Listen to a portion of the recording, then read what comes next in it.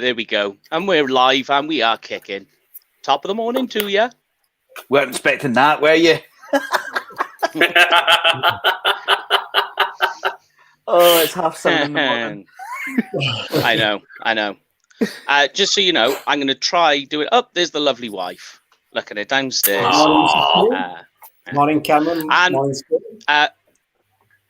yeah. Some good morning, folks, from everybody. And Rich has already left. But anyway, He's thought, nah, as you know, I'll go back to bed. yeah, too early. But as you know, guys, this is UK Cowboys TV, a show that was 4 months in the making. We actually started this. I think it was, wasn't it? It was around about January time we started. It was before the Super Bowl. Yeah. So, yes, it's the 24-hour draft show.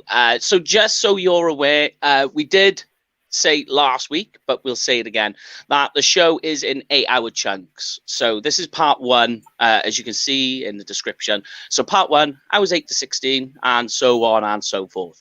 And if you take 24, divide by 8 into 3 parts, 1 is 8, and 24, 16. Just some quick math for you at 7:30 in the morning.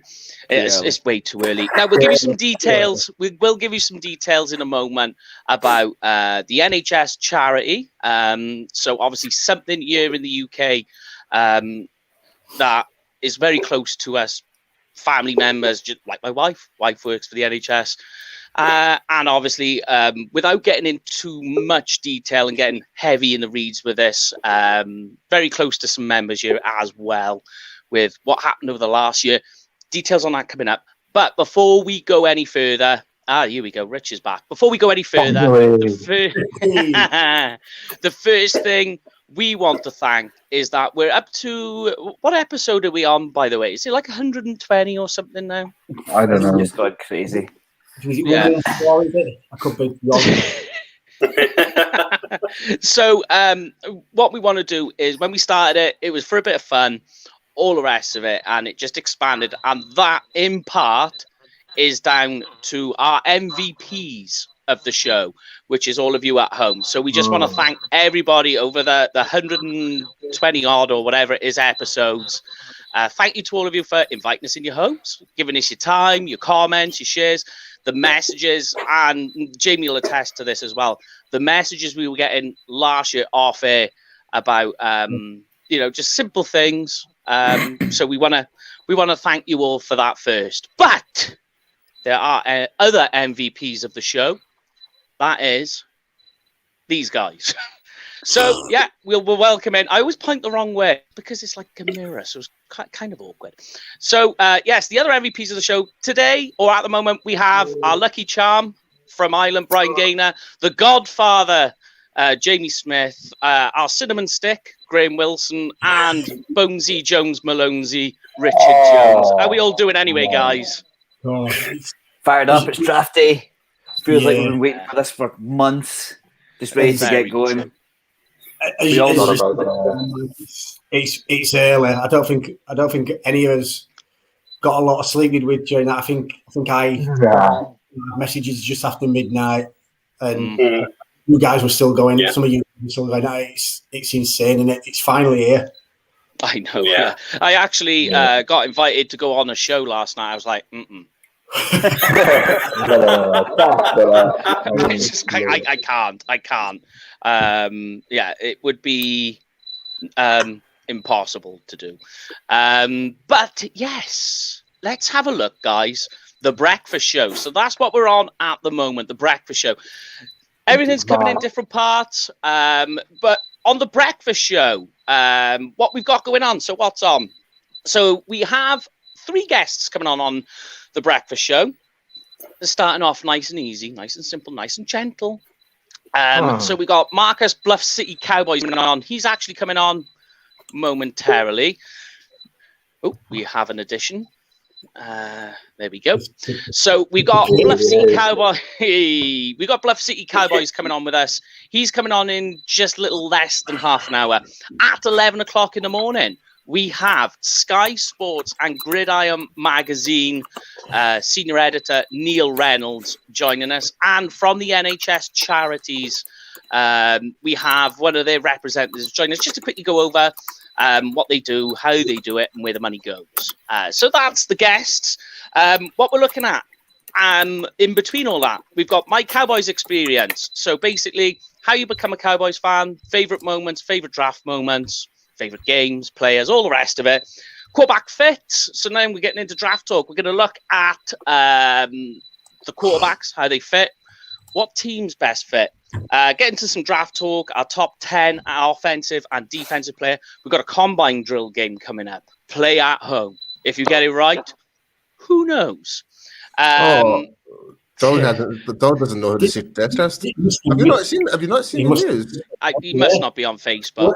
Our very, very special guest, Mr. DJ Dog, is I tell you what, who wants to take this? Brian. Yeah, Brian was on talks with him. Brian, tell DJ Dog and the good people at home who the big guest is. So our very special guest, and we have to thank a lot of people for this, especially Derek Eagleton and the Cowboys media team for everything they've done for us during the past couple of months. Our very special guest is Executive Vice President, CEO, and Director of Player Personnel, Mr. Stephen Jones. Woohoo! Yep. That's later on this afternoon, UK time. So we will. And another thing we want to make a note of as well is don't panic if you miss any of the interviews or what have you. We are taking snapshots or screen grabs of the interviews, the best moments of, putting them into a video and posting them up on our social media. So don't worry if you miss it. But yes, let's get into... Ooh, I'm on the wrong page. Let's get into a little something here because people have been asking about the funds situation. So that is very simple. It's Just Giving. So details on the screen there. So it's very, very simple. Just go to it. It's Just Giving, UK Dallas Cowboys or UK Cowboys, and it gives you a story, gives you a rundown. We will post a link up that's going to be on the bottom as well that you can copy, and we'll be posting that up in parts throughout the day as we crack on. Give you an update, let you know how that's getting on. But yeah, as I say, we will be posting the details of that up. In fact, it's right there. There we go. But guys, let's get into some Cowboys talk. And tell us as well at home, folks, my Cowboys experience. I'll start with you, Bri, because you're the closest to me in the old boxes. And you've got the pressure on this one. In terms of Cowboys experience then, so I'll start with you, Bri, and we'll go round in order. How did you become a Cowboys fan? Tell us at home too. Well, so despite my extremely youthful looks, people will be amazed to hear that I'm actually old enough to remember the original Dallas. And when they used to do the flyover in the opening credits, he's 65. He's 65. The city of Irving Stadium, and seeing the hole in the roof, and hearing the stories about God watching his favorite son coach his favorite team, that hooked me. And then I got a book on NFL when I was about 7 or 8 at Christmas, and it was the same year we drafted Troy Aikman, and from that I was hooked. That brought me all the way through. So that is my story. That is your story. What about you then, Jay? I know your story already, but give it to us. How did you become a Cowboys fan? Tell us at home, folks. How did you become a Cowboys fan? We'd love to know.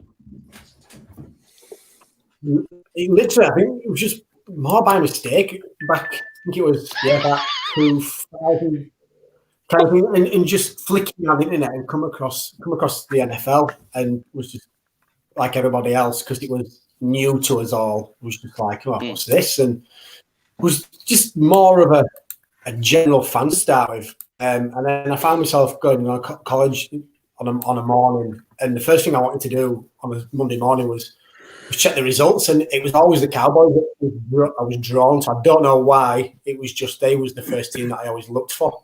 And that was kind of really it then. And like Brian was just hooked, and yeah, it's been a crazy, insane passion ever since. And to say to be a fan in the UK and to have it is pretty crazy. I mean, we've all been there in those group chats, like, you know, it's like 2, 3, 4 o'clock in the morning, and it's like, man, what are we doing? This is insane. And it's like a Tuesday morning, you know, because of Monday Night Football. But Paul, down here, how did you become a Cowboys fan? I know your story as well, but let us know. Tell us. It was mainly because of a mixture between the film Little Giants and the Scottish Claymores. So it was mainly, firstly, it was kind of mainly down to Gavin Hastings, the Scottish rugby player. Who transitioned from rugby to American football. Right? Because he played for the Claymores, believe it or not. Yeah, he did. Yeah, so that's what kind of started it, and that's when I was kind of looking for a team. That was back in like '94. So, and I was like, what team should I go for? And I've always loved the film Little Giants, and I always and it wasn't the Giants side, but it was those Cowboys uniforms. It just really stood out. I was like, and I always wanted it to be Spike for some reason. I always want, if I was going to be a football player, I always wanted it to be him, just that mean, menacing mongrel man, pretty much. Power eye. Power eye. I think you say it, Paul, it makes so much sense. Right, so since then, it just kind of kicked off from there, and my obsession began. Obviously, like kind of when things kind of hit my teens, things kind of may have died down a little bit because I was basically like wasn't focused with football as much. But now, like the past chasing girls. Yeah, I could say so. It's clearly worked out for me. So. Don't be like that. Mate. Don't be. Yeah. So. It's okay. So anyway, but since then, it's kind of it's rebuilt up again, and it's now become a more of an obsession now. Yeah. Well, it must be because you had a documentary, so that worked out well for you. Yeah. That do you know? I just want to say my favorite thing about the documentary is you standing on the top of a mountain in a kilt. Yeah. Yes.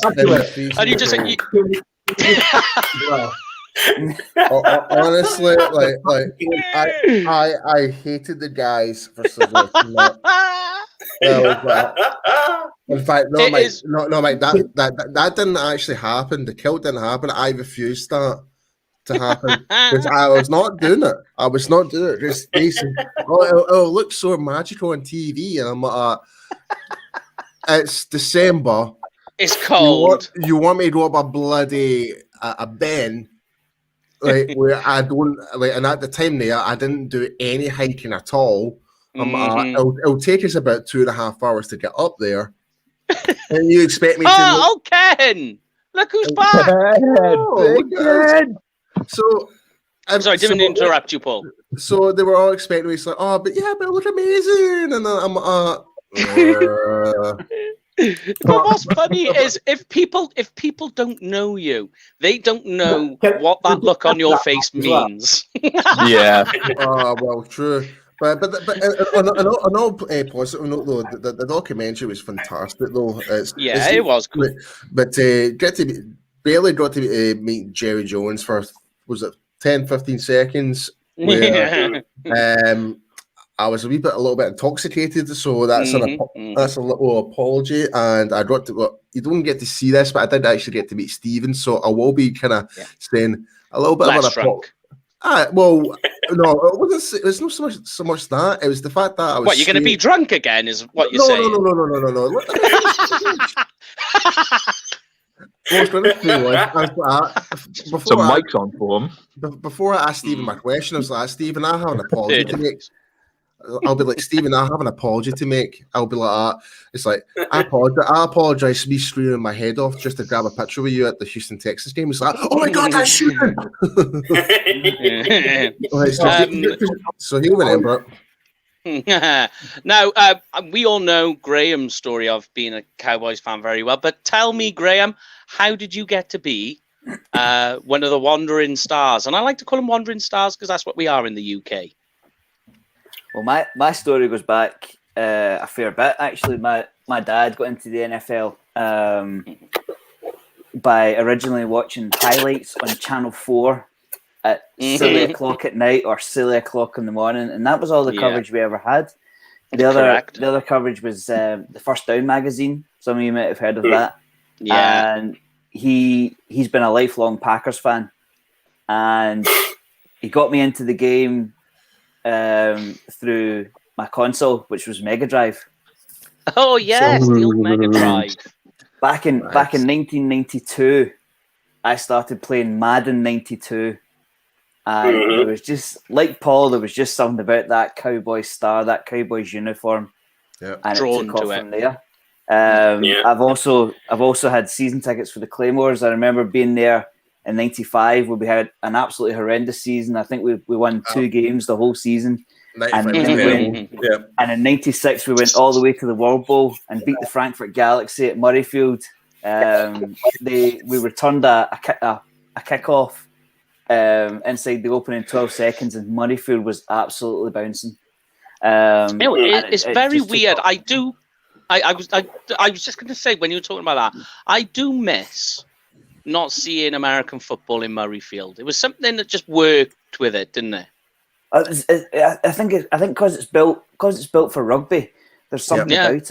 You know, it's high stands. It's all the way around. It's a complete circle. It just works. I don't know about you, but I actually do prefer Murrayfield to Hampden. In general, I like.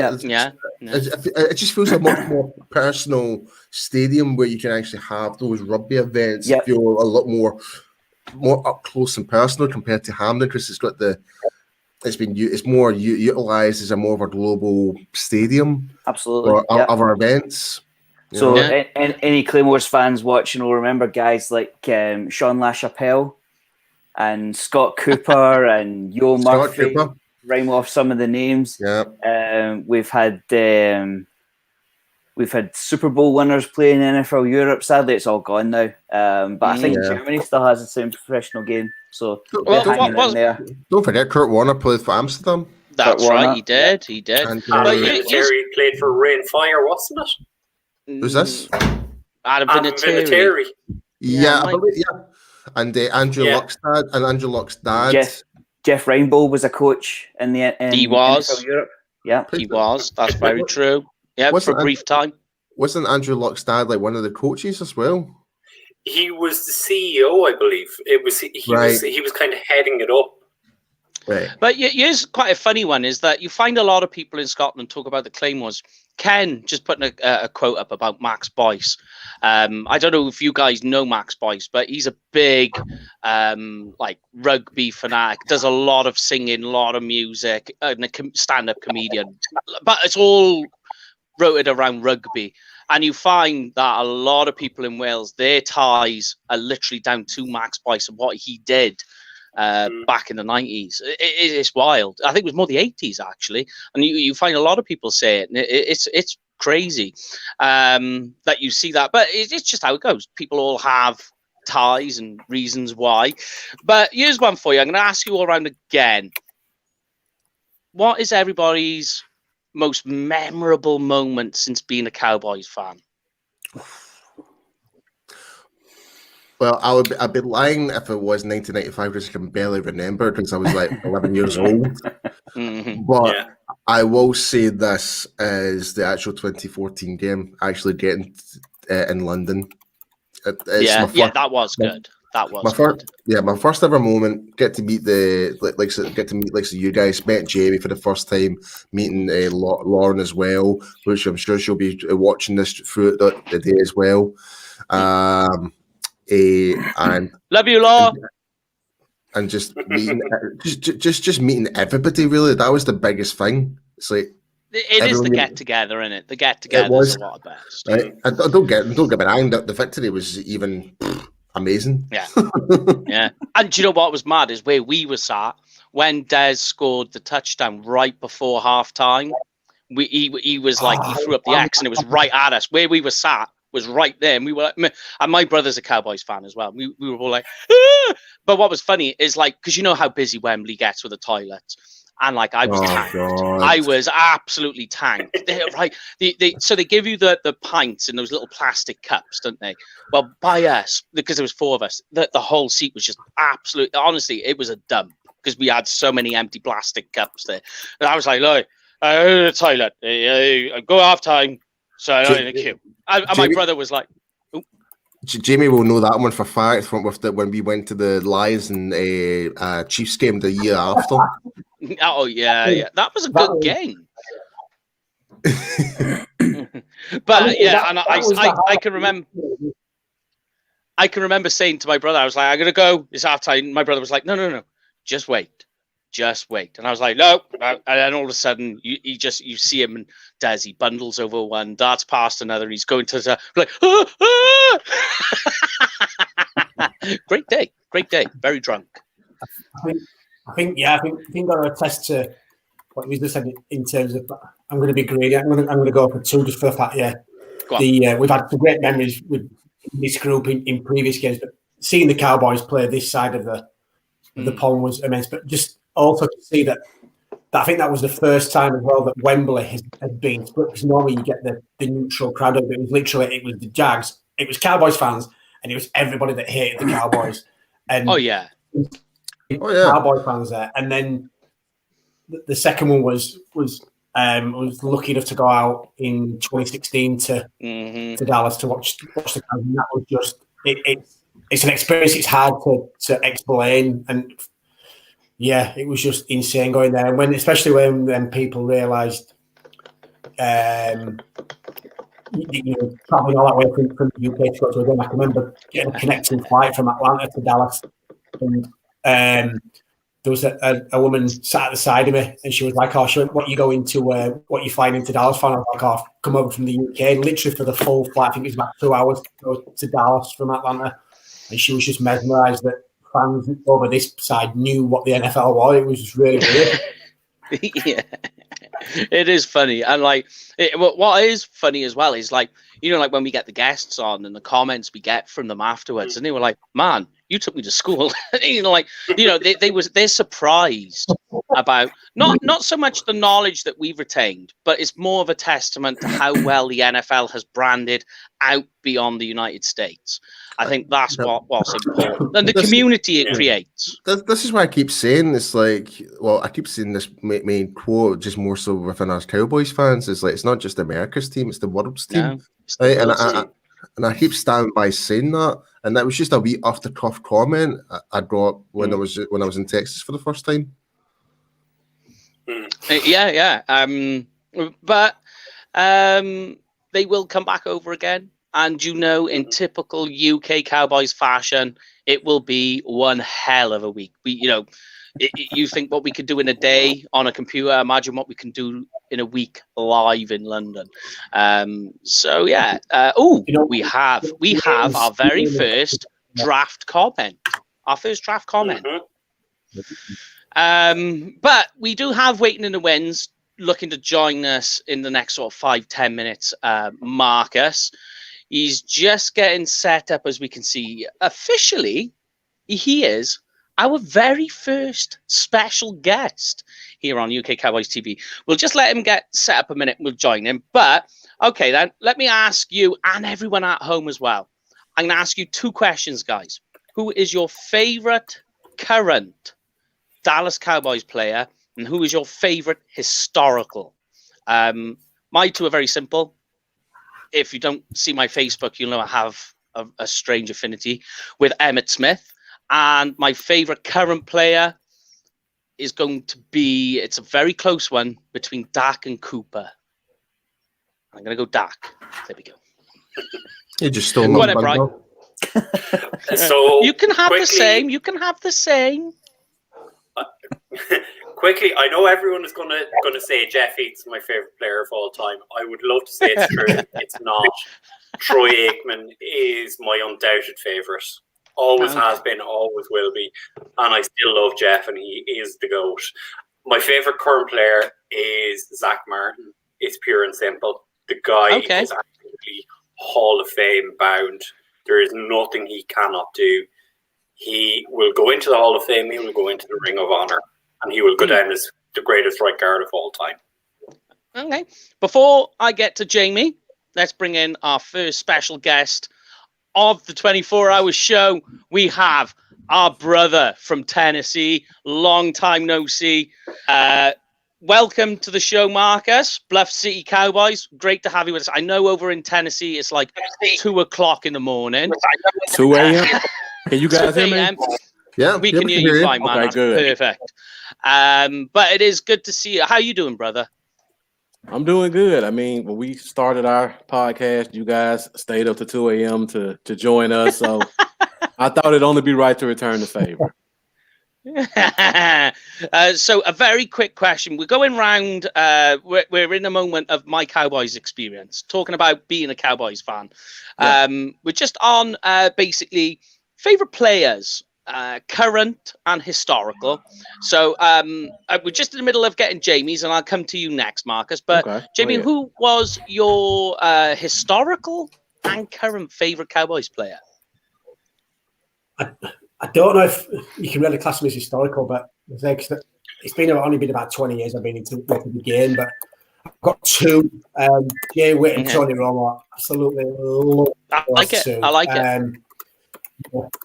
It just there was just something about Romo's toughness that I loved. It. They're just that gunslinging kind of improvisation sometimes, and I think at the minute. Currently, I'm with Bright. Zach Martin for me. He's kind of, for me, he's like a bit of an unsung hero. He doesn't get a lot of play. But saying that, a lot of the all it's always a combined kind of acknowledgement they get. But yeah, I don't think he's never let the Cowboys down. He's just immense. That pick down really great Cowboys. Yeah, I think you really think about it, Jamie. It's like the fact that at the time, we didn't want him at the time. Like everyone was talking about Johnny Manziel at the time. Mm-hmm. True. But it just proves how wrong we were so badly when it came to that pick. It's I think the majority of Cowboys Nation that did not want Zach Martin ate some humble pie. At some point, Yeah, you're right there. But all right then, Marcus, our first special guest. You get the honor of being the first special guest, and we wouldn't have it any other way. So who is first of all, we'll get how you become a Cowboys fan, and then give us your current and historical Cowboys player. So how did you become a fan first of all? Well, I became a fan because of my mom. She was a huge Cowboys fan. Took me to my first game. Most of my family members were not Cowboys fans, so I can always remember those Thanksgiving Day games where it's 100 people in the house and it's me and her and 2 or 3 other people, and we're rooting for the Cowboys and everybody's pretty much against us. So those are some fond memories growing up.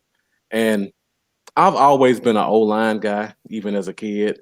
So my favorite former player was Larry Allen, and then currently, you guys kind of all hit on it with Zach Martin, just a special talent at that offensive line position. All right then. So let's get yours, Paul, and then I'll get Graham's favorite current and historical Cowboys players. Historically, Emmitt Smith, and currently Dak Prescott. We're the same then. Yeah, I was trying to go with that. I mean, I was see if if Travis Frederick was still playing and stuff like that, he would have been my go-to. Yeah, for current player, but I'm just loving the fact the reason I'm saying Dak because he is still constantly improving year by year. It's very similar to Zach Martin, but I think with the amount of weight on Dak's shoulders, the underdog being a 4th rounder. Yeah, it really just kind of stands out more for me than anything. He had basically all the criticism, all the media attention, all his weight in the shoulder, especially after when Tony Romo went down.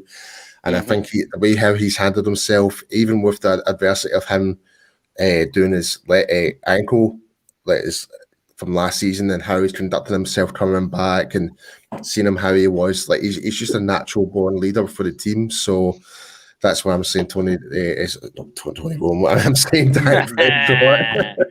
Mate, me and you are exactly the same. But yeah, that means, mate, great minds think alike. But Graham, give me yours, historical and current Cowboys players. It's going to be a bit cliche, my two. Go for it. Go for it. I'm gonna say. Well, first I'll tell you why. There are fewer highlighted positions in sport than playing quarterback for the Cowboys. The spotlight on you is immense all the time. Very true. Very true. My choices are basically Troy Aikman because of his Super Bowl rings, and Dak Prescott because you saw when our season fell off the cliff last year, it was because we lost Dak Prescott. It's just as plain as that. You talk about Troy Aikman playing in a good team, but I don't think any team goes to the Super Bowl and wins the Super Bowl without a top quarterback. It's been proven time and time again. So yeah, Aikman for getting us over that hump in the early 90s, and Dak simply because you saw it in the results. When Dak Prescott left the offense, it fell extremely badly. So never underestimate the value of the quarterback position, and that's why they get paid the big bucks, because there are very few human beings in the world that can do it and do it well. Yeah. Very, quite correct. Anyone want to add to that before I get to Rich? I just on you go, Jamie. Because it's never too early to Paul. I love you. It's never too early to rile you up. I know we've just left 8 o'clock, but Mike knows what I'm going to come 4 o'clock tomorrow morning. My favourite player is going to be Kyle Pitts-Paul. Oh, look at the face! Look at the face! I'm going to kick you square in the balls. I swear. But Rich, give me your favourite current and historical Cowboys player. I already know who they are since we talk a considerable amount. But tell the people at home, who's your current and historical Cowboys player? So historical is Troy Aikman, which I don't think you were expecting. No, Troy I knew Aikman, that one. Definitely. No, there you are. Just for, for everything that's been highlighted before, but it's just like whenever I thought of, when I was looking at the Cowboys and looking to come into them, it was right as, I think it was the year before Tony Romo came in. So everything then was still, when you thought about Cowboys football, the last great quarterback was Troy. So it was a case of, he was always the first person that came to mind for me for the Cowboys. In terms of current, it would be Dak, because I will never forget his rookie year when, obviously it was the whole team, but he took us through to the playoffs and then went toe-to-toe with Aaron Rodgers. And for the sake of a couple of drop balls, pretty much nearly beat him in a playoff game, and that was just so agonizing to watch, because he came that close. He came that close to doing it, and it was crazy. To watch was crazy, and he just marched down the field and a couple of drop balls, and it was all over, and then obviously they kicked the field goal. Yeah. But it was, that's crazy. But I'll never forget that as long as I live, and like you said, he's improved year on year. He's always getting better, and fingers crossed he comes back the same now after the injury, which I'm sure he will. Yeah, and it's good to see Lloyd Wheeler is out of Facebook prison. Good to see you again, Lloyd, for like the 17th time this month. I'll ask you first, Marcus, while you're here, and we'll finish up the Cowboys experience moment. Give me your favorite draft moment in Cowboys draft history, or it could be just draft history entirely. And then the upcoming season, what game you're looking forward to the most? Man, I'm just trying to go back. You can always go back to the Drew Pearson moment because that just stands out. Oh yes, to everybody. I'm trying to go back further and think of another moment that really stood out. I mean, I can give you mine if you want a time to think. I could probably go back, and again, it goes back to Zach Martin. Remembering that draft, and I think Paul brought it up before, when you talk about everybody thought it was Johnny Manziel. Yeah. Like, I was getting phone calls nonstop when they took Zach Martin, and people were saying the Cowboys made a mistake, and Manziel's the future of football. And I don't know what the hype was in the actual draft, but I just remember for me and all the people I knew, everybody was going crazy that Dallas took an offensive lineman over Johnny Football. So that one's always going to be memorable for me. I'm not kidding, Marcus. I was having a draft party with a couple of friends at the time, all mixture of different fans, and they were like, "What the hell did you guys just do?" Right. Just they were all everyone was expecting us. If Manziel was there at 16, we would have picked him, and that's it was just absolute crazy. Right. Like people were like sending memes, like passing up Johnny Football, all that type of stuff. But there's a reason why Manziel went to that number, didn't he, with Cleveland? You know. Look, Manziel, just so you know, like in college, you know, I mean, you're talking to an A&M fan, yeah. No, I mean Manziel in college. I mean, as I would go as far to say that in Texas A&M history, he's probably the most electric player to ever come out of there. Whilst he was in college, I'm not on about his NFL career. Like he was something special. He was something else. I mean, the guy has so many, not just Aggies records, but college, NCAA records. So here's I know we're talking about like our favorite draft moments, but this is why this is so important. Where off the field issues and personality takes so much importance now, rather than players' ability now. It's because how much he didn't really have them. John, come on, really? Yeah. I mean, that was just his niche. Do you know what I mean? You can't say off the field. You can't say off the field. Who knows what goes on behind closed doors? We don't know. But there was nothing in the limelight. Like, do you know what I mean? He was going out to nightclubs. He was already a celebrity before even making it to the NFL, and that didn't rub off too well on some teams. Yeah. And quite frankly, if I wanted a quarterback like that, I'd be like, oh God, what have we done here? Like, but everyone was too focused on the football attributes. But where's this stuff? Where him going into the nightclubs, that would actually come back and bite him in the backside, and that's exactly what happened. So it is what it is. It affected him playing football. Yeah. Well, more than anything, he does as well. You got to remember, he came from a very rich family to begin with, so the money wasn't an issue.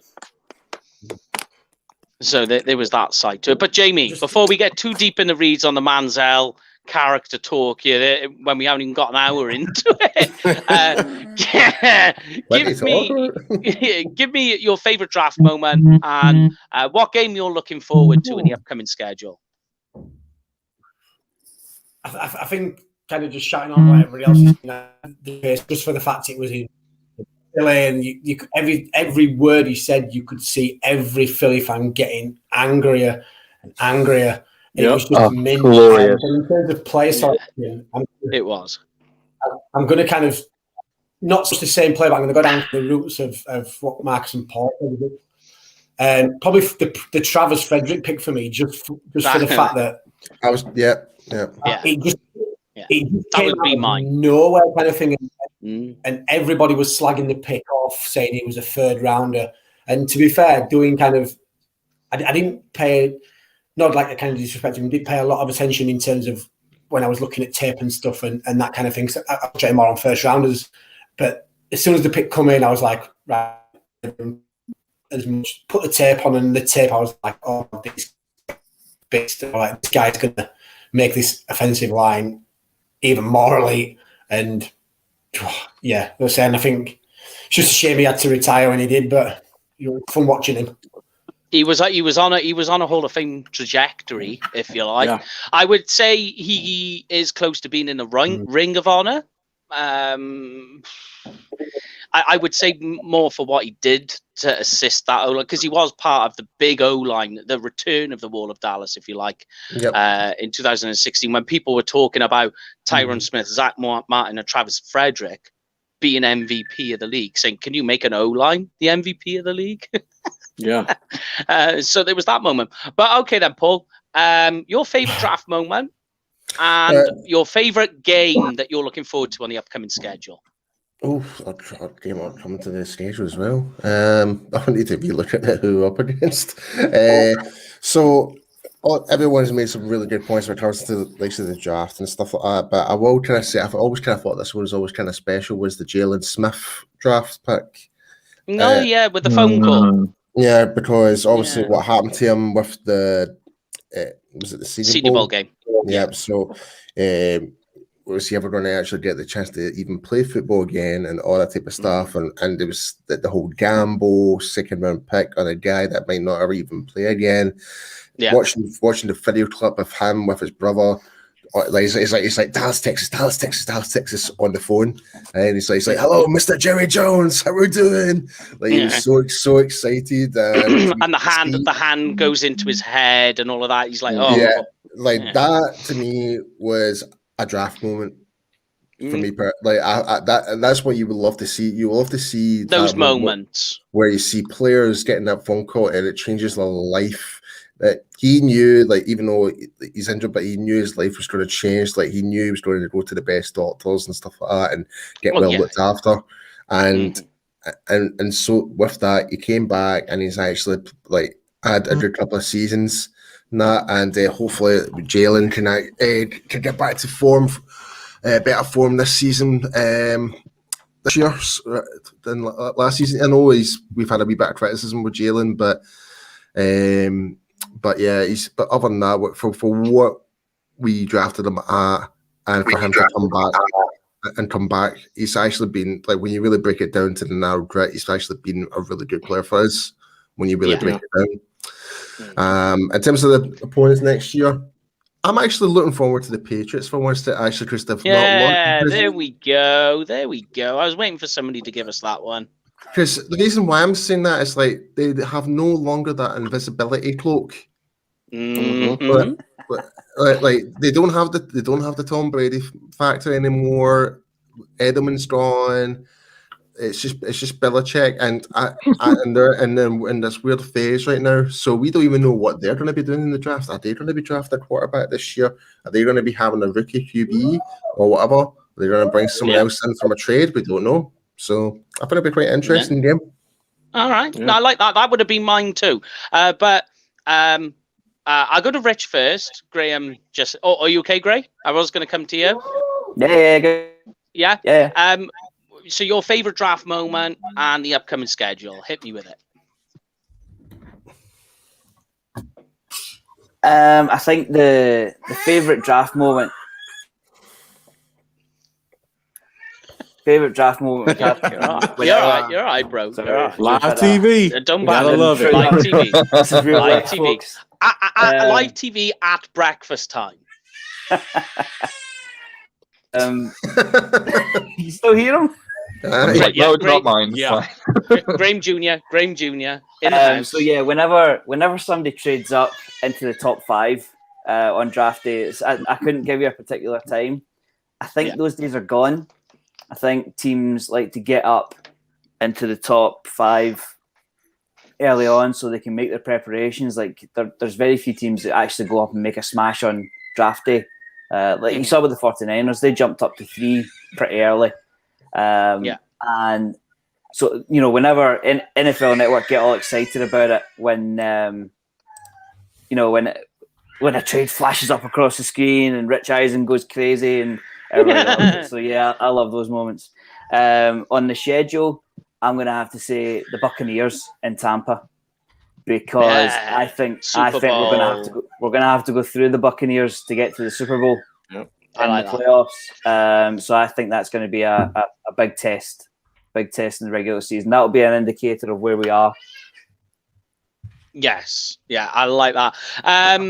Yes, so, Rich, give me your favorite draft moment and your upcoming schedule, and then we'll move on to a little something I've got ready for you guys to play with. Oh, what's he got bubbling?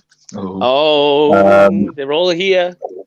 So it's my favorite moment. It's a little bit boring because it's already been said, but you can't move away from the awesomeness that is Drew Pearson standing on a stage trolling the entire state of Philadelphia.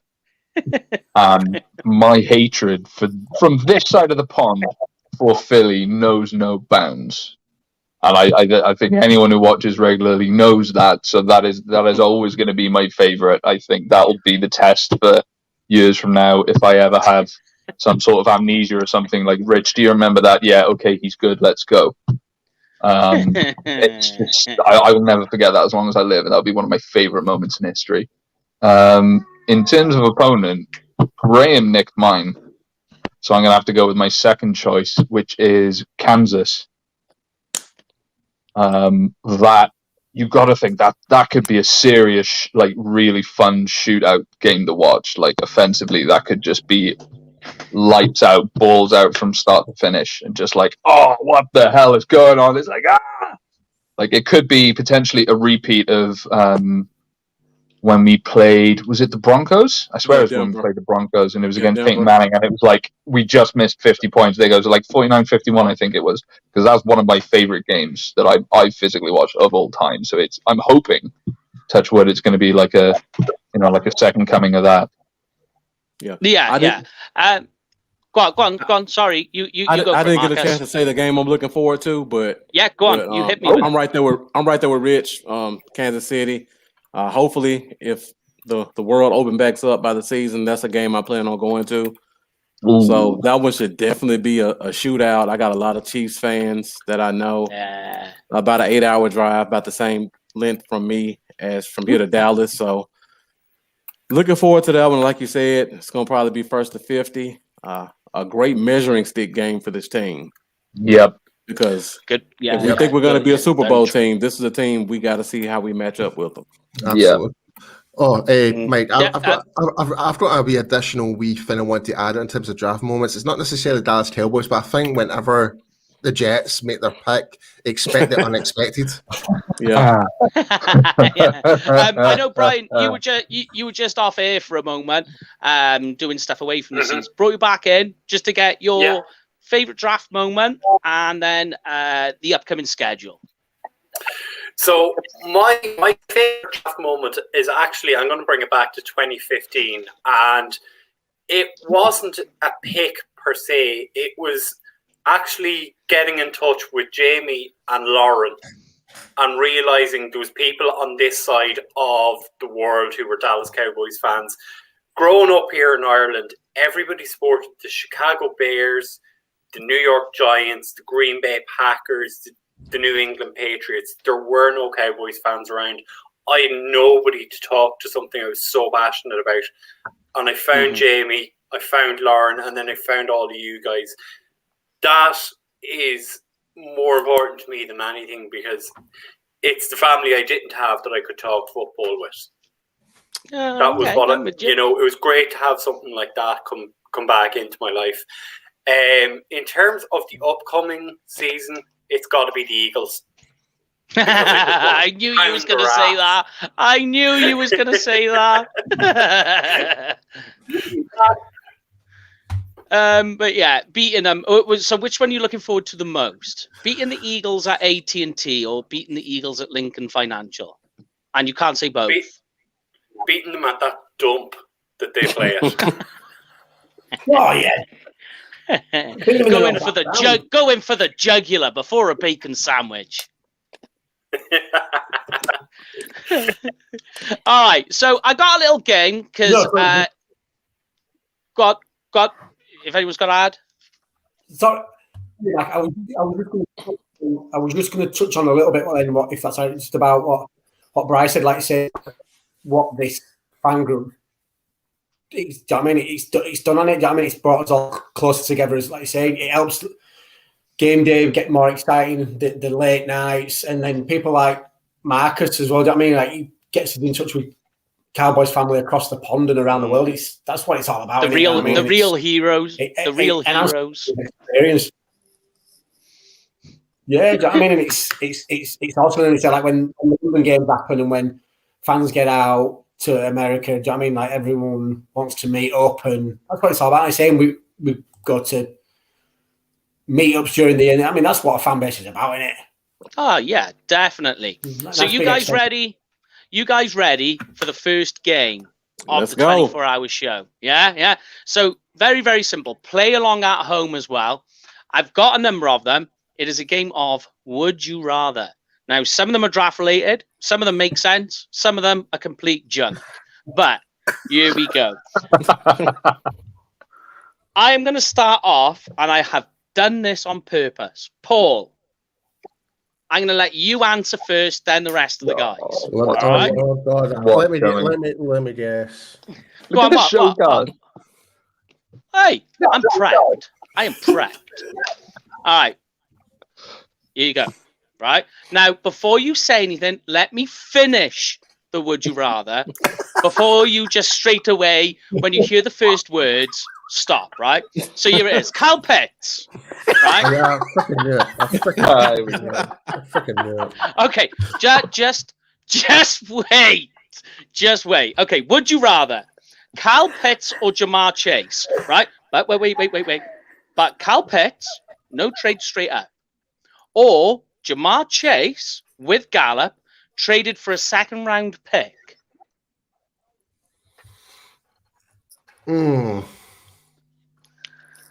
These are just hypotheticals. Wow, okay. So you can have Kyle Pitts, no trade, straight up, pick number 10. Or you get Jamar Chase, but you traded Gallup away for a second round pick. And not the exchange of no exchange of your firsts. Yeah, and you'll get additionals as well with that. I would have to go with Jamar Chase because you're going to be replacing Gallup with a smaller contract. Okay, all right. And not just that, he's probably, in terms of when you think about it that way perspective as well, it's we're going to have like Chase much longer on, and Gallup can probably be a number one elsewhere. So it's kind of works best in a way for both players. Okay, but I can see the argument if we do go for Pitts. Don't get me wrong, yeah, it's going to be a blue chip talent, but when we've already got likes of Jarwin and Schultz there, when you're asking me that hypothetical question, I would have to go with Jamar Chase, just purely because Jamar Chase. Yeah, I bet you've traded Michael Gallup away. Yes, because we're actually replacing someone, but we're actually getting more benefits. We're getting more less hit in the cap. We're getting more draft picks, and we're getting a blue chip player on top of that as well. Among two other ones already with CD Lamb and Amari Cooper, so it makes sense. Yeah. All right, then. But I'm going to come to Marcus because I know it's coming up to 3 o'clock in the morning. Just try and get as much as you can with you. Oh, I'm good. This way. I'm wide awake now.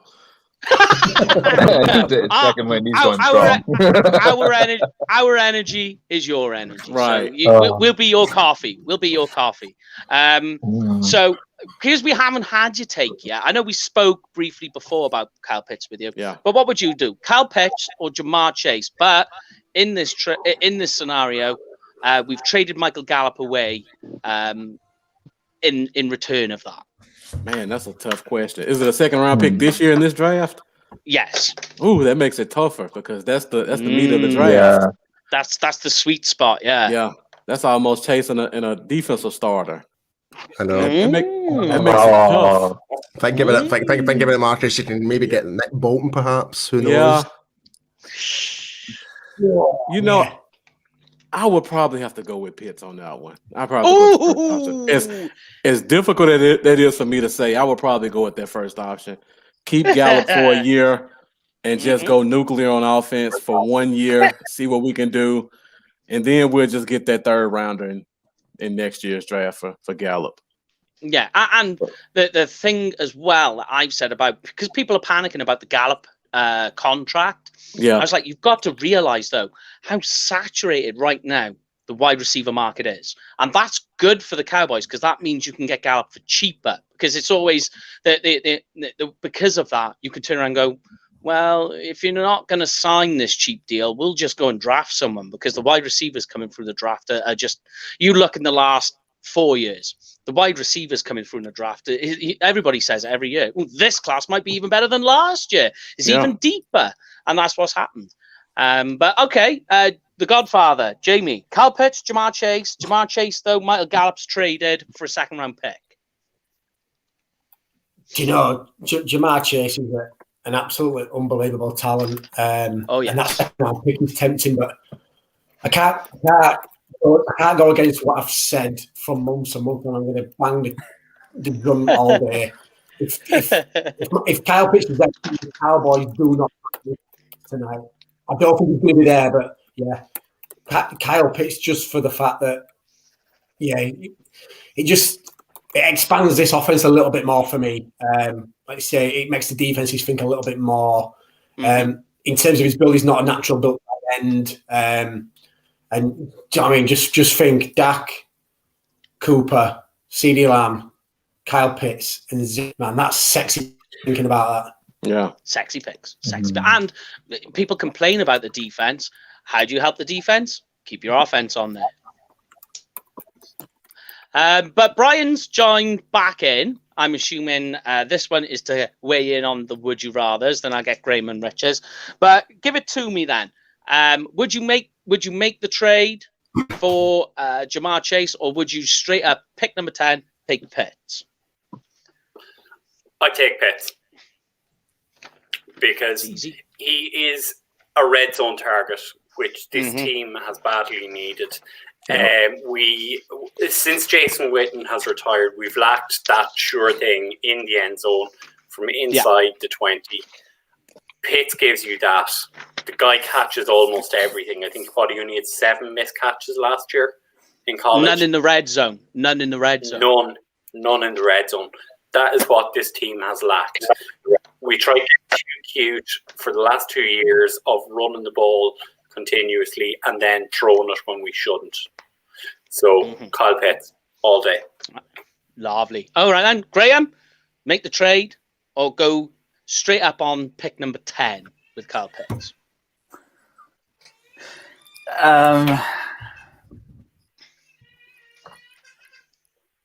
This one's killing him. I'm going to have to go with Pitts as well.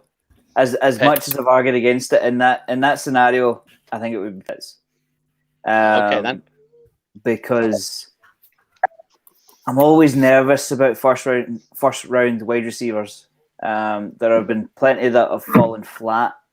Jalen Reagor, for instance, is still to find his motion. So, yeah. That's me being polite, obviously. So, yeah. It's early morning still. I'm gonna go with Pitts. All right, then. And Rich, finish us off, and we move on to the next one, which is a lot more simpler than this one. This is, by the way, is level 1. They get more tougher in their options as we go further in. There are 6 levels. So, Rich, give it to us. Wrap this one up. Pick a 10 with Kyle Pitts, or make the trade, Jamar Chase. Hit me with it. Pitts.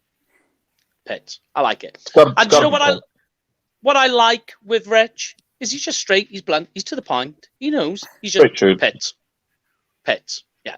That is in some ways the Welsh way. Like, I'm not going to be around the bush. I'm hitting you with it. Like, you can, all right. There's logic to trading and getting another pick and picking up another defensive player and all the rest of it. But Pitts is quite potentially, he's meant to be a generational player. You don't pass on those guys. Those are the kinds of guys that if they're there when you pick, you not throw the rest of your board out the window, but if they're staring you down the barrel like last year with Lamb, you can't pass on that. You've got to take him regardless of what you've already got. You take him and you find a way to make it work. Yeah. Definitely. But what Rich hasn't said, though, and what I haven't said, and we've just ignored the elephant in the room, is that both of us are still terrified about the offensive line. So at least Pitts helps on the offensive line. That's the caveat. we will get into the offensive line. I've got a big take, which we'll talk about later on in the show. But go on. Sorry, Jay. I didn't mean to jump in on you there. Just going to say, I just had this vision of the scene off of the replacements when they all get locked up after the bar fight and start singing the thingy song. I was afraid. I've just got a feeling if pitch drops to 10, that's what the Cowboys war is going to do tonight. They're all going to be stood there, dancing around, and it's going to be plenty on DallasCowboys.com, and we're going to have a laugh and a joke about it. And it's going to be mint. Are we going to ask Stephen Jones a scenario? I might give him one. I might give him a cheeky one. We'll see how we get on with that one. All right, next one, right, guys? Next one. I'll start with you, Marcus, special guest honor. Now, before I get into this, I just want to say that this option includes Micah Parsons. Now, just so you're aware, speaking to some people, they have said that they have interviewed, talked to Micah Parsons, people involved. They're saying that the off-field issues are not a concern. Okay. NFL scouts are saying they've spoken. He's fessed up. He understands what he's did wrong. What he didn't get is big. We're not going to go into the reads on that. Anybody who doesn't know, you can message us. We'll talk off air about it. But here's your option, right? At pick 10 for the Cowboys. Okay. Micah Parsons, yeah? So that's one option. Option 2, trade down, Elijah Vera Tucker. Ooh. That's my guy, too. Ooh. That's a tough one. And this is just level 1. What's the trade? Good question, the trade isn't in terms of trade. It's very heavy favorable for the Cowboys. That's all I'll say. Okay. Yeah.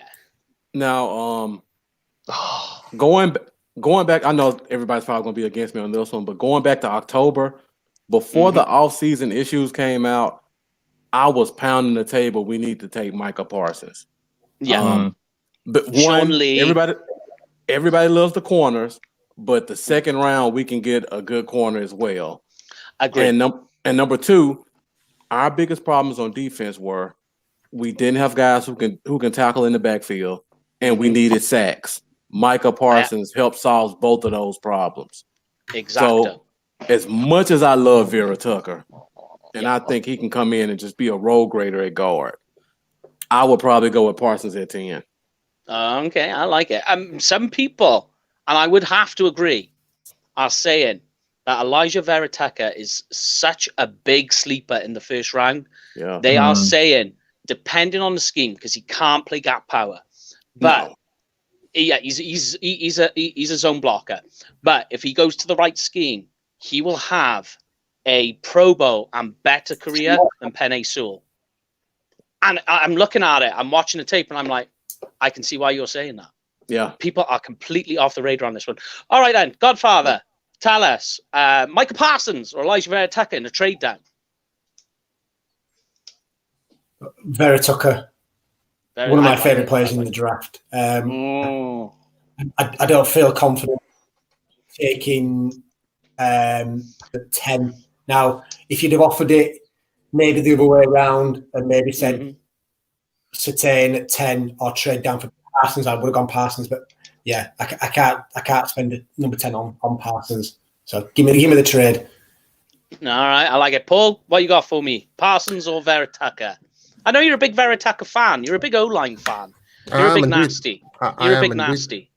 I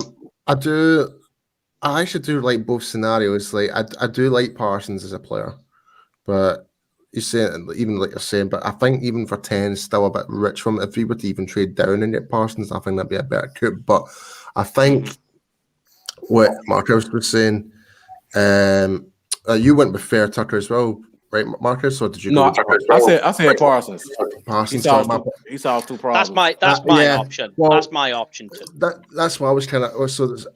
I'm gonna counteract that then. So I'm gonna go with Vera Tucker and with the trade down. But if we get extra picks as well, yes. And I mentioned that particular linebacker's name as well is Nick Bolton. If we can get him in the second round, that would definitely resolve both issues as well.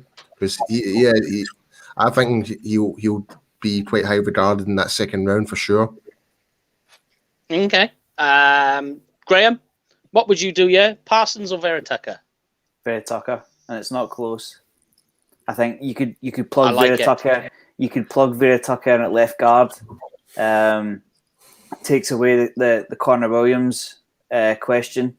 We end up with extra picks. We could end up with Nick Bolton, like Paul's saying, and tries to solidify the interior of the offensive line where we already have questions at centre. Has Biadish won the job? I don't know. Maybe you guys know, but I'm not convinced. Good point, Graham. To plug Vera-Tucker in there, instant upgrade. You can, like you said at the start of the month, Mike. It's a 10th round. It's a 10th pick on a will linebacker. So I'm still not convinced. I understand the run question. Get Vera-Tucker and more picks. I can't turn that down. Can't turn it down. Okay. Rich, what are you going for on this one? I want to trade down, but I'm gonna have to stick and pick. I'm gonna have to. I like it. You're taking if the personal issues are not that big a problem and that's not much of a worry. They are not. Then a lot of people are saying his interview is like he's cleaned it. Then you got to stick and take him. You got to, like you said, the potential there and the ceiling for him. You got to take him because I do. He's you got to go best player available at a position of need. For me personally, it's got to be at a position of need unless it's a generational player like Pitts or potential generational player. Yeah, it is a big potential need for this team because my biggest fear is that they go and address all their needs. Within reason in the draft, free agency on the back of it, whatever. Yeah. And then something happens again on the O-line, mainly at left tackle. And it's probably, left tackle. And it's probably going to happen again. So if you could shore up that side, I'm all for it. I really, really am. Like Graham said, you can take him, you can plug him, and you can worry a bit less, especially with Dak coming off. And he's got to get personal confidence in himself again in terms of actually playing, in terms of his ankle. If you can take one thing to worry about off of his mind, then that's a benefit. Yeah, because to that point, Connor Williams came to us as a tackle. So there's your third option. If you've got Vera-Tucker at guard, you've got a swing tackle and Williams. But Graham, we've been praying for Connor Williams to get some snaps at tackle for 3 years now, and they refuse. They refuse to do it. I get it. We can keep wishing for it, but they won't give us what we want. True. Right, here's the next one. So I'm going to come back to you again. Oh, go on, Jake. Sorry, didn't interrupt you. You go for it. So I was just going to throw another scenario in there, and if you went for the Vera-Tucker pick, would you rather move him in at guard, or would you rather maybe out at right tackle and move Collins at guard? Would that maybe He's a guard. Inside a little bit more? Guard. Yeah. Mainly because of his weight. Yeah. But here's one. I'm on to the next one. Now it's Cowboys / un-Cowboys related because that's how we do it. Yeah. But here we go. The Giants pick after the Cowboys. Would you rather the Cowboys take Quitty Pay with their pick? Bear in mind we play him twice. Or the Eagles take Jalen Waddle? Marcus, you're up first. Oh, that's an easy question. I would much rather see the Eagles waste a pick on another fast receiver and watch them flame out like Nelson Aguilar and Deshaun Jackson to a certain extent, and the kid they took last year when they should have took Jefferson. Let them keep getting receivers. We'll just keep watching them embarrass themselves. Yeah, I tend to agree. Okay. I don't think you're not going to beat that, Mike. You're not going to beat that. So everyone in agreement with that, and we'll move on because I got a good one next. Yeah, I think so. I think okay. Marcus has smashed it. Yeah. All right, then. Here we go. So I'll come back to you, Marcus, again. All right. Right. So here we go. The Cowboys, they're at 10. Here we go. The Patriots phone up. It's Bill Belichick. It's Bill Belichick. He's on the phone. He's sounding very grumpy, very tired, very pissed off. Typical Bill His dog Belichick. starts barking. Yeah. That too. All right. They phone up. They want to trade. They're going to give you their first, their second pick, and 2 day 3 picks. Wow. To switch. Yeah. And with that pick, at pick number 15, the Cowboys take Christian Darrisaw. Okay? Or do they stay at pick 10 and take Rashawn Slater? Oh, no. Ooh. By the way, everybody at home, play along as well. Give us your comments. Tell us what you would do in our Would You Rather. I like that one. That is a good one. Yeah. They get tougher. I am a huge Slater fan. Like, I think Slater's probably one of the best guards I've seen since the kid from the Colts. And that what you just said there, guard. Boom. Yeah, I he's a don't guard. like the idea of him playing left tackle that people want him to do. Now, Darrisaw is actually my second rated tackle behind Sewell. Yeah. So he can come in and fill a need. Yes. But if you draft, I don't think Darrisaw can play guard at all, though. Like, you can't put him at guard for a season, and he has to start at tackle, or you're getting Connor Williams 2.0. I would probably have to go with, oh man, I hate to say this.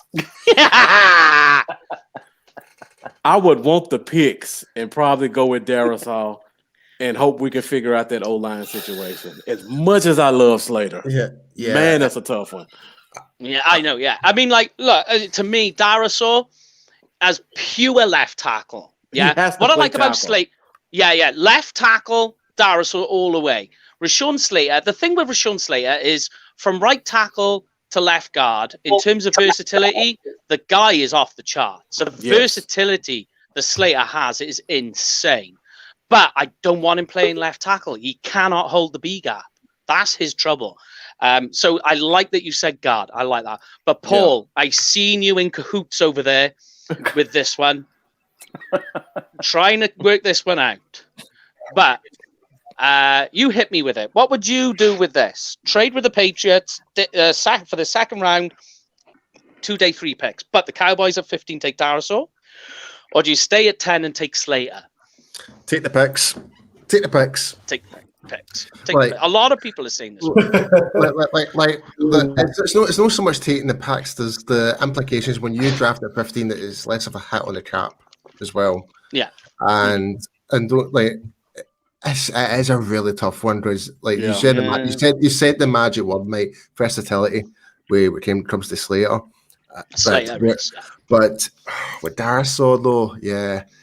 Like I do like Darrisaw, but he's like Marcus said, we don't want a Connor Williams 2.0 at a higher draft pick. That wouldn't be too good, but you could still probably get a proper guard in the second round with those extra picks. Rather than get a tackle that convert them into a guard. Right. And I'm more in favor of those extra picks as well, because that means you can still bolster up the defensive side of things as well. So I'm definitely all in favor of going trading back with the Patriots in that scenario. Yeah. Jamie, Graham, I'll come to Lorne in a minute. It was just choice. Jamie, Graham, are you in agreement, or are you both splitting the sticks on this one? Are you taking Slater at 10, or are you taking the extra picks?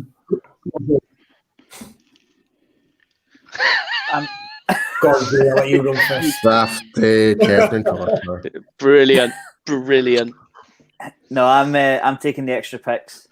I think Darrisaw has the potential to be just on as good as Slater. I don't think nothing's guaranteed. Like Paul says all the time, it's a lottery.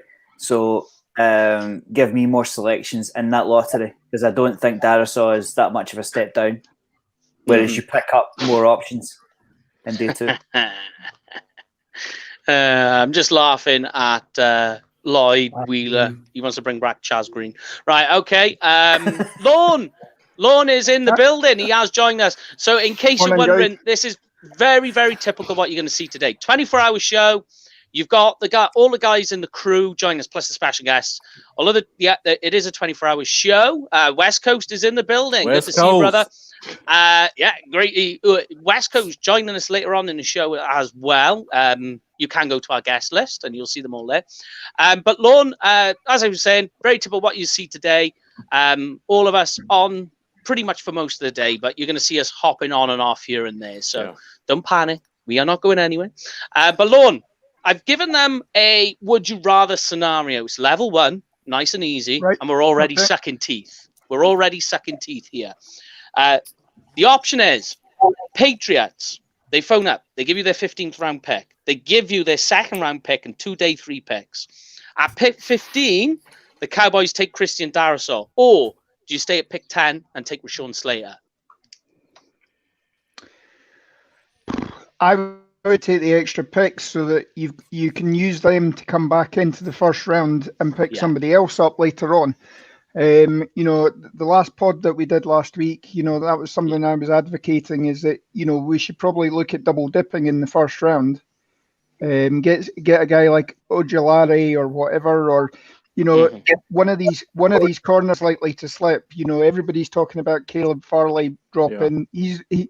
The last I've seen, he's more likely to be a 2nd rounder now, but, you've still got guys like Greg Newsome, who'll be available later on. You've probably still got your choice of JC Horn or Surtain at 15.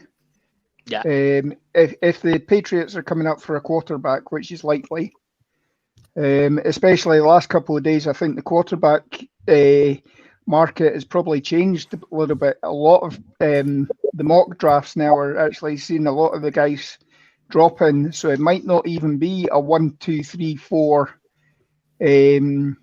quarterback draft this year, which a couple of weeks ago looked almost a certainty. So I'd trade back and take the picks. All right then. Right. So here's the next one. Go on. Sorry, Marcus, you go, brother. Let me say this about this scenario.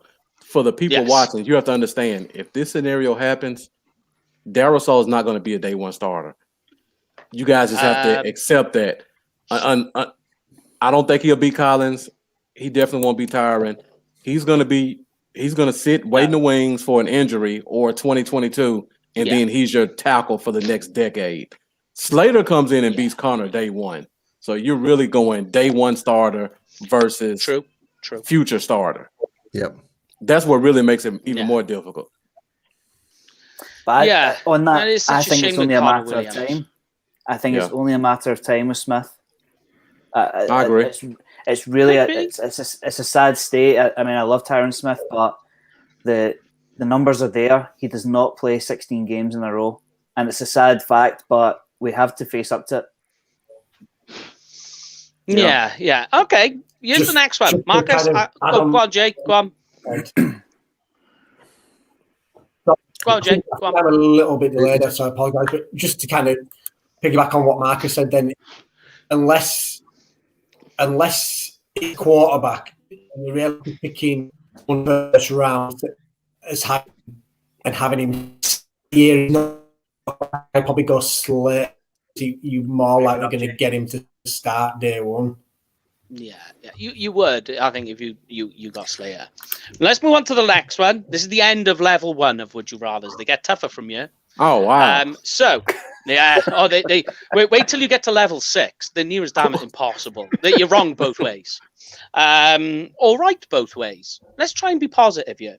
All right then, Marcus. Back to you again, right, brother? All right. We're into round 2. All right.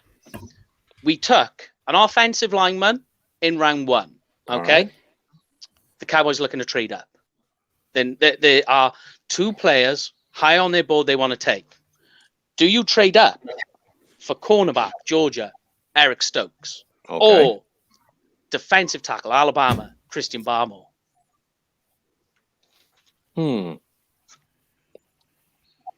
I am I'm not as high on Barmore as everybody else. Ooh. But I love Stokes.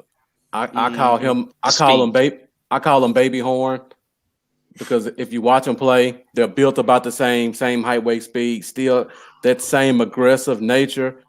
Stokes just doesn't have the snaps and the experience, and I feel like he can pick that up.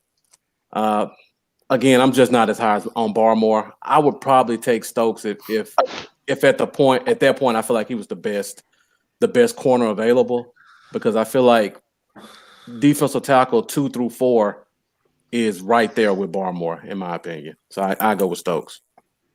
Okay. Anybody different to Stokes? Would any of you take Barmore? Well, I advocated him last week again on the pod, when we were doing hot takes. I reckon that, the system that he was in last year was slightly different to how he was in 2019 when he was all SEC. If he's in a good system this year, I could quite easily see him being a defensive rookie of the year. Oh, wow. So, he was actually in 2019, he was throwing Becton around like a rag doll. So, if he can do that in the NFL, and the schemes commensurate to his skills, then that's the pick I'd be picking. And if we can pick somebody like that, sort the front seven first. If the quarterback's got 4 or 5 seconds to throw the ball, even the best cornerback in the world are not going to cover somebody for 5 seconds. Yeah. So I would take Barmore on that one. Hey, Richard, real quick, would you play him at nose tackle or 3 tech? Lord. I think. I'm sorry, Lord. I think. Yeah, no problem. Yeah, mate. Right. I think. I'd probably try him out of 1 tech to begin with, because I think I've got the 3 techs with Tristan Hill and Gallimore as well. My boy. Okay. I was just wondering. No. All right. Do you guys want to move on to level 2? Well, this is going to be my last one because I need to go and head to work now. Boo-hoo. I'm interested in Paul's answer. I know he's a. All right then. Yeah, go on then, Paul. Barmore. In this one, Barmore or Stokes in a trade up in round 2. Trade up to get either player. Sorry. Yes. Yeah. There's no definitive number. Just you're trading up from 44. Could be 1 pick. Could be you're trading up for Barmore. Yeah, run inside defense has been a bit of a weakness last season, and it kind of proven that. So if we can get a defensive tackle and get a couple of a linebacker in the second or third round, I think that can really help our run defense, because that's something that really killed us, because we were having fishermen running amok on us last season. You know what I mean? Like that Cleveland game was a prime example. So and how many lost for yards on the Russian defense was just. So we definitely need to bolster up our front 7, like Lauren was kind of saying there. In terms of position wise, I can't help but agree. Having as the 1 tech, because you've got a Gallimore and you've got Tristan Hill, and don't forget we've still got Antoine Woods coming back as well. I still don't know. Do we still have Jerry McCoy coming back yet? He's still we don't know for sure. Still on the street. So there you go. So we don't know if we're actually going to be bringing him back officially yet. So even though he wants to come back, even though we said we will want to come back, but it's not been official yet, so we still don't know what's going to happen yet. So I think maybe just add him in would actually it still would be improvement to our front 7 regardless. Yeah. All right. Before you go, do you want to do the first of a level 2? Go for it, man. Go for it. Yeah, and then we'll bring in the other guys, so you can shoot off and do things you feel are more important than talking to us. So, oh wow, thanks, man. That one had some hot sauce on it. Everyone's throwing a little bit of He knows I love him. I sent you beers. I sent you beers in the post. A beer. Not many people. All right, a beer. But it was a nice beer, and it's not cheap. I have to admit, it was pretty good. Yeah, I got to be honest with you. I have never sent alcohol in the post. I've never sent alcohol in the post, and the woman she must have have a sixth sense or whatever, because it was in a box. She was like, "Is there any alcohol in you?" I was like, "No." I don't know. Right, here we go. All right, level 2, the first of the level 2 would you rather scenarios. Right. So first of all, never mind. Okay. Right. In the first round, the Cowboys did not take a linebacker or a cornerback. Okay. Oh. Now they're looking to trade back into the first. They've got their picks. There's a couple of guys. They have their guys they want to trade up for. Their two options are: would you rather them trade back into the first for cornerback J.C. Horn or linebacker Zaven Collins? I was really hoping you were going to say safety, though. That's next. Safety is next. Oh, God. What was the names again? J.C. Horn or Zaven Collins? Zaven Collins. I like it. Interesting. What would you do, Marcus? Oh, Horn all the way. Without a question. I do like Horn. I like Collins too. I'm not saying he's a bad player, but I would go Horn. Horn's my guy. He's my guy too.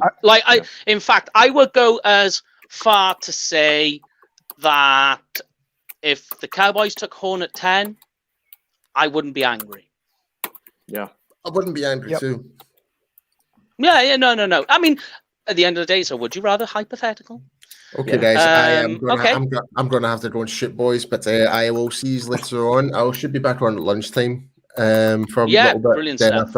After that, I'll be back on after work. All right, good to see you, Paul. See you in a while, Crocodile. Catch you there. Just to follow on for the question, I'll go Horn every day. It's a passing league. You can address linebacker.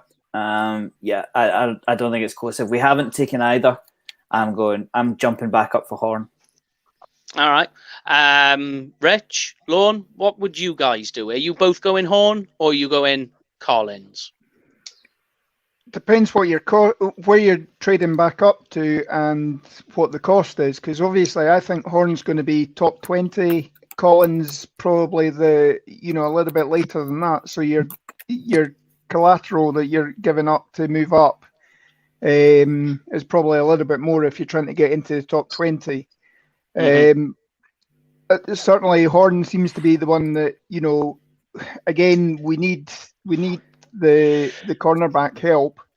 I don't think we can go into the start of the season with just the 3 cornerbacks that we've got on the starting spot at the moment. So we do need somebody who's capable of stepping in as a starter day one.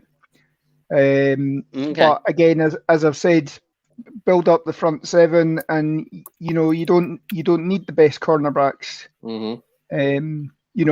Let them do the cover 3 zone. And let the quarterback try and throw the ball within 4 seconds. Yeah, I like that. Reg, you got anything to add to that? Horn. 100% Horn. It's just, there's, just don't hang around. I like it. I mean, we got the time today of all days to waffle on, but my comment for the day. Me and Brian were laughing about this. My comment for the day that I even going to tell Marcus. My comment for the day is, we literally have all day. Mate, it's too early, and I've had too little sleep for dad jokes. Come on. I know. I'm running on fumes already, man. But yeah, it's the biggest need. You got to take a corner over a linebacker in that situation. I get why I wouldn't be upset with either. Like you said, I wouldn't be upset, but I would far rather take a cornerback, especially if that cornerback is Horn. If we're trading back up and he's there, which, as Lorne said, is a potential depending on where we go to. He may well be long gone. Yeah. Yeah. So I'm just taking my headphones off my ears. They're a bit sweaty. There's nothing worse Lovely. than having. There's nothing worse than having a hole in your backfield and the other QB picking on it all day long. Yeah. I'm just glad you said backfield there. It is 9 o'clock in the morning. Don't be so dirty. When he said it, he said, I got a hole in my back. And I was like, uh-oh. And he went field. I was like, huh. But Brian, I know you've been just off. I know. You've just been off, slightly doing things in the background. I'll bring you in and then bring Jamie in on this one. But in terms of this particular would you rather, what would you do? Trade back in the first for Collins or trade back in the first for Collins? Collins or Horn? Well, I can't see Horn being available. So Collins is the only real option here, and I don't think I'd trade back into the first to get him. We've 10 picks and we have the room and ability to move around, but I prefer to stand pat at 44 and not give up 3 premium picks. We've 4 picks inside the top 100. I want to use all 4 of them. Yeah. Unless it's a generational guy or a can't miss. Completely agree. Definitely. Right, here we go. The next one. Ooh. And I'm enjoying making Marcus go first on this. Yeah. I'm starting to see the little beads of sweat growing every time he's like, the next one, he's like, all right, here we go. This is like the worst. This is like the worst step test. Like, I'd rather go back in the military and do step tests than do this. It's like start at level 2. It's like, oh my god, no. That's right. They were a lot of fun. I really enjoyed them. Do you know what's really good on doing the old bleep test? Doing it with a hangover. Highly recommend it. Highly recommend there any other way? It's a lot of fun. A lot of sick on those basketball courts. I'm having flashbacks. Yeah, I know. I'm not going back there before I give myself PTSD here. Okay, Marcus. All right. Here we go. Let's hit you with the next one. The Cowboys. Right. All right. And everyone at home, tell me what you would do. Would you rather? All right. The Cowboys trade back twice in the first. Ooh. Okay. Mm-hmm. Rudy. The best guy on their board is Trayvon Moehrig. And they're at pick now, number 26. Ooh, they went back far. They went back far. They traded back far twice. Okay. Would you take Trayvon Moehrig at 26 with that pick, or would you trade down again? Ooh. Dude. That's a good question. Nah. I would assume if we traded back twice, we accumulated at least another second round guy. A lot of picks. A lot. Yeah. Yep. So if you get a chance to go back that much and you can get arguably the best safety on the board, I think you have to take them right there, because if you trade back again, you're not going to get the best player at a position. So I think you stay there, you get the safety, and you make the rest of those picks rock. Okay. Let's have a look here. What we got going. All right. Lorne's happy to go with this one. Trading down twice. Pick number 26. Moehrig or trying again. Boom.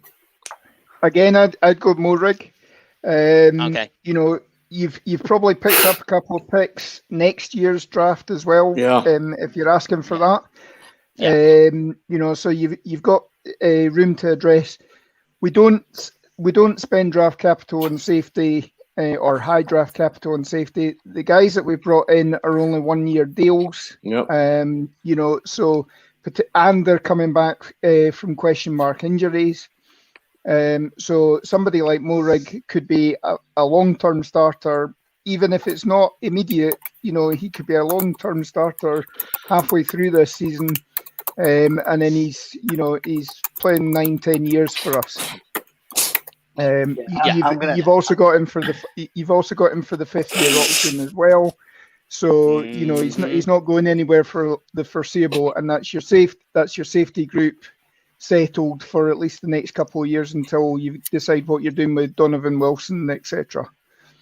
Yeah. Go on, Gray. I know you were going to weigh in. I'm going to tack on to what Lorne said. Are we talking fantasy football? because we're talking about the Cowboys selecting a safety high in the draft. I didn't know if we got into the fantasy segment yet, but no, just a joke. Yeah, it's got to be more. That's after the draft. That's after the draft. Oh, you know it's after the draft. I am ready. Oh yes. Oh yes. It's got to be Morrig, because just for the reasons Lauren rhymed off there, because we are not set at safety whatsoever. Yeah, so for me, it's got to be Morrig. All right. Okay. I'm going to play devil's. I'm going to play devil's advocate with y'all, right? All right. Because I don't think Morrig is the best free safety available. Go on, say it. Draft. Say it. I know Rich is trying to get me to say. I would prefer, if we have extra picks in the second round, I prefer to address defensive tackle, linebacker, and pick up Javon Hall late in the second round. That's my free safety of choice. Yeah, I like it. Can't argue with that. All right, Jamie, I know you've been off slightly. What would you do in this particular option? Trade back twice. They take Trayvon Mulrig at pick 26. Do they trade down again? Jay? Oh, can you hear me? Yeah. You're quiet. Hello? Cool. Sorry, no. There we go. We got you. It's tempting. It depends on who's there if you trade back again, and how far back you're going to trade. Can I add a scenario to that, or am I? Go on if you want. Allowed, in terms of see. When you say I'll trade see. back again, I'll see if I'll allow it. If we trade back, if Aziza Olari's there, I'm trading back a little bit more. If not, I'm taking Morrig. Okay. I like that. That's fine. I'll allow that. Right. Okay.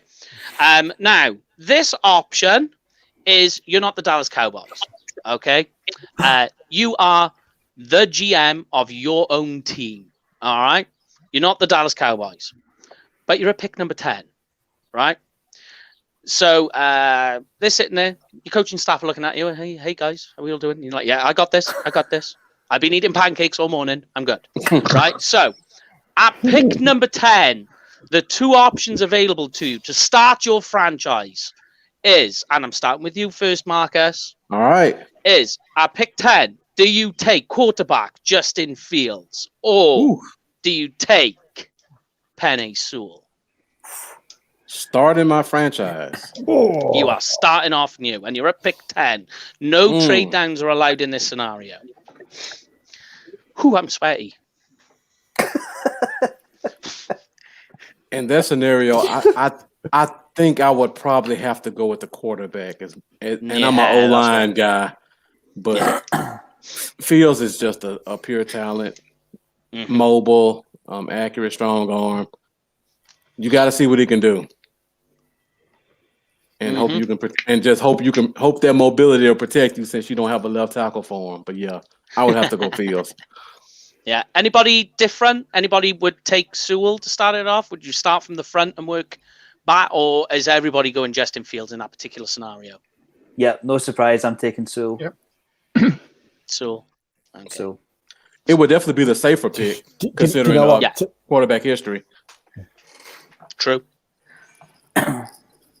To start your franchise for the second best quarterback in this draft to top to 10, you could pretty much say that's a steal. Yeah. True.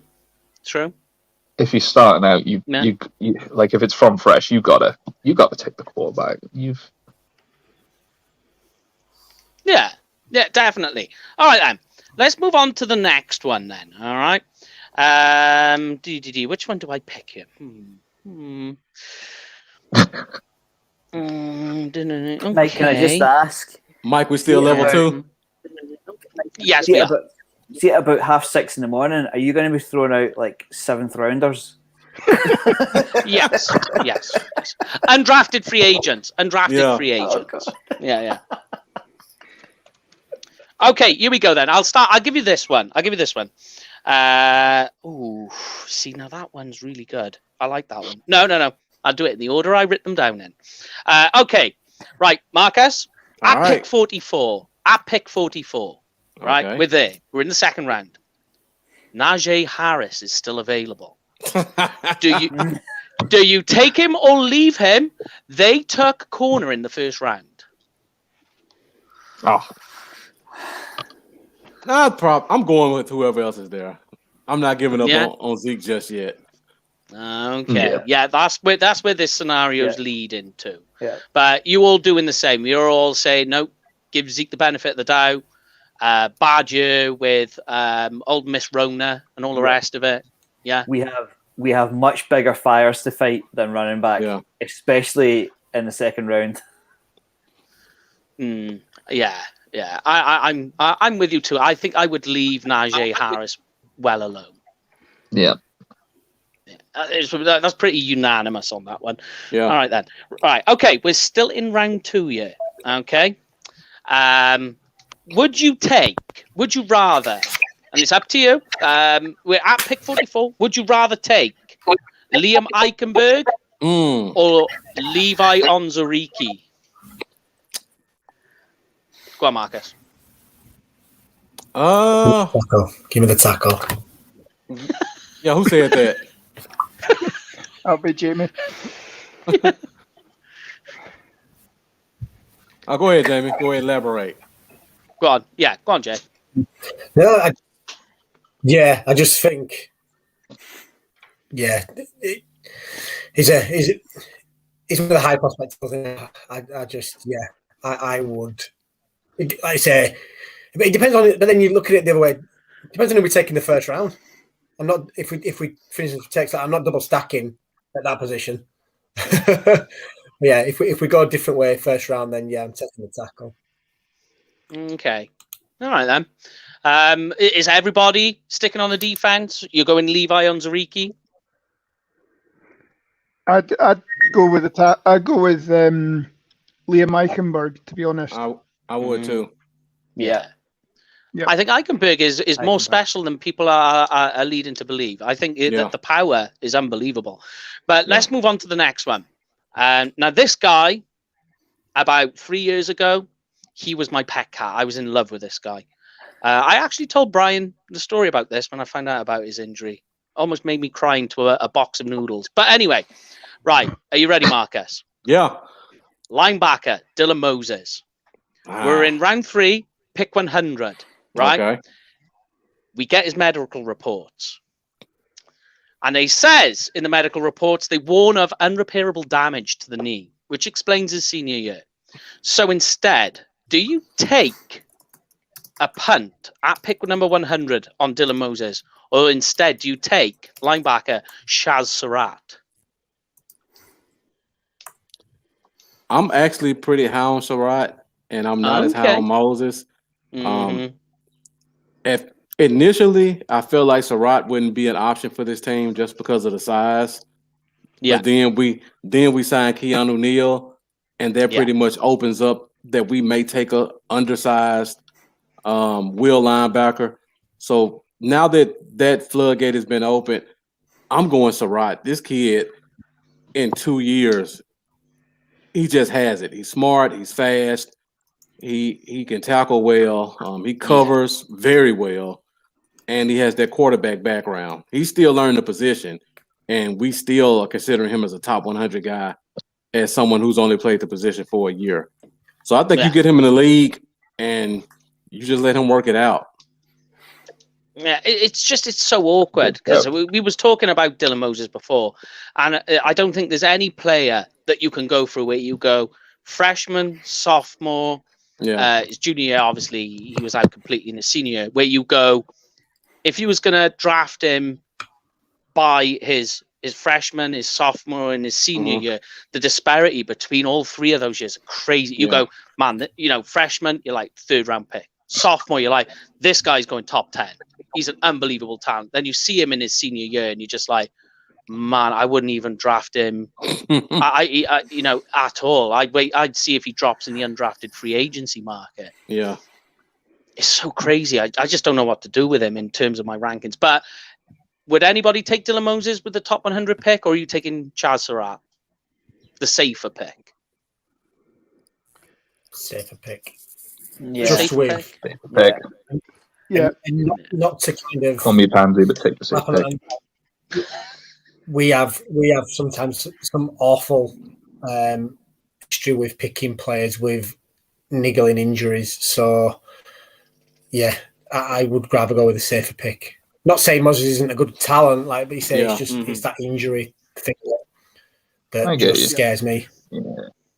Yeah, we've already got a linebacker that's currently carrying, irreparable damage from college days and everything like that. Yeah. So, and Greg getting something out of Jalen Smith, but last year this could potentially be the last year of his deal. I could see us quite easily, if he doesn't bounce back this year, I could see him being cut loose next season. Yeah. Now, let me say this for the people watching, so you don't just think Chaz Surratt is the perfect prospect. Chaz Surratt misses a lot of tackles, and he probably missed the most tackles in college football last year. Honestly, yeah. It's probably not close, but again, the key is just learning the position. And then when I look at Dylan Moses, I know he had the injuries, but I watched way too many Alabama games where I see the tight end on an out route or a running back run on a flat route, and they're just wide open. So do I want the guy who misses a lot of tackles or the guy who misses a lot of assignments in space? I think Surratt can be fixed. Yes, yeah. And I think with Dylan Moses, that in terms of what he is talent-wise, like instinctually and what he does on the field, absolutely he is a first-round pick. But the issue is you see him in his senior year, he's just the athleticism isn't there. It seemed to be as well like there must have been some sort of mental issue going on there because he wasn't the leader that he was in his sophomore year. He was just corralling that defense. Like he completely revolutionized the defense. Not revolutionized, but in terms of the locker room, you could see he had control. He was the leader and the voice, and you could see it on the field. And then all of a sudden, his senior year, that's why people are talking about it. And I'm just like, I just don't really. One half of me says, take him late day 2. The other half of me just goes, I can't do it. I just can't I can't even see myself using a day 3 pick on him. Yeah. It's so awkward. Anybody want to move to round 3 then? Round 3, are we ready? Before just G mentioned it in the comments. If you don't mind, say just obviously we're doing this 24-hour show, but we're raising funds for the amazing NHS, and not even 2 hours in, and we've broken the 100 barrier. The £100 barrier already. So thank you to everybody for the generosity. I will post that up. I'll in a little bit. Yeah, when we'll do an update in a little bit once Marcus has finally decided he wants to go to bed. But we're just going to keep him going. We're going to keep him going. I haven't missed how long you want anyway. Well, I'm here. Like I said to you, mate, we literally have all day. So, level 3. Level 3. All right, level 3. Here we go. A bit tougher now. Get it a bit tougher. And we are sticking with the rules. Marcus goes first. All right. The beads of sweat are getting bigger. Okay. All right, let's go with this one. It's a little bit long-winded, but there is a reason. It's tough. Right. The Cowboys are in the second round. Okay, yeah, all right. The Cowboys are in the second round. I just had to proofread my own words here. Right, the Cowboys are in the second round. They trade Big Jarwin at pick number 44. Okay. Right. In return, they get a round 3 pick and 2 day 3 picks this year and next year. Right. At pick number 44 now, Pat Frymouth is available. In the first round, they took Patrick Surtain. But JC Horn is still on the board. Ooh. Yes. I told you they're going to get tougher. So you've traded Blake Jarwin for all those extra picks. So that trade definitely happens. Pat Fryermuth is available, but so is JC Horn. Mm-hmm. Now what do you do? Level 3. I'm still taking Horn. I still gotta take the corner. If Horn's there at 44, you got to double. Although you've taken Sertain in the first, yeah. Yeah. The talent double dip. There's value. There's a lot of value there. Okay. Anybody taking Pat Fryermuth? No, I like I'm not taking him, but kind of just to jump on you get the two best corners at 10 and 44. Yes. No one's turning that down. That's pretty insane. It's too much value for me to pass up. I mean, months ago I was saying that cornerback is trending downwards. If you can go ahead and take two of the best corners, pair him with Diggs, that's a huge upgrade. Yeah. Can't pass that up. Yeah. That makes it a position of strength. All right. Here's the next one. This is a nasty one. When I wrote this, I sat there in my bed. I ended up not sleeping because this kept on being on my mind. I was like, why did I do this to myself? I literally stayed up all night trying to think of this one. Okay. We're at pick number 10. The Panthers, because we're quite pals with them, they phone up. Oh, yeah, okay. Jerry, got a situation here. Marcus, by the way, you're up first. All right. Panthers phone up, and this is exactly how these conversations go. Jerry, yeah, listen, got a situation here. Eagles are on the phone. They want to trade up with us. They want to trade up with us. So they're going to trade up. And they've even told us who they're going to take. Jerry, now Jerry's got the wobbly fingers on the lips. What is it? What's going on? Okay, it's exactly like this. This is what it's like in the war room. So, okay, what's going on? They said, look, Eagles want to trade up.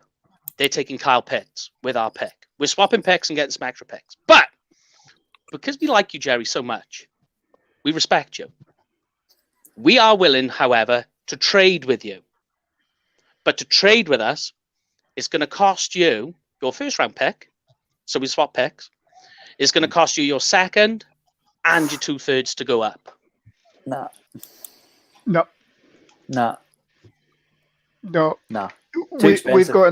We've got enough holes on the roster, particularly on the defense, that you're not giving away top 100 picks like that.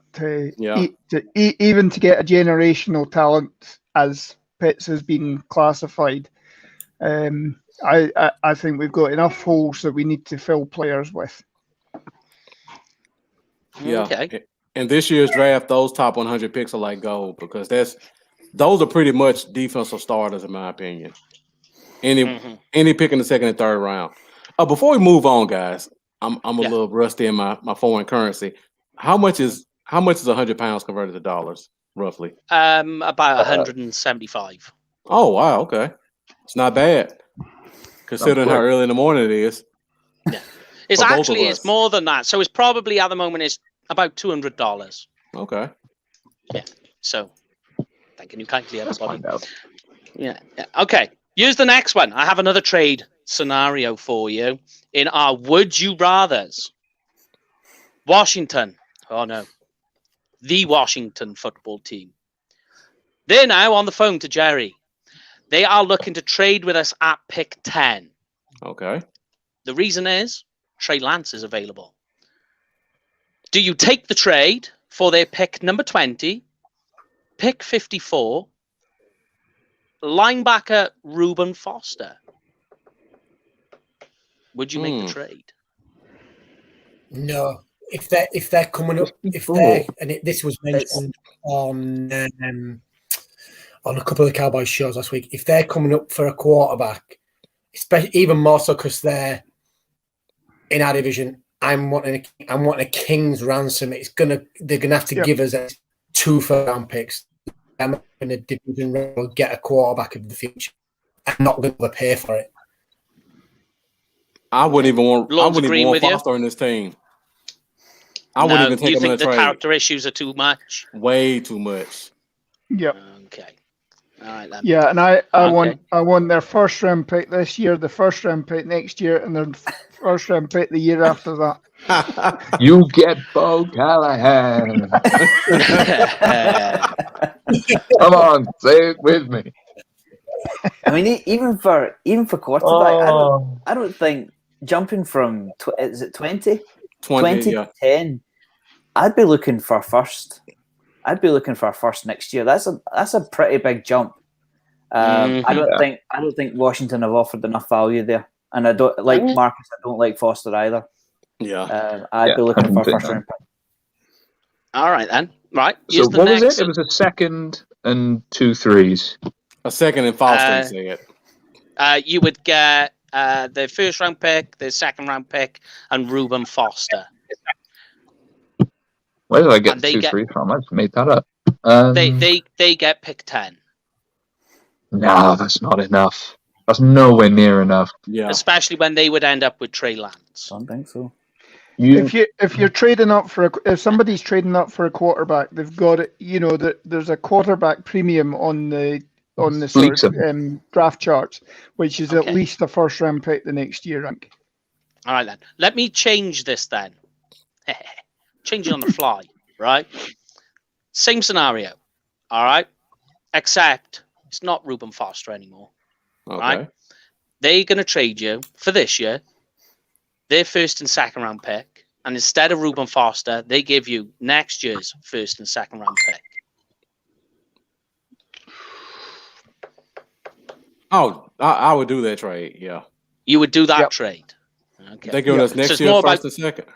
Yes, you get this year's first and second, next year's first and second. Oh, definitely. As much as I love... Go on, Marcus. As much as I love Pitts and Horn and Surtain, to get the first and second for next year and a second this year, that'd be way too good to pass up. Okay. Bright, would you make the trade with Washington football team? They go to 10. We take their first and second round pick this year and next year. The only way I make that pick is they give us their first and second round this year, their first and second round next year, and they give us Chase Young. I'm going to absolutely. Is that the rivalry premium? They are not getting their quarterback of the future without giving me Chase Young. No. Funnily enough, when I put this in here, I was like, do I put Reuben Foster or do I put Chase Young on here? I was in cahoots there. But here we go. Here's the next scenario for you guys. Here's the next scenario. It's getting trickier. They're getting trickier. All right, we're at pick number 44. All right. Offensive tackle Dylan Rudent is available. The Chargers phone up. At pick number 47. They want to trade up. All right. They passed on a first round offensive tackle, believe it or not. So they're trying to get back in. Do you trade up? Trade down with the Chargers, 3 picks down. So to pick 47. And the Cowboys in return get pick 98, 199, and a day 3 pick in 2022. Okay. So we would you make that trade? A third or fourth, and a future pick. And a big 3. Yeah. And you're going 3 picks down. Who's on the board for us? So in terms of offensive tackle, I did write this down because I knew that would come up. So far, Tevin Jenkins, Lee Meichenberg, and Sam Cosmi are all gone, and Patrick Surtain was our pick in the first. Okay. So would you make that trade? I would do the deal. That's off. If you look at there's a draft trade value chart on overthecap.com, and that's heavily in our favor. Moving down 3 spots is about 40 points or so. They're giving you a couple of hundred. They're giving you almost 1,000 points for moving down 3 spots. Yeah. I would certainly take that. For a left tackle, it's And the thing is you do have to overpay on the day. On draft day, overpaying is just unfortunately the way it has to go. All right, level 4. All right. You're back in an expand team, all right, guys? You're back there again, all right? So you're not the Cowboys. Right, your two options are, right? You're given two options here. Do you take Justin Fields and Penei Sewell to start your franchise? Start with you again, Marcus. Or do you start with Trevor Lawrence and Rashawn Slater to start it off?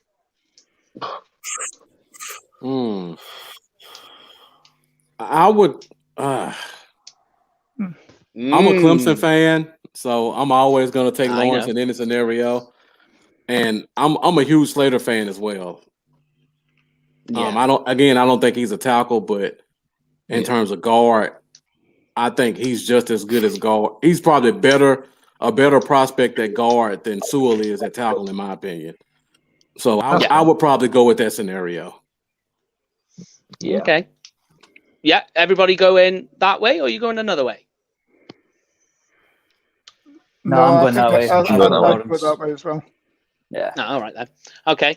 Right. Okay. Which combination do you prefer? Kwity Paye and Azeez Ojulari, or Jeremiah Owusu-Koramoah and Baron Browning? Oh, the first one. Mikey. That's a good one. Which way you going? I'm going Kwity Paye. Yeah. Kwity Paye and Azeez Ojulari? The short arm bandit. That's what I like to call him. Yeah. That is the issue with him, is his arm length. So everybody going Kwity Paye, Azeez Ojulari? Nobody going JOK, Baron Browning? Man, I love Browning. It's hard. That's a hard choice. I'll probably go with the ends because the pass rushers. Yeah, exactly. Yeah. All right, then. All right. Same again. Which do you prefer? All right. Which would you rather? A roster made up of Jalen Waddle, Jamar Chase, Devontae Smith, or Penei Sewell, Rashawn Slater, Chris Darrisaw? Mike, it's not even close. It's not even close. You think? I'm going to let the rest. Go on. You build your house from the ground up. It's the lineman. It's got to be the lineman. Because there's no point in going saucy with your wide receivers and your quarterback gets killed on the first play. Yeah. It's got to be lineman. It's got to be. Yep. Yeah. I mean, all you need to do is look at the when the Bengals announced their new uniforms this year, and you see Joe Burrow, and he's sitting down, and you zoom in on his knee, and there's a big 6-inch scar where they've had to reconstruct his knee last year because Cincinnati had nothing on the offensive line last year to give him protection, and if they had some sort of offensive line, I think the Bengals would have been a lot more competitive last season. Sky were covering the Bengals games quite a lot, or it was certainly showing up on the red zone a lot. The number of times that you saw Joe Burrow having to scramble to the left, to the right, just to buy time so that he could pick out a receiver down the field. Once he had that time, he had the ability to hit the receivers, and he was moving the team. But he just didn't have an offensive line, so he was bound to end that season early. Okay. Hey, Mike, can I ask a question real quick? Because that brings up an interesting point by Lauren. All right, so let's assume Cincinnati's on the board, and their options are Sewell, Slater, Pitts, and Chase. How would you rank those four for the Bengals? See, now, what I like with the Chase option is the LSU connection. Right. Yeah. And, you've got to look that LSU that year when they won the Natty, that is maybe one of the best college teams, bar Alabama last year and a few years previous. One of the best college teams you have ever seen. And when you have that relative connection already there, Chase, to me, having Chase catching passes again. It's so tempting. Yeah. But are you making me rank them just in my order? Yeah. Yeah, for the Bengals. Oh, for the Bengals. Yeah, for the Bengals. Yeah. What are my options again? What are my options concern again? is giving Burrow giving Sewell, him 3 Slater, seconds to get the Pitts, ball and out. Chase. Slater. For me, it's Sewell, Slater, Chase, Pitts. Yeah. Yeah, that's the order I put them in. Okay. Yeah. You've got to give him 3 seconds to get the ball out. Yeah. And if I wasn't going to go, it's strange, if I wasn't going to go O-line, I would go Pitts over Chase because he's more likely to get the ball out quick to Pitts. But I understand the LSU connection. But it is tempting. Yeah. It is. It's a good question. I'd have to think about it. The thing to me that is going to make them go offensive line is purely on the basis that Burrow went down last year. They don't want to see that again. So it's offensive linemen. And if Burrow hadn't got injured last year and he survived and all the rest of it, I think this pick would have been Chase. But based on the fact that, they had that issue, they kind of, their hand is forced in that particular situation. Here's the next one for you. All right, then. We're at, which would you prefer? Would you prefer to have Jalen Mayfield at pick number 44 or Richie Grant at pick 75? You're killing me, Mike. Yeah, man. I told you they get tougher as we get along. So which would you rather? Go on, you go first, Marcus. I almost want to say pass. I'm one of the few people that has Jalen Mayfield as a first round talent. I have him as a first rounder too. I've given him a first round grade. Yeah. Oh man. Whew. Let me have a look. That safety position is such a position of need, though. Is also the other side of it. I would probably have to go Grant just because it's third round. And man, I love Mayfield though. I think that's. I'm sticking with Grant. Yeah. Anybody going to take Jalen Mayfield at pick 44? You all go Richie Grant in the third. Richie Grant for me. Yeah. Grant. Yeah. Brian. Yeah, I'm taking Mayfield. You're taking Mayfield. Oh, yeah. I do love that pick. All right. We'll move on to the next one. They're getting nastier. They are getting nasty. All right. Yeah. Okay. The Cowboys. They trade out of the first round altogether. Right? We don't pick day one. But already. But we get Miami's pick, number 36, number 50, number 82, and their round 2 and round 3 picks next year. We don't use those picks to trade back into the first. We use them to acquire safety Jamal Adams. Oh my goodness. What are you doing?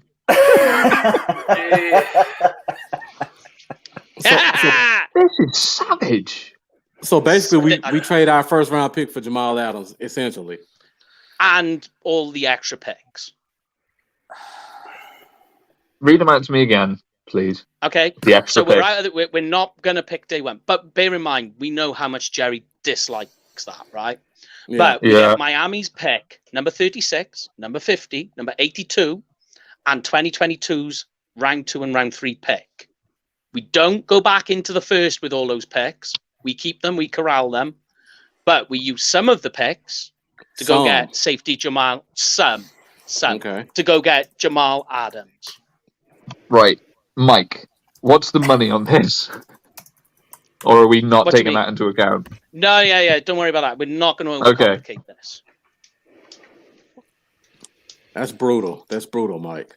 I'm going to do it. You're doing it? You're getting Jamal Adams? I'm going to do it. And the extra I'm feeling crazy. I'm going to do it. Yeah? All right. What are you doing, Marcus? I'm right there with him. I mean, like you said, we're trading our first to get all those picks. So basically, we're getting Jamal Adams for a first rounder.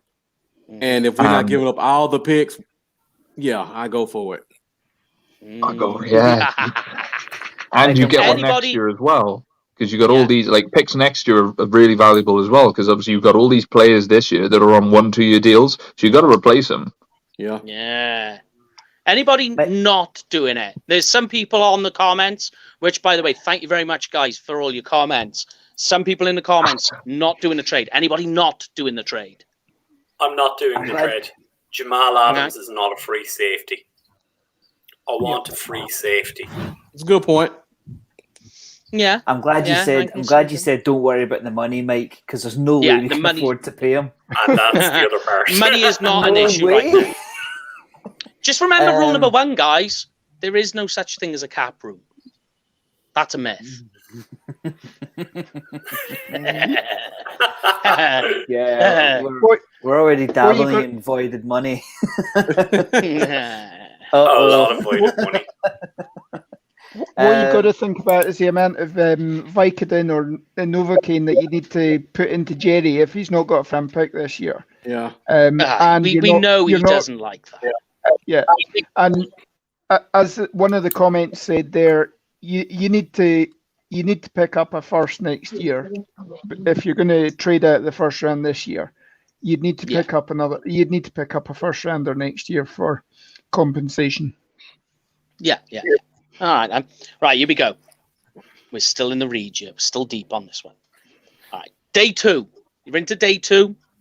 No particular pick in particular, but your 2 options are Marvin Wilson or Tyler Shelvin. You can any point in day 2. Which would you take? Marvin Wilson. Marvin. Yeah. Yeah. Everyone likes a bit of Marvin, don't they? Yeah. All right. We're into level 5. All right then. You ready? Which would you rather? Which would you rather? Which would you rather? Trade Michael Gallup for a 2nd and a 3rd round pick, or trade Tyron Smith for a 2nd?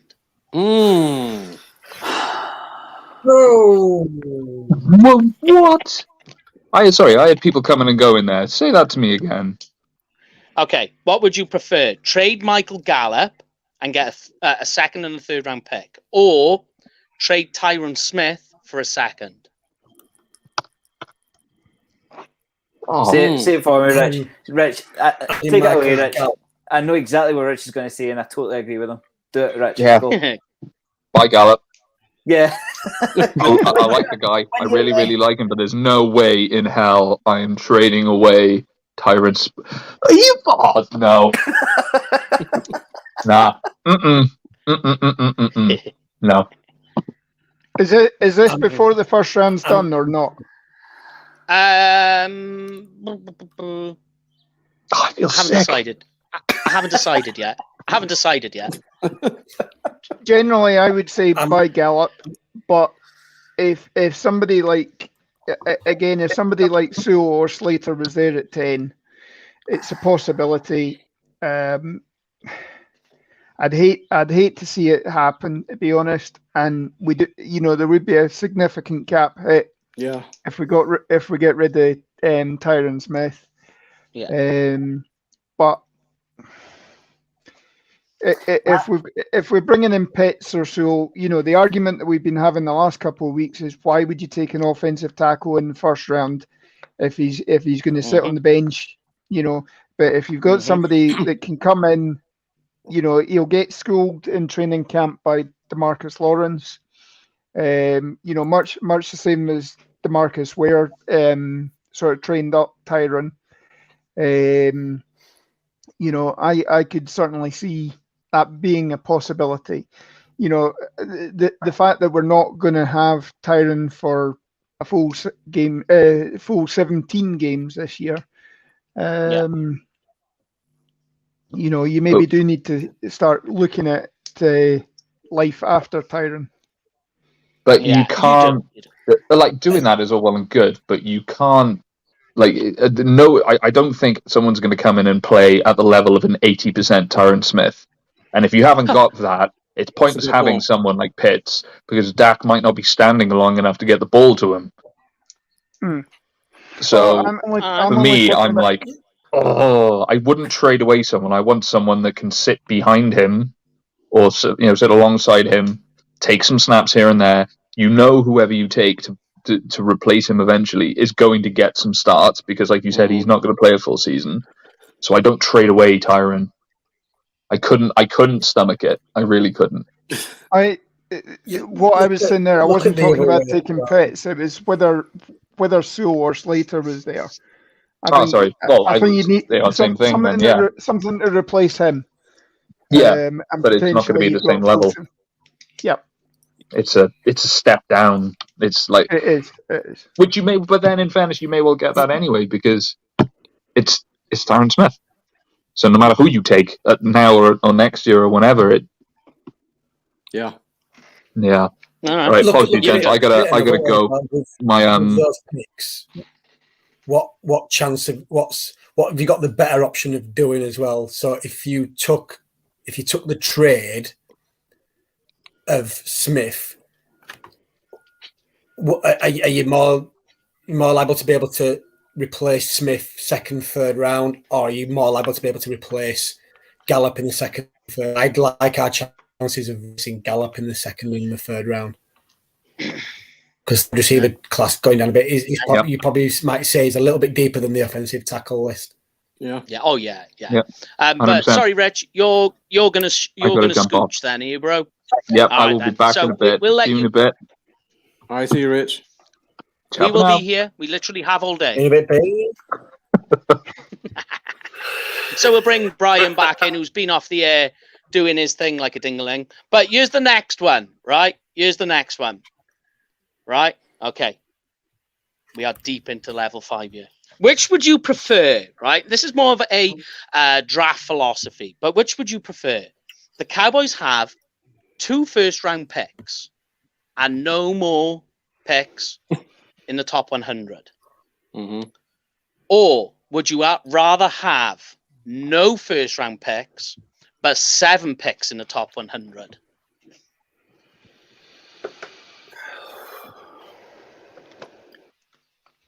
That's a good question. I hear a lot of exhaling going on there. Give me the 2 firsts. I want 2 blue chips. 2 blue chips. And there's my junior brother there, listening along in work. It's good to have you all with us as well. If you are watching with us in work or at home, wherever.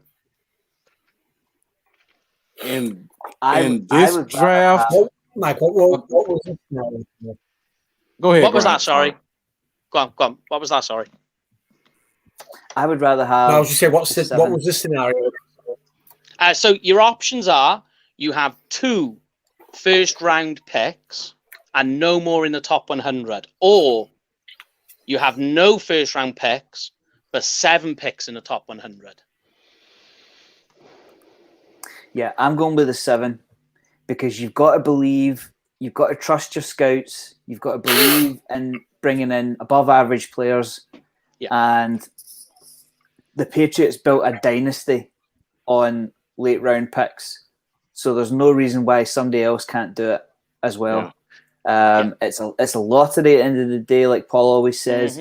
You're more likely to hit 4 of your 7 picks as opposed to both of your first-round picks. That's how I see it. Particularly where our defense sits just now. If you can get guys that can come in and contribute, maybe in certain situations, even if they can improve on defense, that's the way I'm going.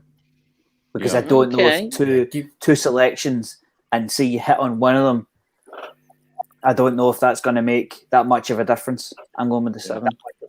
What are you doing there, Marcus? In this year's draft, I'll probably take the 7. In a normal draft, I can probably go 22, 23 guys in the first. I'll be like, okay, I'm comfortable with this guy coming in and contributing. In this year's draft, I can maybe go 15 that I think, all right, this guy may be a day 1 starter. Once I go past that, whoever's available at 20, I feel like I can get the same thing at 40 or 50. And like I said at the beginning of the podcast, the meat of this draft is from about 35 to 70. So if I can get as many picks as I can between that range, I'm gonna get a bunch of quality guys. I totally agree with what Marcus says there. Like I say, just for the fact, any other draft you would probably take the 2 first rounders, but this draft is so deep across the board. You're liable to hit more with those 7 and get, like I say, people that are going to contribute from day one. So yeah, man, give me those 7 picks. Here's the next one. Which would you prefer to have? You as a human being. Would you prefer to have Eric Stokes 425 sport 40 time or Tommy Togiai's 41 bench reps? Oh, get bench. You go bench. Speed kills. Yeah. I love Stokes. But and me.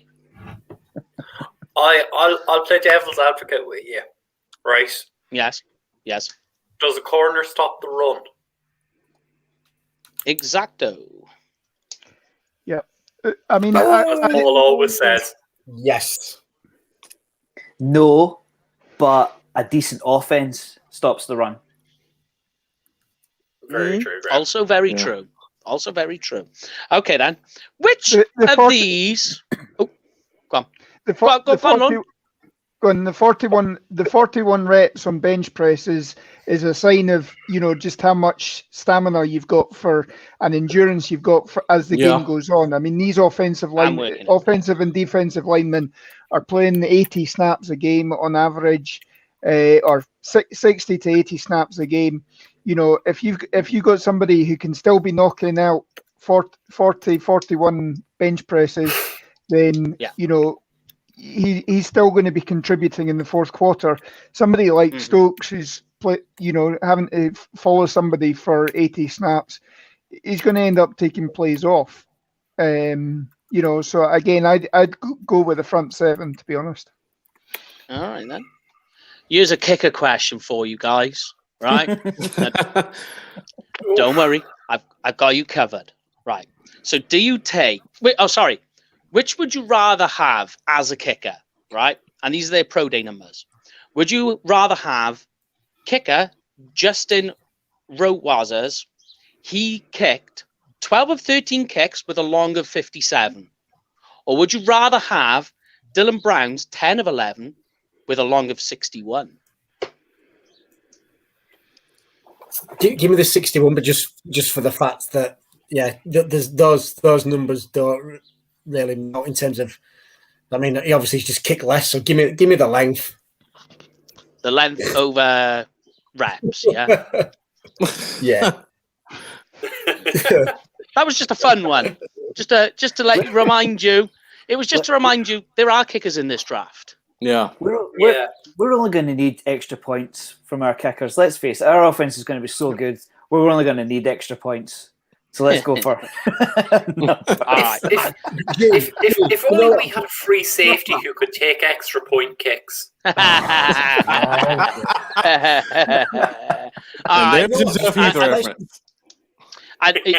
Here's the last. Sorry, we'll just say, give us a coach who goes for 2 every time. Screw the extra points. No, we are not the Steelers. Right, okay. Marcus, this is the last of the Would You Rathers, so I'm going to give you this one first. Okay.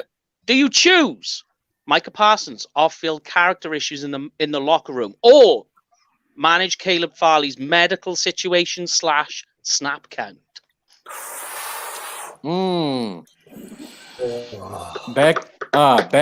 Back problems terrify me for any player. Yes, I am the same there.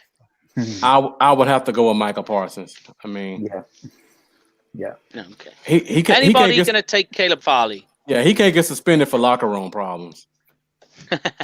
Yeah, have we not got enough back, knee, ankle, shoulder, collarbone? Yeah. Have we not got enough issues? Let's go with the bad boys. And as well, just like Marcus just said there as well, you can't get suspended for his locker room stuff as well. And also, you don't want a nicey locker room. Everyone's all, do you know what I mean? Let's dance around issues. You want someone that'll speak out every now and again, maybe. Do you know what I mean? Especially with how this team's played over the last few years. You know what I mean? You want someone to be a bit peed off and be like Charles Haley did years ago. You know what I mean? He'd throw a helmet around the locker room and show why you're peed off. Do you know what I mean? This is why you play the game to win. You don't play the game to play fancy football. You play to win a Super Bowl. Because it's not going to be Sean Lee doing it anymore. So there's got to be somebody. There's got to be a voice in there. Yes. And there we go. Yeah, and I mean, the Parsons issues aren't like, say, Pac-Man Jones from a few years back, where his were out of the locker room and then nightclubs and things like that. So, things can be managed in the locker room a bit better than what the guys do in their own free time. Parsons, when he's maybe been schooled up on how to impress people with the interviews, but he has actually come out and said, he's made bad decisions in the past. He's been immature. It's a work in progress with him.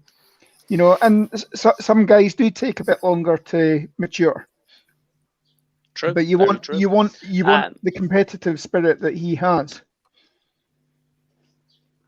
I'm with you there, yeah, and that is the big side. But that is the end of Would You Rather. We're going to be moving on to some other bits, which is our quarterback fits. We do have coming up very shortly a friend of ours, Annabelle, who is the representative from the NHS charity, coming on to talk with us. And Brandon, it is like, what is it now? 4 a.m. with you.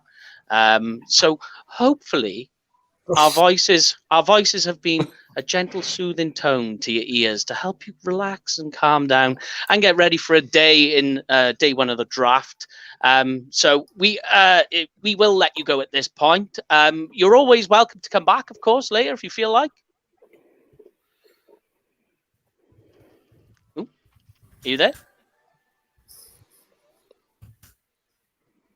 Who are you talking to, Mike? You, Marcus. Oh, I thought you said another name. I'm sorry. You said Brandon.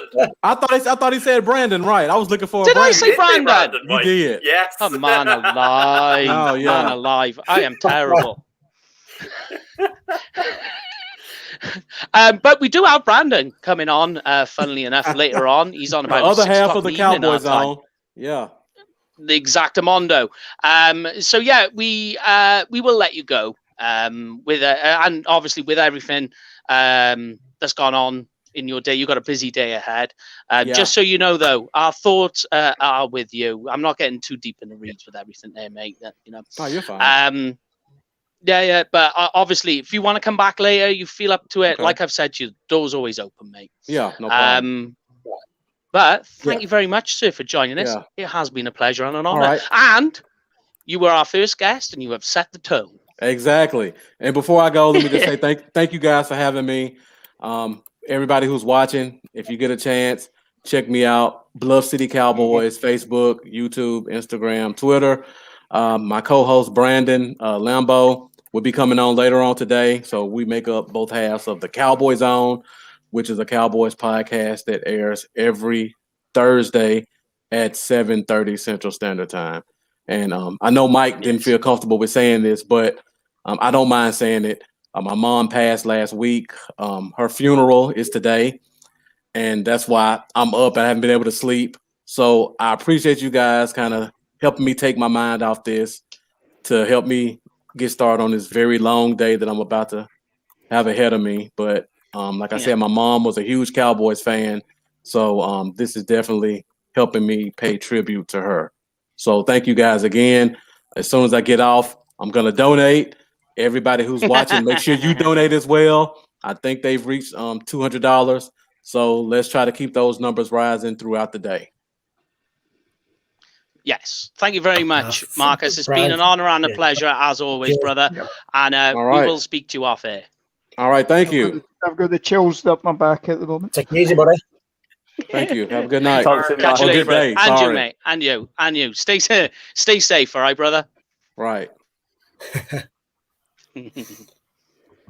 And there we have it. So our first guest is off, but we are joined now with our next guest, straight from one to the other. We have Annabelle from NHS Charities, just to talk about where the money's going, how it works. But how are you doing, Annabelle? Hi, good morning, everybody. I'm good. Thank you so much for having me on. And obviously, thank you so much for using this opportunity to raise funds for NHS Charities together. Yeah. So, I mean, I know, Jamie, you've been speaking with Jamie more than anyone, but what we thought before we get into how it works with you guys over at NHS Charities is, do you follow American football at all? Oh, I'm embarrassed to say that I don't. I'm so sorry. Oh, you're all right. But what we want to do, though, is we want to make sure that if you do start watching it, it's got to be the Dallas Cowboys, okay? Okay. Yeah. I'll make That's the rules. That's the rules. So, yeah. But just let us start you off. Tell us exactly what NHS Charities does. Absolutely. Thank you. So NHS Charities Together is the national charity caring for the NHS. So we're the national charity partner of the NHS, and we're made up of 240 NHS charity members. These member charities of NHS Charities Together are based in hospitals, ambulance trusts, mental health trusts, community health trusts, and health boards across the UK. The member charities focus on helping our health service to do more, from supporting research and development to brightening up the hospital environments to donating state-of-the-art technologies, and many other things like that to help, make a huge difference to the millions of people when they're at their most vulnerable. So the aim of NHS Charities Together is to provide additional care and support for the NHS to enable it to do more than it could otherwise, to go above and beyond what the NHS alone can provide. Yeah. And how long has the charity been going on for then? So NHS Charities Together itself, we were Association of NHS Charities before, and in 2020 we renamed the charity to NHS Charities Together, and have grown massively over the last year. We've gone from having 140 members to now having all of our 240 members in the last year, since last year. Nice. And how has the last year been? Because obviously, it's it's pretty obvious that it was a busy year for the NHS. So how much busier were you guys there? Yeah, I feel like a bit of a fraud because I only actually joined the charity itself in January. So okay. And I actually came from a member charity myself, so experienced it in a slightly different way, but was still involved. So the charity went from being a smaller scale to just having a few members and being a membership based charity, to now obviously we've had to grow the team hugely to make sure that there's a big enough grant team to ensure that the funds are being redistributed out to our members. Our fundraising team has grown to ensure that people like myself can continue to support our fundraisers, like you guys, to make sure you're getting everything you need. So we have grown massively, and we're very, very grateful we've been able to do that, and just to be able to keep our NHS member charities going as well. Like a lot of the events and community was unfortunately cancelled, of course, like a lot of other charities had to face that as well. So we're extremely grateful that we've been able to continue to support our member charities and ultimately the NHS. Excellent. And just so you are aware, the link for how to donate, guys, it's on the bottom as well as on all our social media. So it's out there. We will do regular updates, which we'll put on the screen so you guys can see. We're almost up to £200 already. So not bad for when we started just this morning. Everybody's doing great in helping. But any of you guys got a question for Annabelle, guys, for NHS Charities? No? Hello? We just met with radio silencing. It was all really well explained. That was the thing. So, do you have to work from home then in this particular case, because of everything that's going on? Absolutely. So at present, we're obviously just trying to be really mindful and to make sure that our team, working from home if we do not have to go out, and just making sure we're following all the guidance that we need to. Okay, and we just want to make one small suggestion, because I know we've only got you for a few minutes and let you crack on with your day. We've got one small suggestion, and we are suggesting that NHS Charities put on an American football event, like you did with the soccer football, but it's just flag football, and we'll help you do that. Yeah, that's our little suggestion. Yep. Absolutely. Like I say, we're a growing charity, and we're very hopeful for what the future holds, and we're always happy to hear ideas and opportunities, and any if you guys want to hold a most event of football, I'm here for. Well, we're going to be on you for 24 hours, so we'll make sure to keep sharing with you guys over at NHS Charities Day as it cracks on. But yes, thank you very much for joining us, Annabelle. I know we weren't going to keep you long here, just to get you on to explain how the money works, where it goes, and how your charity works. But thank you very much for joining us, and we'll keep things going here for you. Wonderful. That's my pleasure. Thank you so much for having me. Hope you all have a fantastic day, and a huge thank you to everyone donating.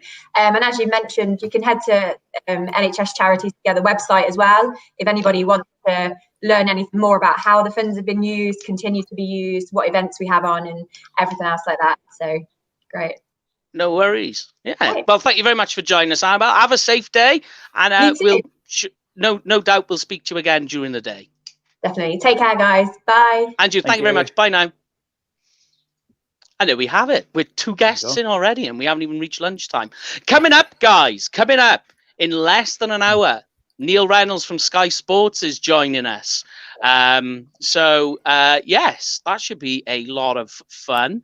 But at least we've had everything explained, so guys, how the money works.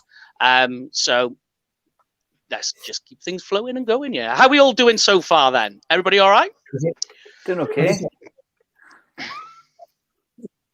I was just going to say, is it too early to open the chocolate donuts? Because I've got them in the cupboard and I'm dying on. I have a bag of custard donuts here. This is my breakfast. Whoa. I haven't even had breakfast yet. Oh, I've had my breakfast. This might get cracked open soon. Oh, man alive, that looks juicy. But yes, as we said, Neil Reynolds is coming up on the show in a little bit. What we've got now, what I think we will do is we'll hit our next segment, which is quarterback fits, guys. So basically, join in at home as well. What we're looking at is just like the top few quarterbacks that are in this year's draft. What we're looking at is not where we think they're going, where they best fit. They can go to any team in the NFL, just basically by how they play, what their traits are, where they best fit. So, I'll start you off, guys. Trevor Lawrence, is it pretty much like just purely out of need and fit that Jags are his best fit, really? Or is there a better team? I think there's a better team. I think you could probably say there's a better team because they're the worst team in the NFL. They need a quarterback for a reason. Is he the right quarterback for them? Only time will tell. But to be fair, I always think when it comes to quarterbacks, I always feel for the kind of the top ones because they're going to go to a team that's really poor where they may be best suited somewhere else. Mm-hmm. Yeah. What are you thinking, Greg? To tack on to what Jamie said, I do feel for QBs going that high because their team has had a stinking season. You could maybe give the 49ers a pass because they've had that many injuries and obviously they've traded up, so they shouldn't normally be at 3, but they've mortgaged the future to go and get whoever falls to them. Keep saying it, going to say it again, still think it's ridiculous that they are basically... They've given up that much to play third fiddle, not even second fiddle. Hearing all sorts of stories, like the Mac Jones talk is not going away. We're talking quarterback fits and so on. Mm-hmm. I think he he's the product of a good team. I don't see skill set wise. I don't see him in the top 10, but that's why I'm sitting here and Shanahan has head coaching credentials. So there you go.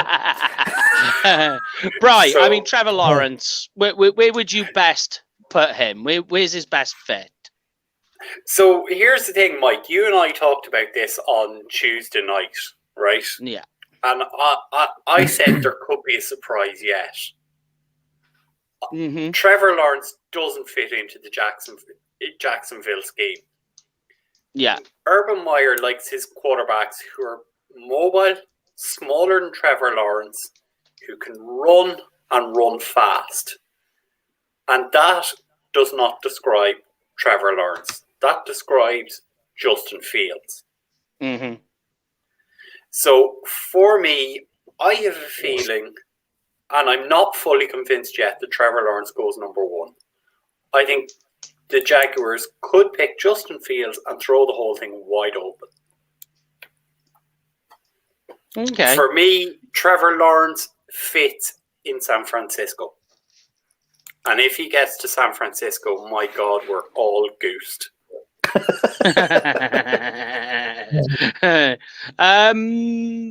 yeah, I mean, it's to me it's kind of awkward. Do you know what I mean? Because I look at it and I go, Trevor Lawrence best fit.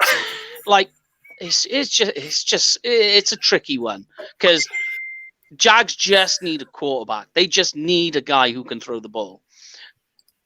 There you go. That's Trevor Lawrence. Trevor Lawrence understands the game. He understands offense. He can read the defense. Man, it's so tricky. It's a tricky one with Trevor Lawrence. There are other options where I think he best fits. But for me, I picked Jags purely out of need. But let's go to Zach Wilson, who has... right, sorry. I'll rephrase. Who is the best fit in terms of NFL for Zach Wilson? It's definitely not the Jets. I'm going to say it now. I'm going to say it now. If the Jets take Zach Wilson tonight, they're making a huge mistake. Justin Fields is the second best quarterback in this draft for me, and I think if they want to turn their fortunes around, they need Justin Fields. And we've discussed this quite a few times on air and also off air, Mike, haven't we? That look at the, and no disrespect to the teams, but look at who Zach Wilson's played. He's not played anybody to the standard of Justin Fields, and look at the standard that Justin Fields played. And I think, did I see somebody the other week during his college career, Justin Fields hasn't lost to a Big Ten team, so he plays to a high standard. Made it to the national final. He should be the second overall pick tonight. Okay. So what teams do you see Zach Wilson being a best fit, Lorne? Or do you guys want mine? And I can give you my reasons why. Well, you have a think. Yeah, go on. Yeah. So for me, I've said Zach Wilson, in terms of best fit in this league, is Denver. Purely because it's exactly what BYU play. Similar type of O-line, giving him a lot of time to throw, time to sit back there. Plus, he's got Jerry Jeudy as his pass catcher. A guy who can just amazing route runner, who can get himself free. And that is exactly what Zach Wilson had in BYU. It's an exact replica, a match there. And Denver, as we know, I mean, what are they doing with quarterback? Well, they've just picked up a quarterback last night, so that'll be at least a stopgap anyway. NFL Network reported that they're not out of the QB stakes. I don't think if somebody starts falling, there's every chance they could dip in to the QB market. Just touching on what G said there, I think it was on Good Morning Football. Was it yesterday or the day before? And they were playing trade scenarios, and Denver and they were saying Denver potentially looking up to move to 4 and giving up. What's the guy who QB for Denver at the minute? I forgot his name now off the top of my head. They picked up. Yeah. Go on, sorry. They've taken Drew Lock. Yeah, that's it, and giving Atlanta Drew Lock to pick up and get a QB. So yeah, it wouldn't surprise me, like you say, G, that if they move up and try to get a QB tonight. Yeah, I mean, like the issue for me, the big issue with Zach Wilson is 1 year wonder, 2 is just the level of competition he played, and the not just the level of competition he played. BYU, in terms of how far apart they are from the competition they play, are just miles ahead. So it just, you sit there and you go, well, what are you dealing with there? Do you know what I mean? How are you dealing with that? But let's get into the next guy. What do you guys see Justin Fields as the best fit in the NFL?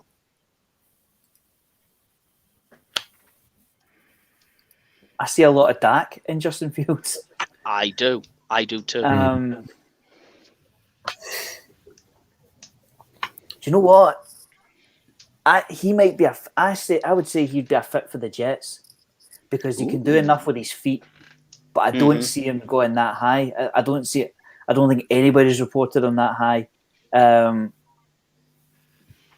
Is he the best of the four at scrambling?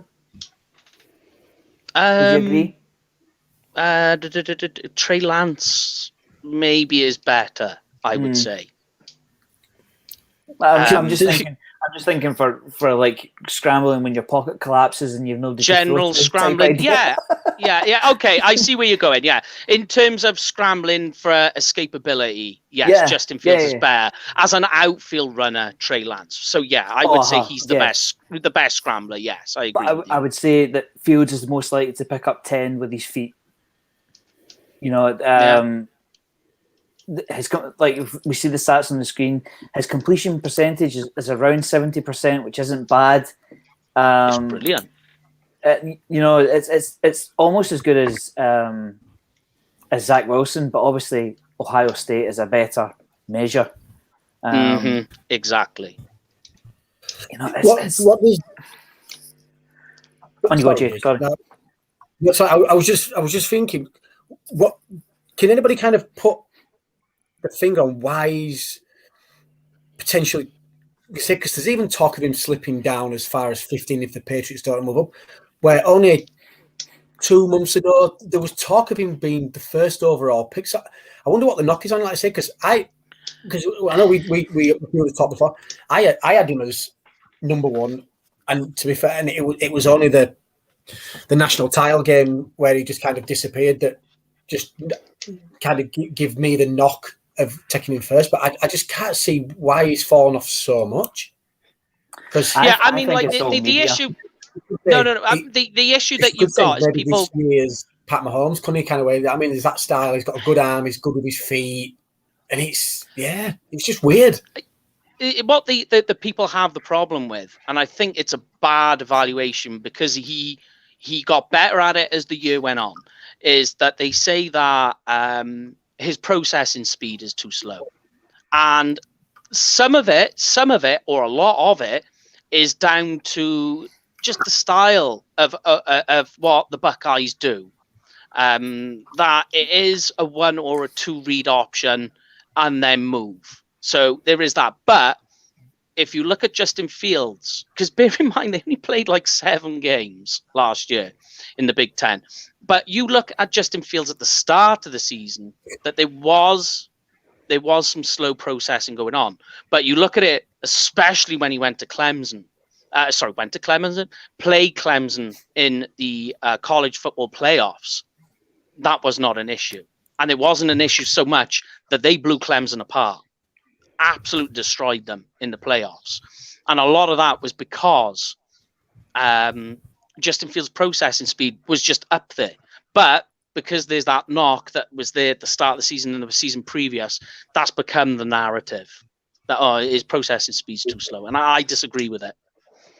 There's also a slight health issue with Justin Fields in that he's come out this last couple of weeks saying that, he has to manage epilepsy. Now, there's a number of former players that have come out and said it's never affected them on game day. They had it.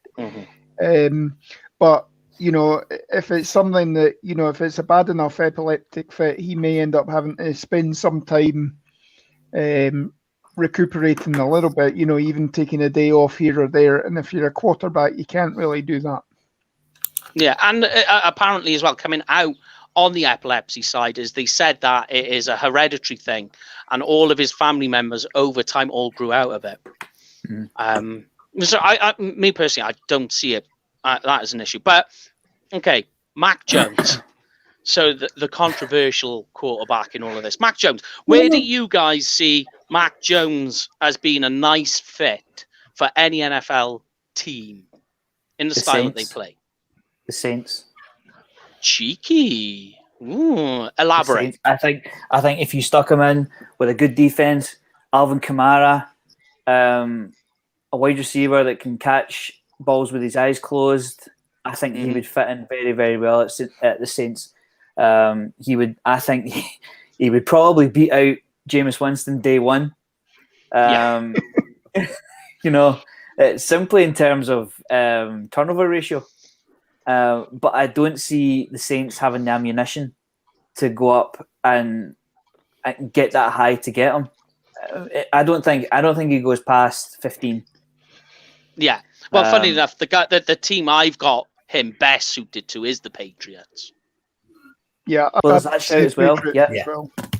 They've got Dante Hightower back now. The Pats will be an improved team. They will be an improved team because they've Julian Edelman's walked away now. He was taking off a fair amount of salary. It's not a complete reset, but it's pretty bad on offense, I would say. They're still a running back by committee. And go on, sorry. Go on, keep going. Look at his numbers there: 41 touchdowns and 4 interceptions. That's because he plays for Alabama. Exactly. And if you stuck him into the Saints, I think things would click very, very quickly. And believe it or not, that of all the quarterbacks, Mac Jones has last year, of all the quarterbacks being drafted this year, Mac Jones has the most receiving yards, but he also has the most yards after carry, the most yak, and he has the shortest A-dot. His A-dot is like 7 yards. So basically, average depth of target. So basically, he's throwing a lot of short passes, a lot of dink and dunks, a lot of screen passes. But here we go, right? Why I say the Pats, right? So you've got Cam Newton there. He's going to obviously start, keeps the pressure off Mac for now. But, right, listen to this. This is my little blurb on him. Not a big arm. Likes short passes, screens, has great pocket presence, able to read the field, and understands offense immaculately. Who did I just describe? I just described Tom Brady. Yeah, I described Tom Brady. That is exactly why I've put, for me, that's why I have Mac Jones pegged to the not pegged to the Patriots, but he would be the best fit there. But have you got anybody else got a take on the Mac Jones on where you think he best fits? The only thing with Mac Jones to the Patriots is the Bill Belichick factor, the rookie side of it. I mean, he does like a couple of years experience. There's every chance they wait on QB, take somebody later on, and let Newton, let Newton run for another year, see what happens, find out if their project can take them forward. You know, like a Jimmy Garoppolo 2.0. You know, I think did they get a first round pick for Jimmy Garoppolo? So he was there or thereabouts. Yeah, you know they did. Yeah, was it first or second? Okay. Don't sleep on him going back to the Patriots during the draft. Yeah, I know. Well, funnily enough, there we go. You know for a fact as well that Bill Belichick is sitting there watching the Bucks last year scream into the Super Bowl and win it. Yeah. And you know he's just sitting there going, because Brady, that's his guy, and he does not want to miss again. So there's the option. Right, okay. Let's move on to the next guy, Trey Lance. Where have you guys got Trey Lance as the best fit. Could go to any team. Carolina. Ah, sneaky. I never even thought of them. Man, that's good. I like that. Very much what they had previously. Yeah, like you said, just I feel a little bit for Teddy Bridgewater. I like Teddy Bridgewater. I'm not against Sam Darnold. there's just something about Teddy Bridgewater. So I would have liked to have seen him go there and then potentially sit behind Teddy Bridgewater. But I say they just seem to have a well balanced team to the Panthers, and they're always that sneaky kind of team. So I think it perfect just for the fact that he can sit there, he can learn. They've got a good run game. That online is probably going to get it's going to get addressed at some point, and they've got some receivers that can change a game, but don't really get a lot of credit for what they do. So yeah, I that's why I had him pegged anyway as a good pickup. Lorne, you got a gut team? I think Jamie's hit it on the head there. I mean, Carolina's is good. Yeah, I mean, having somebody like Robbie Anderson, is it? And having Christian McCaffrey and all that, taking the pressure off a QB. You've also got, you're now able to sit behind Darnold for a bit, but obviously the Panthers didn't give up a hell of a lot of capital to get Darnold, so potentially it's a straight QB competition in camp. But if Darnold's there, it's he's got time to sit. Yeah, well, funnily enough, the team I went for was the Washington football team, very much for the same reason.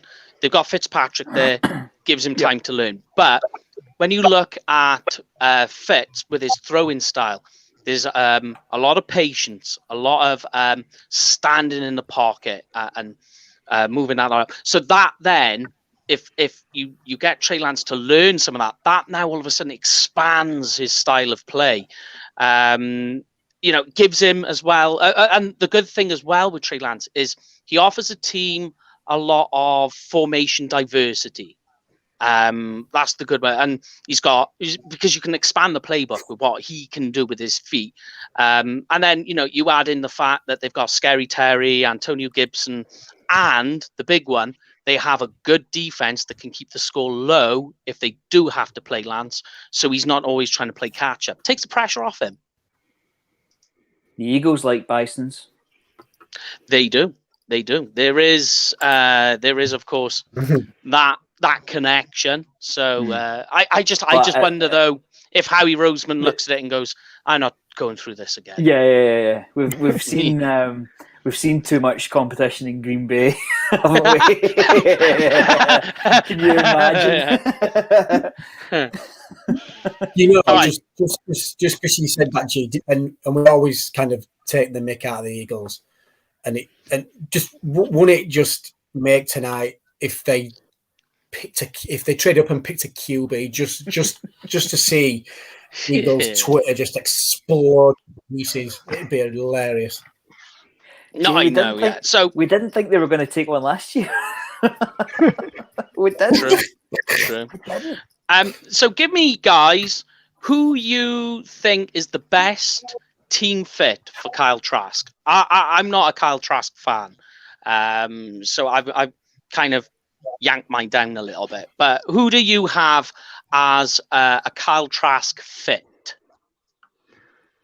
Buccaneers, I think. So I got the same. Can sit behind Brady for a year or two, however many he's going to do. Pick up the nuances of the pro game and be ready to start. The exact same thing. I have literally put the same thing. I even used the word nuance. That you've got Brady learns the nuances of reading defense. He can have the time to sit back, but also the added bonus in the Bucs is they have a slew of wide receivers, talent there that will help him out. Like the only issue I got with Kyle Trask is the issue with him is there was a lot of touch passes with him, and my concern with him is it's not really, although you need to have a touch pass in the NFL, it doesn't need to be the staple of your game, because obviously cornerbacks in the NFL, they're faster, taller, larger. They have the instincts. They can mirror better. So those touch passes are a little less translatable. But the big one I put for it is the Bruce. You what? Sorry.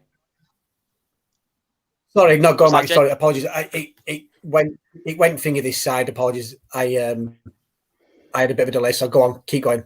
I was just saying, with Bruce Arians as well, he loves the no risk. He loves to have the like that no risk, no reward attitude. Do you know what I mean? There was that, and yeah, I mean the biggest reward is having Tom Brady there. But go ahead, Jay. What do you think in terms of, because I know you wanted to weigh in on the Kyle Trask train there. Where do you think he best fits? I agree across the board with Tampa, but I also had New England as well. I had the Saints and I had the Steelers. Saints, yeah, I can see working. Steelers definitely works as well. The only issue I have with the Steelers is what are they doing at running back? Yeah, definitely. That's my issue. Do you got to weigh in on this one, Gray?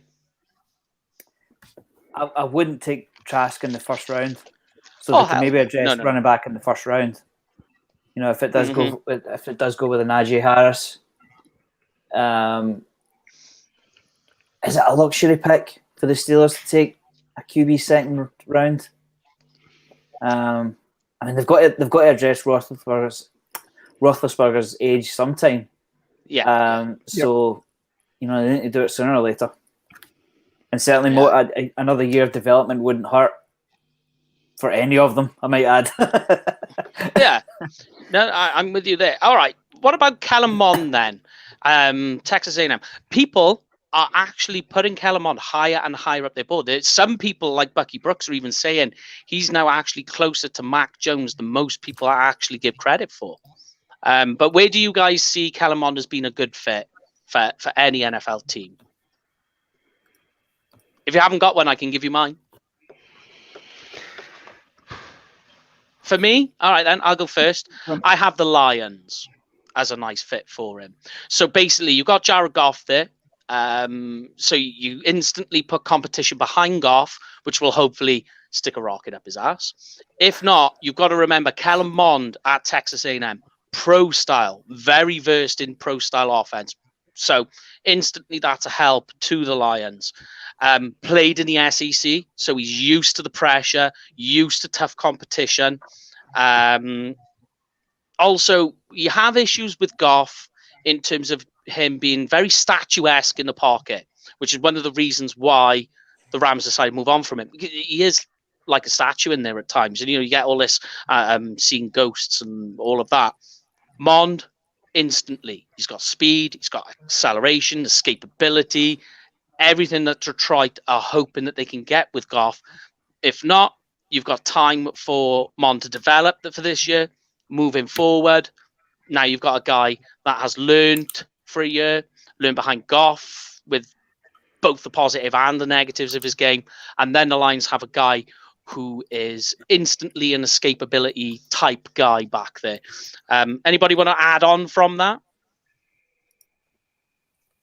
No, I'd agree with you. That seems a good fit. And I mean, one of the things about Goff as well is that, the Patriots showed how to attack Goff in the Super Bowl, where, he still had Sean McVay in his ear until the 15-second mark. And then, so all you do is you show him one look, and then as soon as the 15 seconds goes, you change the look on the defense, and he was struggling to combat that. And, so somebody who can come in and think on the fly, has the ability to move around in the pocket, buying himself some time to pick out the receivers or make a decision and take the ball and run with it as well.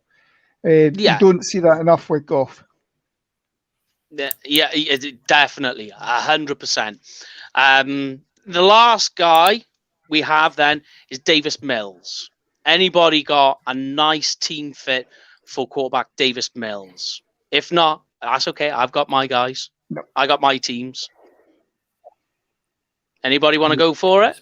I tabbed Washington, Chicago for me. Yeah, I've got the Bears. Bears definitely, 100%. Hit us with it then, Jay. What are you thinking then? Why would he be a good fit there? I just think it's just the style that the Bears play. I just think that suits his style a lot. Like you say, fairly youngish team. Like you're saying, it's just. But saying that, then you can flip on the other side. The Bears like to ruin quarterbacks, don't they? So to be fair, you could have Tom Brady there, and they probably won't get to the Super Bowl. But yeah, that was the first one that stuck out for me, just for the way that they play. Just seems to suit his style of play. You say, out of them all. Just on me, him to the Bears. That's his what body size. His body size looks good for NFC North football in the snow. Mm-hmm. He's got experience under center, so help with the run game. He can take a ball from center, and it's a good fit for the Bears because they're 100%. They're not in the stakes for one of the five, so it's going to be a project behind Andy Dalton. Exactly, and that was the big thing for me is he's got Andy Dalton there. Right. To me, Andy Dalton is not a bad quarterback. We can say what we want because of what happened with him at Dallas and all the rest of it. That's the issue. But Andy Dalton, learning from him, you're going to be happy with that because he's not going to start straight away. He's playing with a Davis Mills. He plays with a level of above average mobility. So straight away, you've got a bit of escapability there that can help him out. Strong arm. He does have a strong arm, which is helpful in Chicago. And like you were saying, great. He played a pro style at Stanford, which is a big thing. He's a high ceiling player to me. His ceiling is massive, but he does need to develop with his play design as well. And Chicago as well. A lot of trick plays, which can help him out a little bit, which obviously helps. A rookie quarterback, all those trick plays.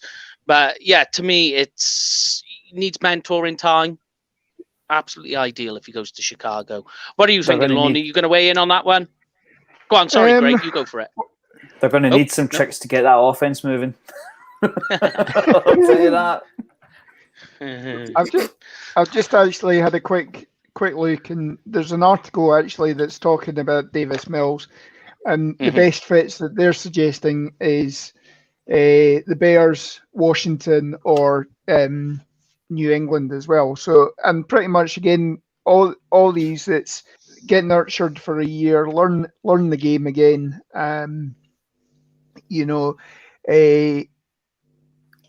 Belichick doesn't normally take a quarterback in the first round of the draft. Yeah, that is very prefers to take them later on. So second, there is talk. Mills could be a late first now, but I certainly think Patriots or Bears. Yeah. No, I mean it's definitely the way forward. Go on, Greg. Even that's more talk of becoming a first round pick just because you play quarterback. You've got to overpay for a QB, though, don't you? It just frustrates me. It really does. It's putting the cart before the horse, particularly with the Jets. It is truck and trailer, yeah. I'm never going to figure it out. I'm never. You guys know me. I'm offensive line foundation, and then you put your QB in place, not the other way around. How many times have we seen somebody jump up too early, throw their guy in? Oh yeah, we're gonna develop him for a year, and before you know it, it's the start of October, and there he is under center. Because you've got 60,000 screaming for his name because they're fed up with the with a stick-on QB that's been flung in there, bang average, not good enough. They've paid for their season tickets. They want to see the future. They want to see someone develop, and they're chucking somebody in way, way too early. Yeah. Go on. And two names stick out to me on that, Jay. And to be fair, one of them's playing at an okay standard, so I don't know if you'd agree. Like the Bears was the first one that they massively overpaid for Trubisky. Nobody wanted him. They didn't have to move it to 2 to get him. Yep. And then you could look at it as well. With the Giants, with Daniel Jones. Daniel Jones would have probably fallen to where the Giants were originally in that draft. They didn't need to give up what they gave up to get him. And yet he's looking like he's going to be a decent quarterback, but I still think they overpaid for him, like I say, just because of the desperation of we need to make sure we get a quarterback out of this draft and a decent one. So like I say, just the pressure is ridiculous to overpay for a quarterback. Yeah. And then just take the Niners. I mean, like, and I know Garoppolo has a couple of injury issues, but the Niners are, for the picks that they give up. I mean, the Niners are in a position where they could have got some decent players and could have had a good run at the Super Bowl this year. Yeah.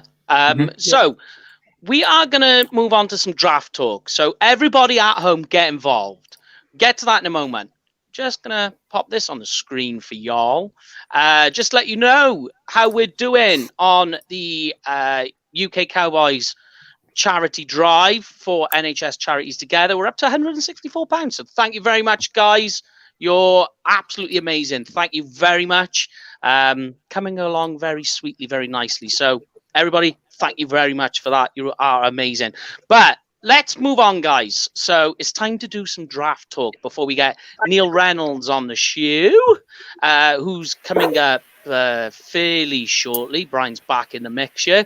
So what I'm thinking, all right then.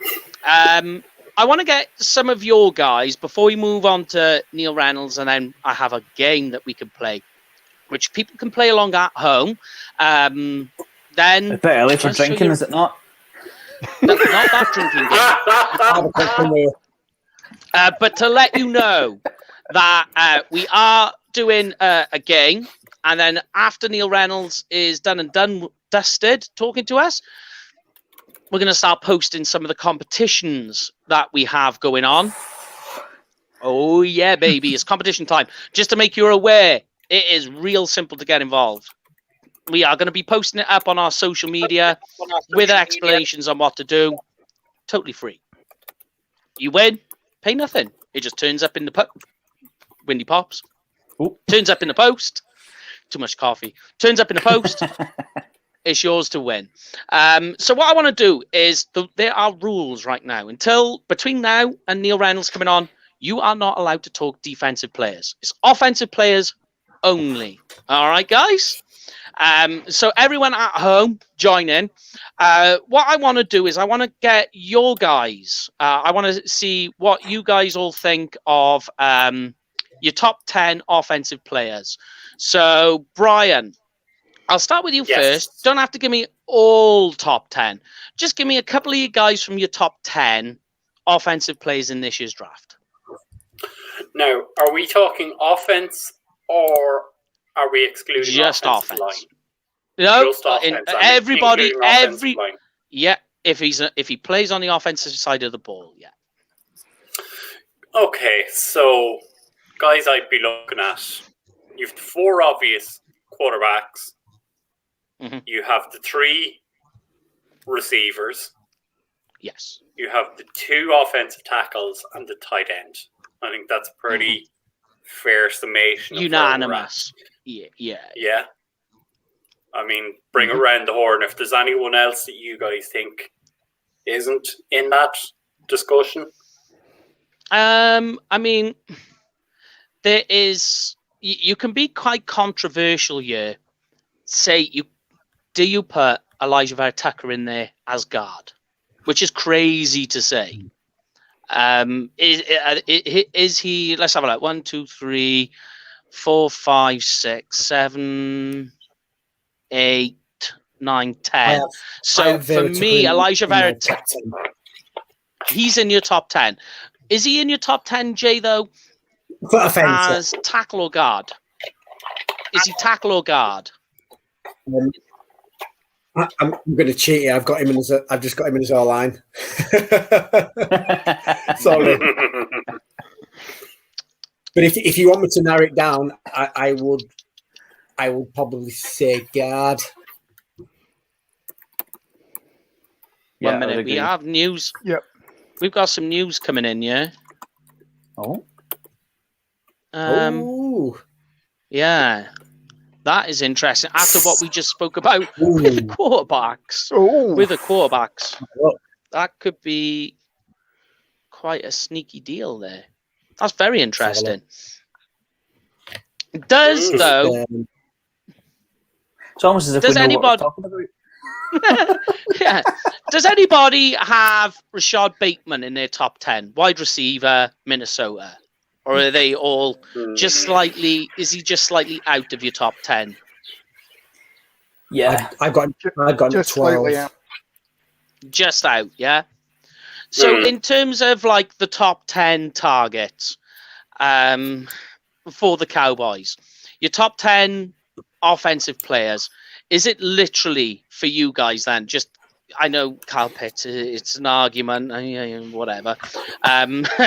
We've beaten the Kyle Pitts offensive drum to death, but is it literally just Kyle Pitts and the offensive tackles, or are you including any of the wide receivers if he falls to 10? I would probably go for the if I'm drafting for the Cowboys, I think Pitts or the two offensive tackles. If I'm going, if you're spending your first round pick, as we've discussed, you're wanting somebody who's going to be a day one starter and on the field most of the time. If you're talking about a wide receiver, then you better get rid of Gallup before you've picked this guy up as well, because as soon as you pick up another wide receiver, then Gallup's trade value becomes minimal. Yeah. Because you know that you're just releasing him at the end of next year. You're not carrying him on. On that aspect, that's why I would say Pitts, Sewell and Slater are my top 3 targets for the Cowboys. If you were going offense. Yeah, just going to tack on exactly what Lauren said. You cannot take a wide receiver when Michael Gallup is still on the Cowboys roster, because the simple case is that he will not see the field. He will see the field maybe 50% of the time if there's a rotation. The other question you've got is, what do you do in the middle of December when you're going to Philly or you're going to Washington and Tyron Smith is at home in a tracksuit because he's hurt his knee, he's hurt his ankle, he's pulled a muscle in his groin or whatever, because it's going to happen. I think you can't look past the two tackles or at a stretch Pitts, but Pitts at 10 is a fantasy. Yeah. Go on, Jake. Sorry, I was just going to say, I don't know if I mixed up the question when you originally discussed you were going to do it. So when you say as top 10, is that just top 10 for the Cowboys, or just the NFL in general? Yeah, just your top 10 offensive rankings for now.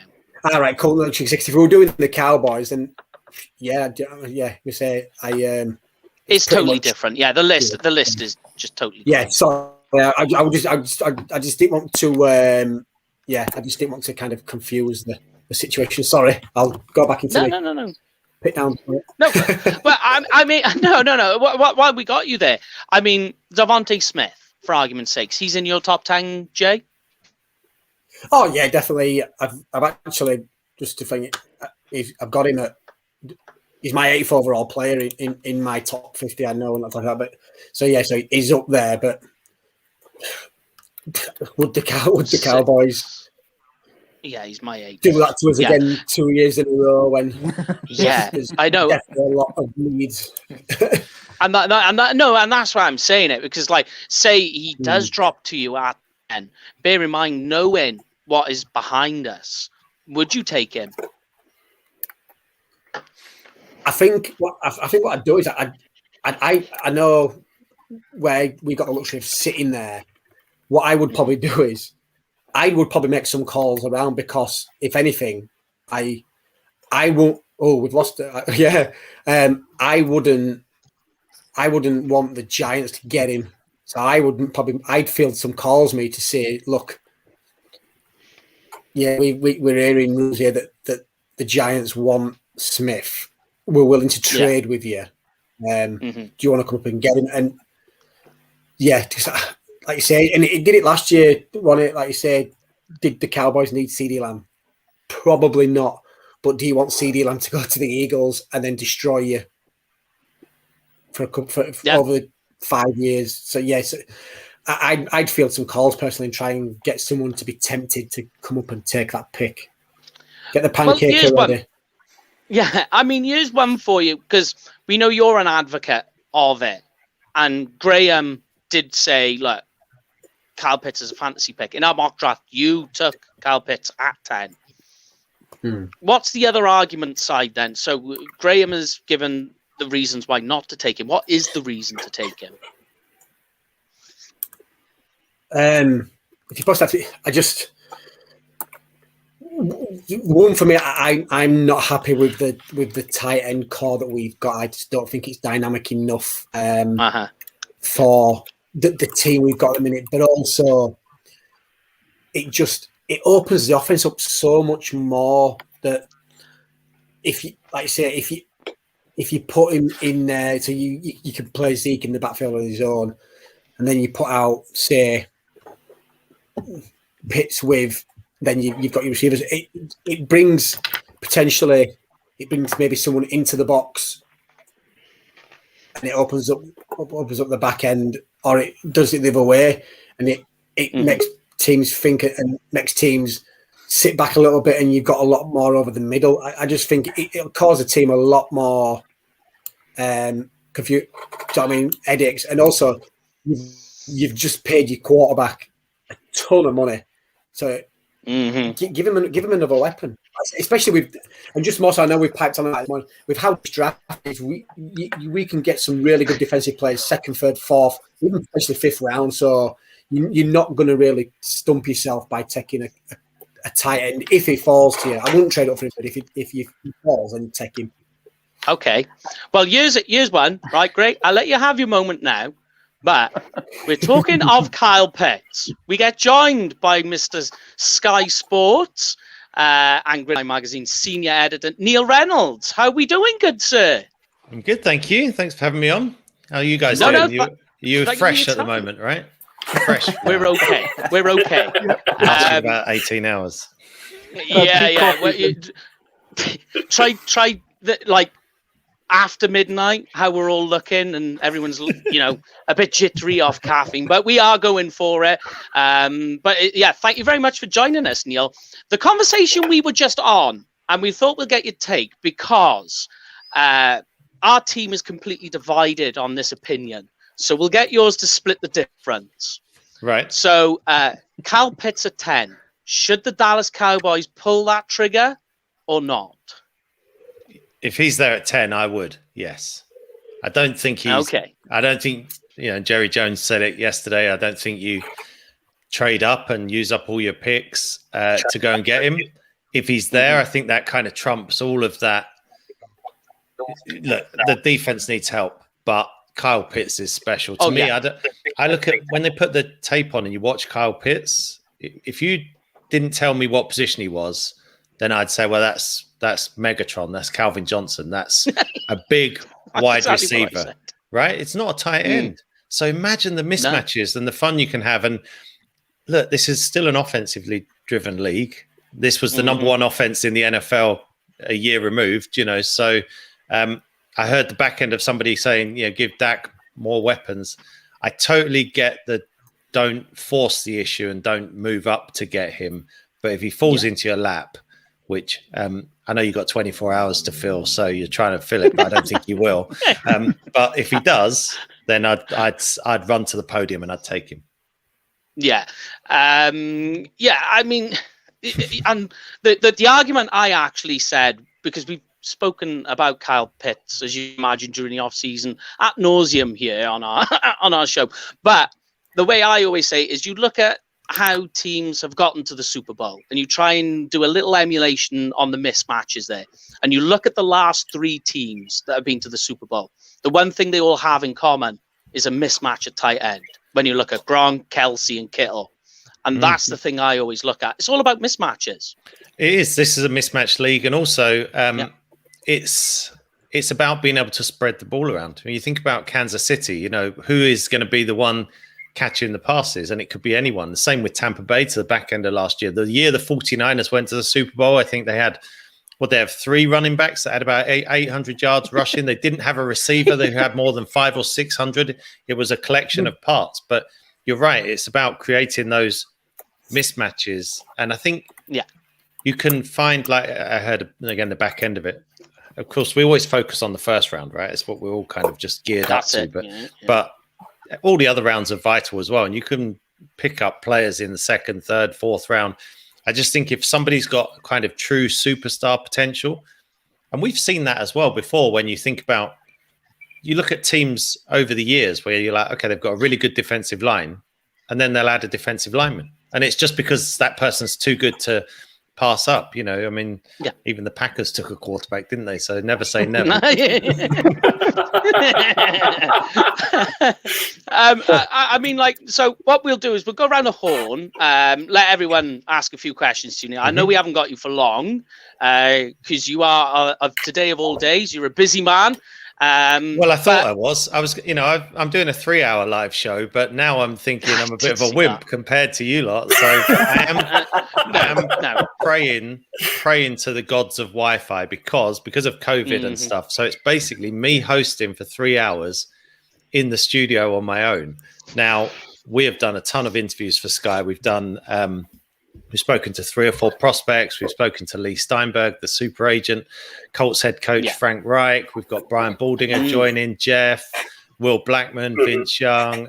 We were here from Austin Eckler, Clyde Edwards-Helaire. I mean, there's a whole bunch of them that are going to be with us. But if the Wi-Fi goes down, then it's just me kind of doing that for 3 hours. Neil's mock draft, 7-round special. Yeah. It is very much kind of ironic you mentioned that, because that was a conversation we all had of what happens if everyone's Wi-Fi or electricity bill becomes too much that it all goes off. So it's always the options.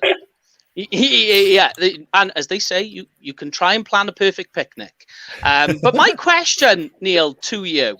Now, I know obviously you do stuff with Jeff Reinbold, who's on with us later on this evening. He's popping on.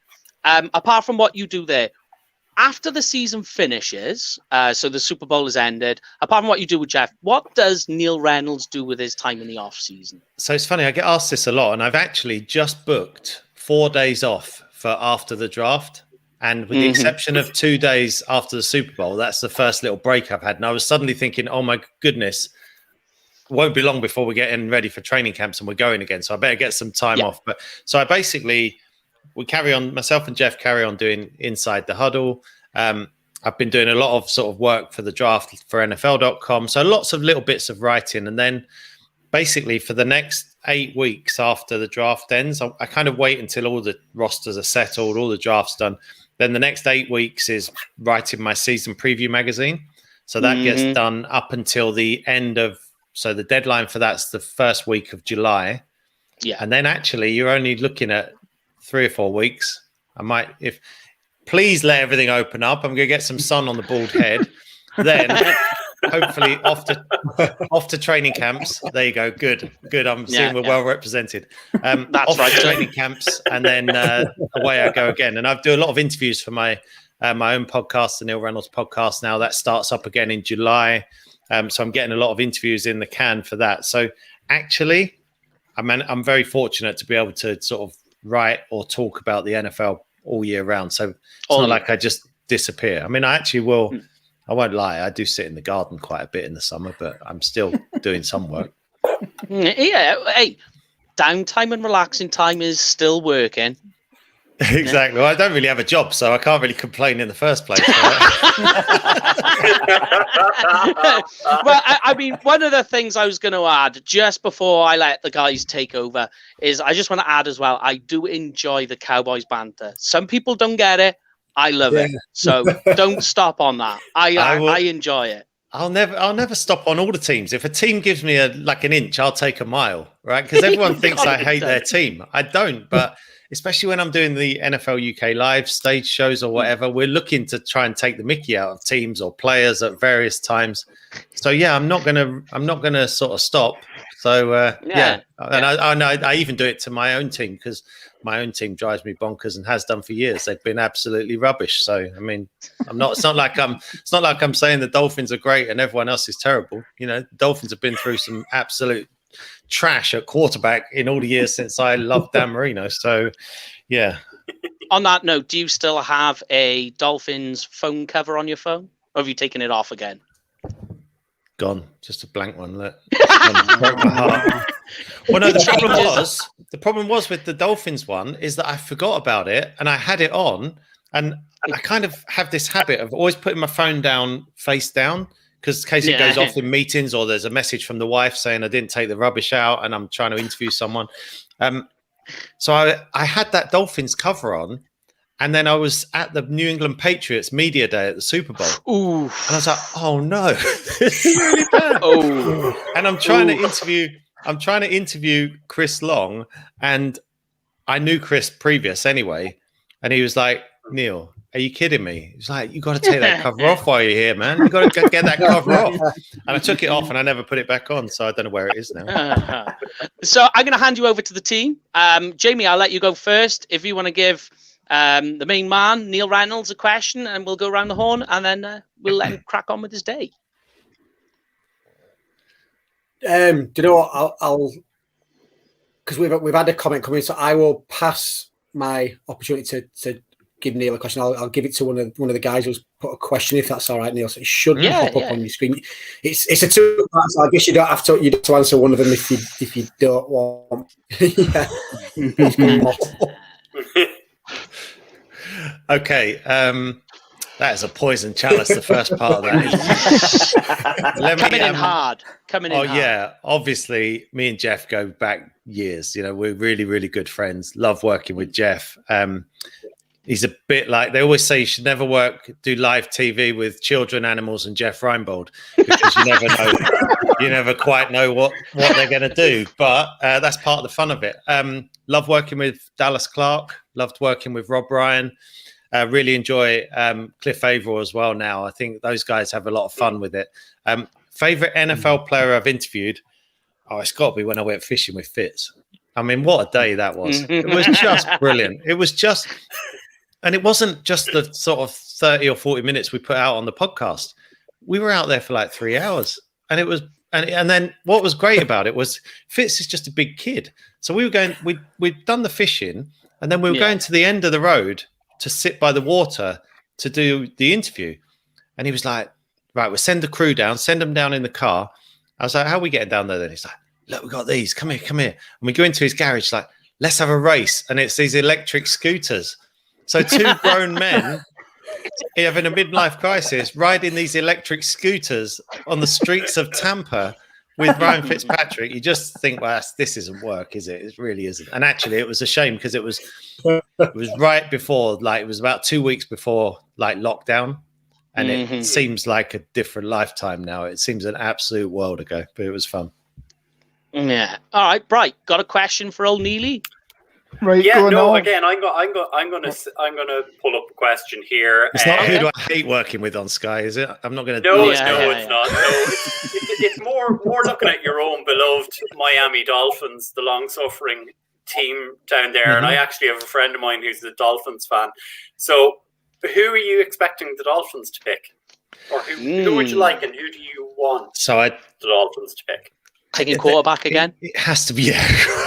I'm not sold on Tua yet, but it's not fair to evaluate Tua until you put more around him. And I said this on an interview earlier this week. things got so bad in Miami last year. I remember sitting in the Sky studio and I looked at the injury reports and Myles Gaskin was out at running back. And I was like, oh, that's bad for the Dolphins. Myles Gaskin's out. And I then suddenly stopped myself and thought, how bad is your offense if you're dependent on Myles Gaskin being in your backfield, right? It's terrible. So I think it has to be wide receiver. They have to put weapons around Tua. Otherwise, you're not going to do a fair evaluation. I actually think they're one of the most boring teams to root for in a draft because as a fan, I want them to take Jamar Chase. I want them to take Jalen Waddle. I want them to take Kyle Pitts, who we just talked about. They're more likely to trade down to about pick 12 or whatever. I mean, last year they were doing that sort of thing. There were all these big names out there. And suddenly they get Noah Igbonig. I can't even pronounce his name. Some defensive back in the first round. That's him. Thank you. Well done. And that was the last we heard of him once they called his name. So I think they will trade. I think they might trade down. I think they're really into stockpiling these picks. But at some point, when you've got all these picks, do something with them and take some. So I want them to take a wide receiver is the long-winded answer. I think I went back to have a look, and I think in the next 3 years, Miami Dolphins in the top 100 picks have like 13 picks. Mm-hmm. Yeah, they got two first rounders this year. They've got 5 in the first 81 this year. They've got 2 first rounders next year, 2 first rounders the year after. And like crazy. I said, it's okay. You can keep trading down, but at some point, I think you've got to bite the bullet and you've got to take somebody. So I hope they take a wide receiver at some point, a running back. They probably need a pass rusher as well. But I think for me, it's got to be all about the offense. Definitely. All right, great. Got a question for Neil Reynolds for him. I've got a 2-part question. First of all, how excited is George? And can you talk to us a little bit about George's journey to Ottawa? Yeah, I got the Academy T-shirt there over there. Yep, He's for those who don't know, my son George plays quarterback at the NFL Academy. He's got a scholarship at the University of Ottawa, so he's heading out in August. So he's very excited. He's still back at the Academy now, kind of working out and practicing there 3 times a week. He's just been. The process was really interesting. It's funny. All the years I've been in football, I've never been on Zoom calls with Division 1 coaches in America, going through that process. And there's ups and downs of it, there's good bits of it and bad bits of it. Coaches look you in the eye and say, you're going to help us win. We'll be back in touch in 2 weeks. And you never hear from them, but George has worked really hard for it. He is, I'm biased, of course, but, I also have a lot of people who know football and they say he's pretty, he doesn't look like a British kid playing quarterback, so he's very, very talented, but he works hard at it. And unfortunately, COVID sort of scuppered a lot of the Division 1 stuff this year because there was a bit of a logjam. So some of the quarterbacks that were going to move through and some of the schools we heard from didn't end up moving their quarterbacks through. But the University of Ottawa it's a tremendous opportunity. They play in front of 25,000 fans. The head coach was a CFL head coach. They've got an assistant coach who was with the Packers. It's a very, very good standard. And the head coach, Marcel Belfay, is a kind of offensive guru. So I think George is going to learn a lot. And, hopefully, and he sees it this way. He wants, the road can be bumpy for the first people that travel it, but he wants people to see that it can be done. And actually, it can be done at the hardest position. It's the hardest position, right? It's the hardest position to get Americans or Canadians to trust a British person. So, it's really exciting. It's a pretty cool story. Has he stopped booing you, though? No, do you know, honestly, he's a pain in the backside. I can't wait for him to go to Ottawa. He's always in the lockdown I had to catch for him. So I used to play. I played for like 10 years. And so I can still catch. I can't run at all. So he was throwing to me either in the garden when we were originally really badly locked down or in the park. So in the garden was the worst because I'm only about 15 yards away from him and he's firing these passes in. No joke. I had 2 broken fingers. My wedding ring had to be cut off this finger. He broke my nose and basically we said, we've got to get out to the park. So we go out to the park and then he's like, well, I can't throw to you because you can't run.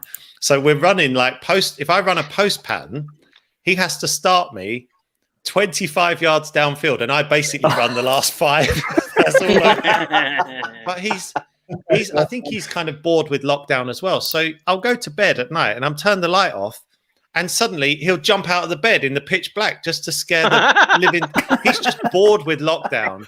He's always. We have seen the videos. Yeah, right. That one.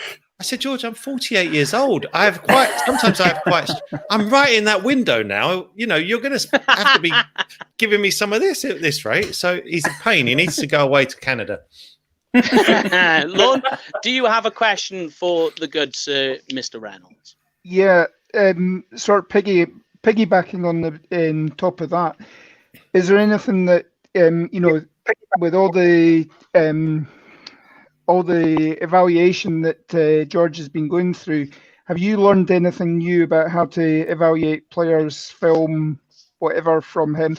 And the second part, how the hell did you manage to catch passes with Shuggy's head on?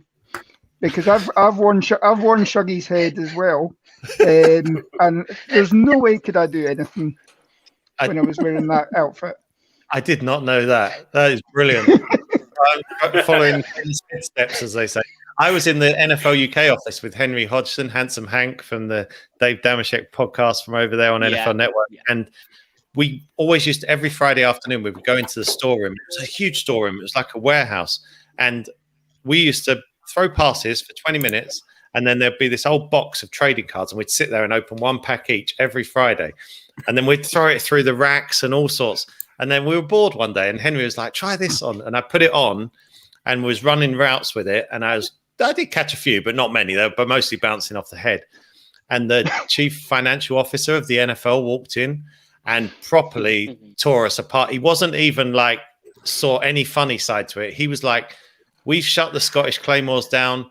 That could be used as evidence. I was like, what? What are you on about? I was like, you shouldn't be touching that.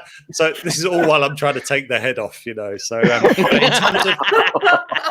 in terms of evaluation and what I've learned, I think it's really interesting more and more.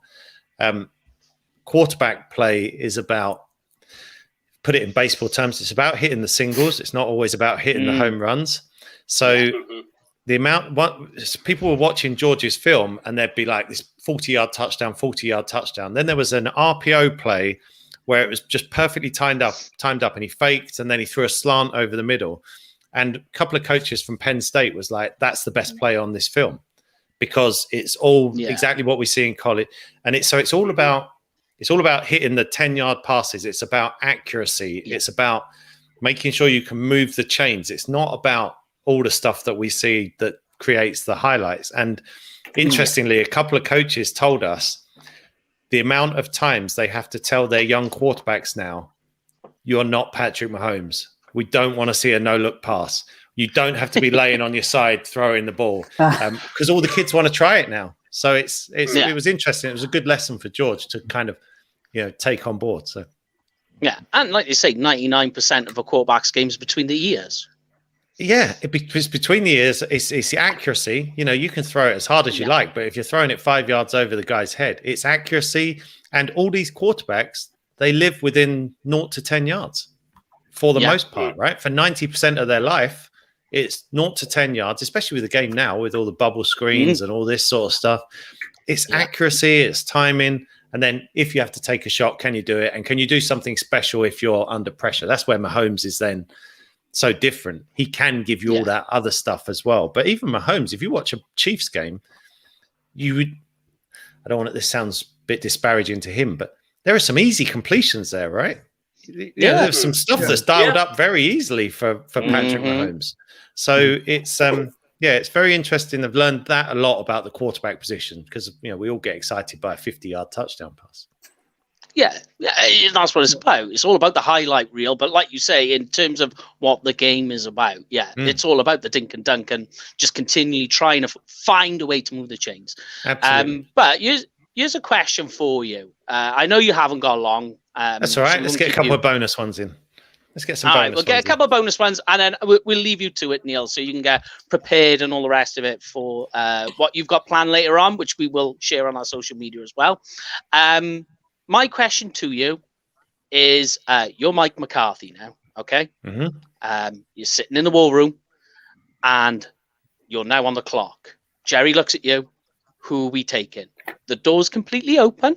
So who are you going to take? Well, we've had the Kyle Pitts conversation, so I don't think he's going to be there. I think the Cowboys are very nicely situated because there's going to be a run on offensive players. You know, we know the defense was an issue last year. I think the offense can be elite again with all the talent that's there. So I'm going Patrick Surtain the second. I'm old enough to have watched his dad. I think cornerback would be a good one. So whether it's Surtain, I mean, the Cowboys are going to have one of the top defensive players in this draft, possibly the top defensive player in the draft. If you take the 5 quarterbacks could go early, a couple of receivers, Pitts, Penei Sewell. So, you're right there in a great position. So I think Surtain, JC Horn, Jalen Phillips off the edge. Yes. Again, there's some concerns there. And also, I wonder actually with the Cowboys, whether they could take Caleb Farley in the second round if he slips, take an injury risk like Jalen Smith, right? That panned out. Yeah. But I think and they go on, sorry, Neil. No, I was just gonna say I think secondary cornerback would be my thing. I like Diggs back there, but I don't think there's huge amounts else. So I think that would be a good position to attack. But then a pass rush can help out a secondary as well. So one of those two, but definitely defense. I think that's going to be the most realistic option. All right. And we'll leave you then with this question because, as I say, I know you're a busy man today. The last one for you is we got a question from Paul, who's part of the show but not on at the moment, is of all the draft picks in the last 10 years, which one shocked you the most, was the most unexpected? Crikey. It's hard to think off the top of my head. Trying to think of ones that have. I can't think of one off the top of my head. I'm trying to think. There's so many. No. Oh no! Do you know what I mean? For a cow. Oh, go on, Neil. No, just let me answer it this way because I think the way and this is a cop out because I ask this question. No, I ask this question all the time to people. Who's the greatest player you ever played against, or what's this? And it's really hard on the spot to kind of think of one that sticks out. I'll just say this. I think every year I'll see a mock draft, right? Or I'll look at mock drafts. And I'm doing my research for Sky, and I don't really go into who's in round 4, 5, 6, 7. I mean, let's be realistic. I'll be sat watching it at home like the rest of you. So I don't need to do that at this stage. So I kind of have all the same names that are in the mock drafts. And every year there'll be like 3 or 4 names that I was like, well, that one's never been mentioned in round 1. This one's never been mentioned. And everyone's like, this is the 5th receiver off the board. And then they'll go the first of the wide receivers. So that is a total cop-out. All I would say is expect the unexpected. We've seen it so many times. I would just go back. One, I was absolutely positive that the Miami Dolphins were going to take Brady Quinn at quarterback. And they didn't, and he was absolutely stunned himself. That was way back in the day. Dolphins have had some head scratchers over the years. They really have, with various. Who was the edge rusher from Oregon? What was his name? They took one a few years back. I know what you're on about. I can see the face. He played a few years, and I was expecting them to take a really good offensive tackle or something. I thought they were going to take Lane Johnson. And then they took, I can't remember his name now. He didn't do very much in the NFL. Let's put it that way. So, I think my team disappoints me quite often on the draft. What a depressing way to end. I know. Let me just say, everyone should be excited about the draft, but they should also know your team could take Patrick Mahomes or Mitchell Trubisky. They could take Josh Allen or Josh Rosen. So get excited, but also be careful. You know what? Google it was Deion Jones.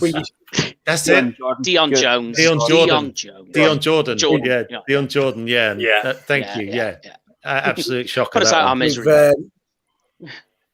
We Neil saying about the mock drafts. I think one thing we always have a bit of a laugh and a joke about. I love how it always tends to be more the American sites, don't they? Do them 12 months in advance, and you think you know within a couple of weeks they're going to get ruined, and then all of a sudden one trade happens early, and then it just spirals, and you think you've spent months doing these 7 mock drafts, and they're just ruined within the space of 20. It's just brilliant. It is. It literally fall apart like a house of cards. Me and Henry Hodgson used to do those in the NFL UK. As we used to basically we used to have all these laminated cards, magnetic strips. We were in a war. Honestly, me and Henry are pretty sad when we worked together at NFL UK. But we always got it wrong. We'd be lucky if we got 5 right. It's unfortunate I can't turn my camera around so you can see the big 6-foot whiteboard I have on the back wall, yeah. And if you see it, you oh yeah, and it's got little stickers on it. I live a very sad life. It's sad. That I fully respect and appreciate. You're talking to a man who used to run to the newsagents, pick up first down newspaper, and because it had been sat in the newsagents all folded, first thing I'd do was iron it. So, anyway. But we are going to let you go. I know what the sports do to us. Exactly. We'll let you go, Neil. It's been absolutely awesome talking to you. Thank you very much for giving us your time. Doing our 24-hour show for the draft and all in charity for the NHS. The only last thing I'm going to leave you with is what do you want us to send on to Jeff when he comes on our show later? To Jeff. Something from Neil to Jeff that he will get. Ask him, has he stolen anyone else's luggage lately? Because he had my suitcase at the Super Bowl for about 3 days a couple of years ago. Sat in his room, didn't even know he had it, thought it was his, didn't even open it, thought it was his suitcase, and I'm wearing the same clothes for 3 days. So please ask him about Suitcase Gate. I would love to get his explanation. Suitcase Gate. Yes. I will. I'll even make a little graphic on you. Hashtag Neil Reynolds Suitcase Gate. Absolutely. Thank you. No worries. No. Thank you, Neil. It's been a pleasure talking to you, mate. And we will be watching you on Sky as always and listening to the podcast. And hopefully we'll get to speak to you again, mate. All right. Brilliant. You guys are doing a great job. Thank you. And thank you, Neil. Good luck, mate. Thanks, Neil. Take care. Yes, so there we have it. The great Neil Reynolds from Sky Sports joining us. Thank you for all your questions and comments as well. A lot of fun to have him on. We will do our best again to have him on with us, and we will do some sort of work around. The good news is we have the Godfather who has all of his contact details. So the Godfather there, Jamie Smith, best mates now with Neil Reynolds, as it turns out.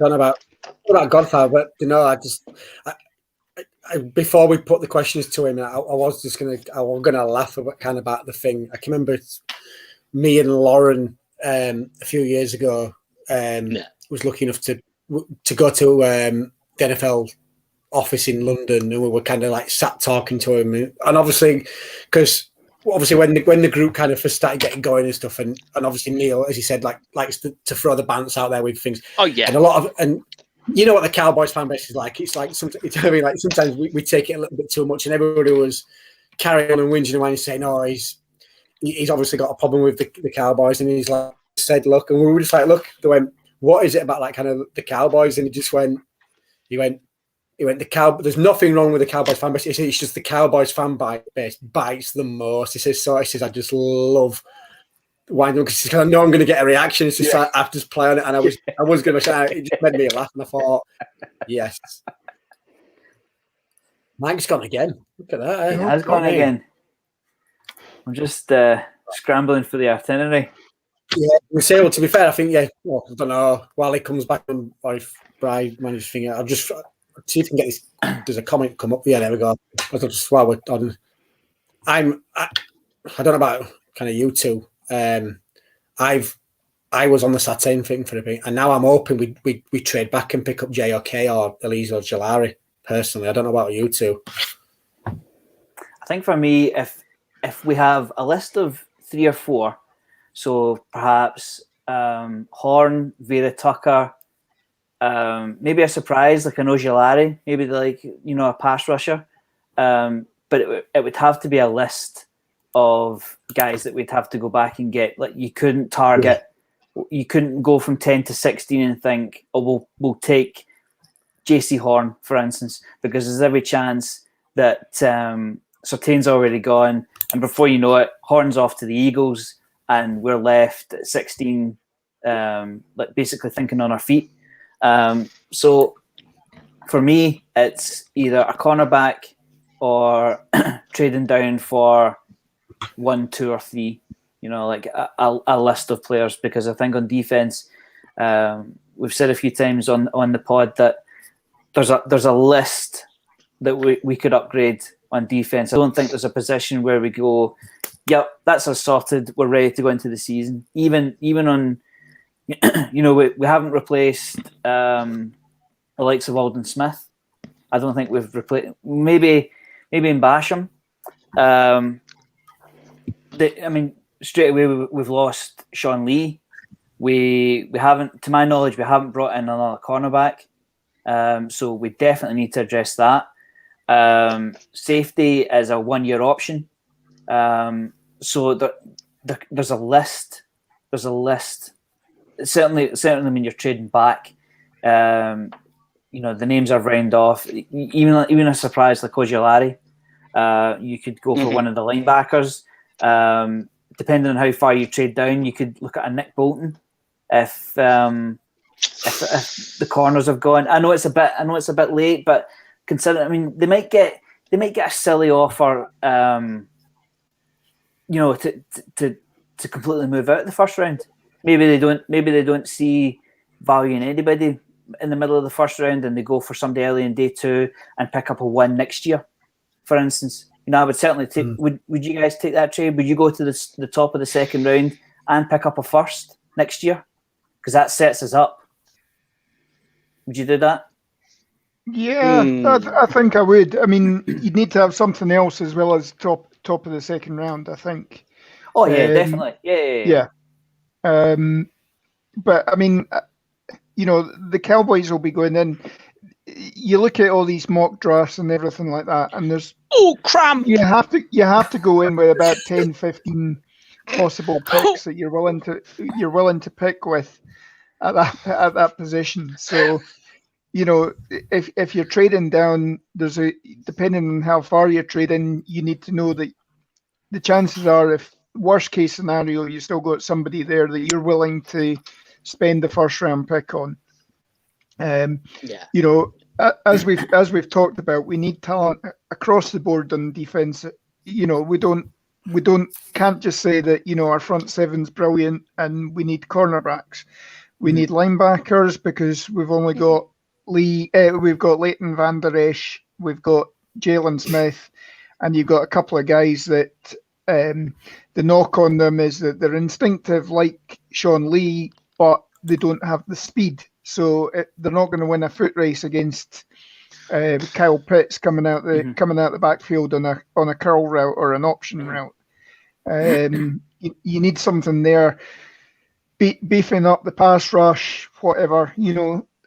Again, we don't want to be talking about Kwity Paye, but he's certainly an issue.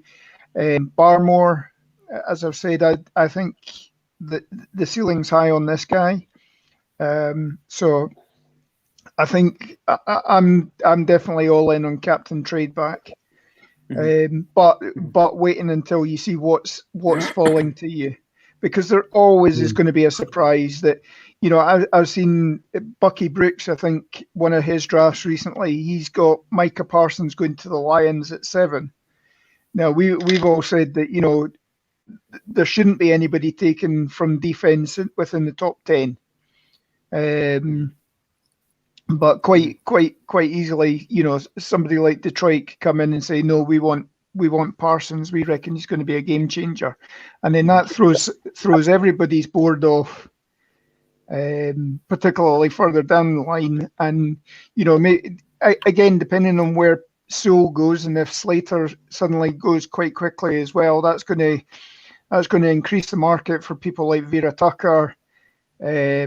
Possibly even you're going to see guys like Cosmic mixing in. So anything can happen until it's your pick and you know who your choices are and whether you're happy to move down. Don't fire your guns off too quickly. I think it was just talking about trades. I think it was 2 or 3 years ago when the Ravens moved up to the first round from early second just so they could get the 5th-year option on Jackson. And I thought that was a really, really clever move. You know, they've only taken the first few steps, but it gets them Jackson for that one more year. I mean, like, I don't know about you guys, but my favourite pick in the draft is the first pick in the second round, because whoever's sitting there has had all night to go home, sleep on it, reset their board, have a good think, and look at their board and think, right, who's falling out of the top, out of the first round? Who can we get as a proper value pick for half the money? I just think it's such a great position to be in that you can go and actually stop the clock, have a think about it.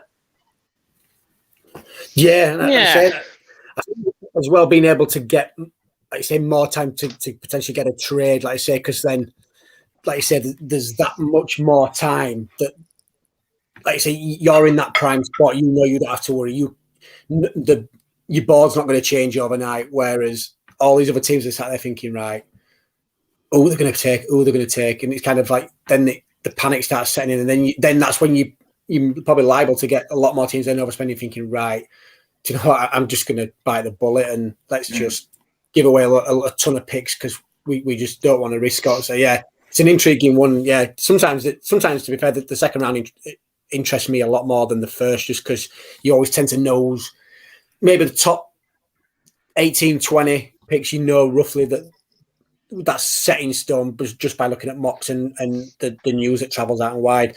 So like I say, but anything from that is just, it's falling to the mercy of how the first round falls out, doesn't it? So I always like the second round onwards more. Yeah. Here's one for you. I quite like this one. I want to get your choices here.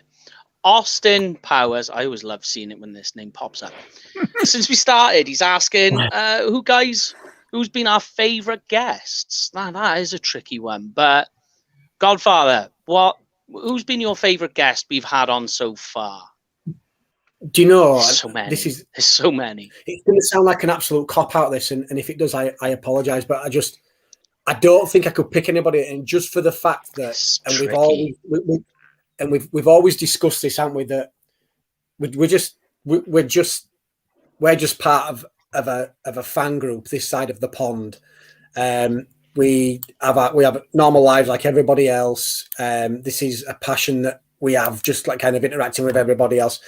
And for the people that we've had on, so we've had galore, we've had ex-players, we've had people from all within the Cowboys, organisation, NFL organisation, and it's just that everybody's got their own story to tell, and that they're willing to give up time to come on a fan group podcast. Do you know what I mean? And so I don't think I could choose one. I think if we kind of went for a story, I think it was probably maybe the one when we had Barry on with like Lincoln Coleman and stuff, and he asked us to stay on for a beer after, and that was just crazy. Just started having a beer and just and having the stories. Yeah. Can we bring this question up? Can we bring this question up in 5.5 hours' time? I was just about to say that. It's going to change. Maybe just 6 hours' time. That was fun. But go on, Gray. It's Jane Slater. I think Jane Slater was. She is the go-to gal for NFL Network when they're talking Cowboys. Her career is going leaps and bounds. You know, I've seen her been sent out to Tennessee as well, covering other teams. So it's not just the Cowboys. I always think she talks so well. She never says a bad word about anybody. She's always so positive. But to see somebody from NFL Network come on and talk to a bunch of British guys about their favourite team, I just think it's, like Jay said, it's colossal. You know, it's huge. It's a huge privilege for us. It really is. And sorry to quickly jump in, Mike, and not forget, just because it looks like we've got quite a few people like still tuning in, so it'd be good to kind of air everybody else's thoughts and we can throw them up on the thing. Because good point. Who has been your favourite guest? Sorry to jump the board there. No. I like that. That is a good one. No, but let us know in the comments who's been your favorite, because the only way we get better is by you telling us. But hit me with it, Bri. Who's been your favorite guest? I'm going to cop out and say I can't name one guest. I'll give the funniest guest moment though that we had, and it was basically we had Taylor Stern on. It was the first time we had Taylor on. I think it was October, November of 2019, and literally Brad Sham was walking past Taylor's office, dropped in, and Brad Sham dropped a bomb on Lauren, and just literally. By now, see it. Like, it was just... you can't make this stuff up, you know? Like, Brad Sham is the voice of the Dallas Cowboys. And he dropped and just, you know, as if he knew us all our lives and just dropped it. It was phenomenal. It's funny because, I will not name a single guest. Yeah, I mean, for me, Brad Sham was funny, and funnily enough, like just so people are aware what an amazing character Brad Sham is, he literally left us a message that we woke up to this morning to ensure everything was ready, everything was fine, prepped, and that he's still good to go. Like, that's just Brad Sham all over. Does not matter. He will be there. Lorne, I know you've probably had the shortest tenure with us, but what's been your favourite guest so far, if you've got any? Commenting alongside, I think Shannon Gross. I've that interview that we did with, or podcast that we did with him, was certainly, you know, he was able to bring us up to date stuff about what's happening in and around the Star a bit. As a sort of viewer, and I would again sort of say Jane Slater, even Taylor Stern, the last time she was on, just after she'd left. You know, the one thing I like is that everybody that we speak to, you know, with American football, you can have an opinion, and you're neither right nor wrong. And you know, the one thing that I've loved about all the Cowboys podcasts is that Derek has taken guys like Sidney Durso, Kelsey Charles, Lindsay Cash-Draper, everything like that.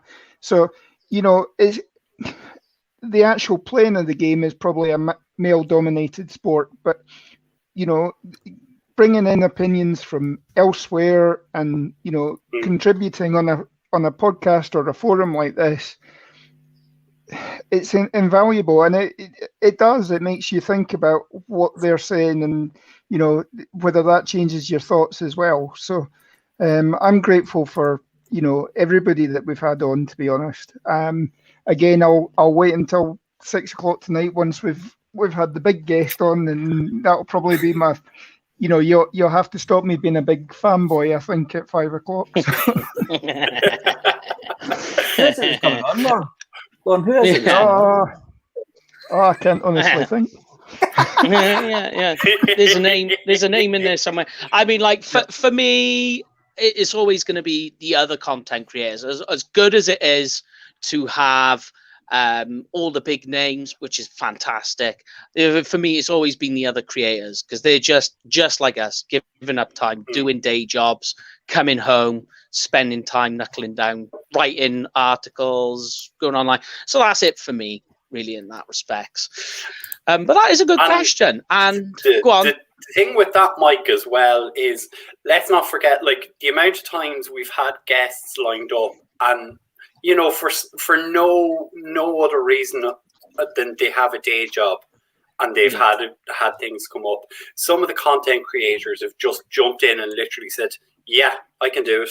At 5 minutes notice, at 10 minutes notice. That's phenomenal, you know, that they can do something like that. Yeah. That is very true. And we appreciate them all, you know. And like I say, just obviously from like kind of the stories of trying to get, like, just for example, just like guests on here, and it's like you mentioned earlier, Brian, like I say, like, just even with, like, I mean, like, people like Derek and everything vouch for us if someone queries about the group, and like literally say that the UK Cowboys fan group.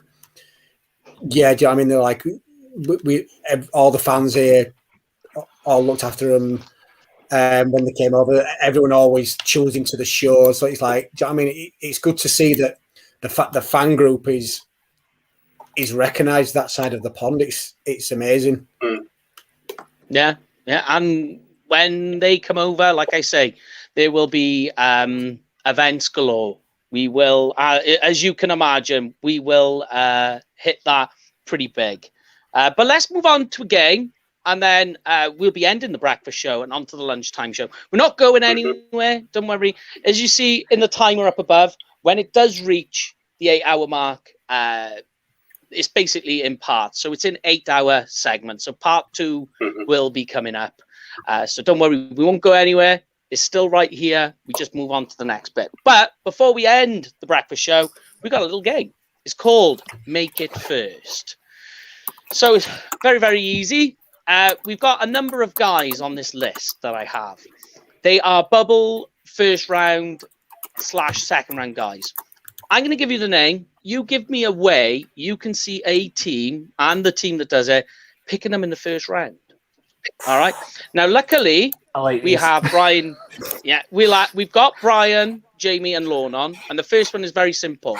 How do you see? Make this guy first. Sam Cosme.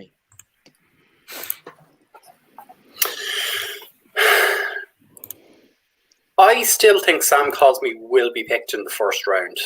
Okay. Because for me, you can, and everyone says it. Jerry said it. Mike McCarthy said it. Stephen said this at their pre-draft press conference. You can never have enough O-line men.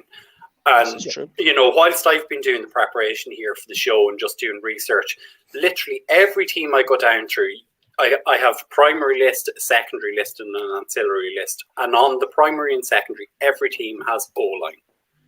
Sam Cosme will be taken by a team in the first round because you can't pass them up.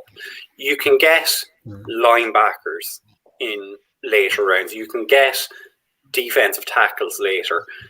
The better offensive tackles you need to take inside the top 50 picks. And that's why, if you look back at last year's draft, there was maybe 4 or 5 that we had going in the top 16, and then there was 4 more went in the bottom half. That will happen again this year, and that's why Sam Cosme will end up in the first round. I think now that you've got the Ravens trading Orlando to the Chiefs, and they've got 2 picks in the first round now, they need to replace him on the offensive line. So they're certainly looking for an offensive tackle. If you think that guys like Slater, Darisaw, Penny Sewell, all of them will have gone, and Vera Tucker's likely gone early on as well, I certainly think Cosme's up there. And I mean, again, going by what he did in the bench, I think it was 38 reps that he did as well. That certainly pushed him up into consideration for the first round. And again, the mock drafts I've been doing, if it's not been first round, it's been late, very early second round where he's been going. So it's definitely a possibility, and I could see him end up in somewhere like the Baltimore. Yeah. Okay. My next one, make it first. Running back, North Carolina, Javonte Williams. You know, I have him as my guy taken first. He's the first running back. Yeah. Do you know, we had a conversation about the other week, and you blew me away with one of his stats. So he's moved up to my favourite running back in this draft. But the notes I put on here is it's not happening. Regardless, I can only see 2 running backs at most going in the first round. I just don't see it happening. I think he's a early to mid second round. I just don't see it happening whatsoever tonight. Yeah. Okay. I think the only one that has a definite need for running back first round is probably Buffalo Bills. And I've certainly seen that they've been talking about Najee Harris possibly being a pick of somebody like the Cardinals. Give David Johnson a break. No, David Johnson's gone now, so it's Kenyon Drake, isn't it? Kenyon Drake, yeah. Give somebody a take on a lot of the bulk and use Kenyon Drake as a bit of a sort of change of pace back, which is something he excelled in the early part of his career. The Bills, I could see them taking somebody like Najee Harris, to be honest. So, but you don't know until if you get your choice of any three, it certainly could be him. So, the Buccaneers at 32. They have Leonard Fournette on a 1-year deal. Ronald Jones, nah. Keyshawn Vaughn, that's where it could happen. Yep. Yeah.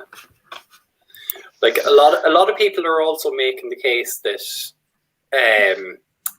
Pittsburgh need a running back.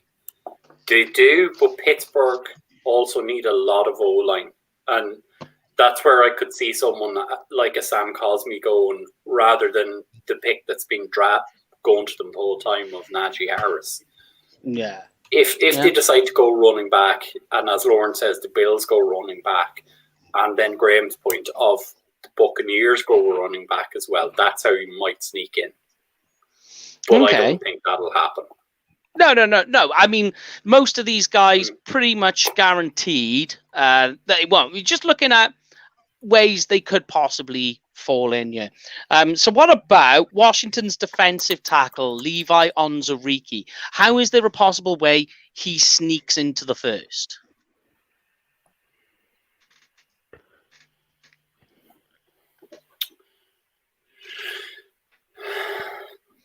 Tricky. It's tricky. Teams are going to need interior defensive line as well. I think it's pretty much established, and Lauren, you'll be able to talk better on this, on the difference between 1 and 3 technique. I still can't get my head around it. But teams are still going to need defensive tackles. And depending on where Barmore goes, if Barmore goes before 16, the team is going to get freaked out and might jump for him. And that's where it might come in. In terms of the specifics of playing the position, I defer to Lauren. I know Lauren has played the position and knows it.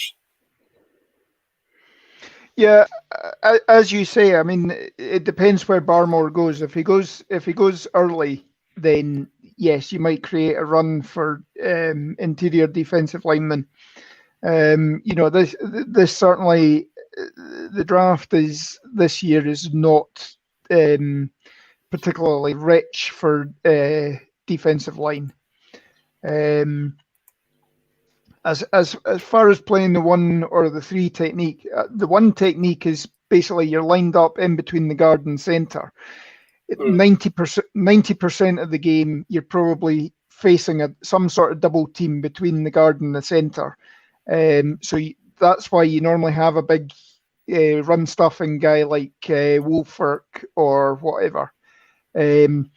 The 3 technique is normally somebody who can, a bit like Leon Lett was, that can get into the backfield and create the disruption there, making quarterbacks sort of have to bring the ball back down and sort of try and escape the pocket. It's all very well if you've got your defensive ends coming around the outside, having somebody that can come up in the middle and take the quarterback's options and make him hold on to the ball a bit more. That's something that the 3 technique would do. When I was playing, we certainly had a guy who was very good at that.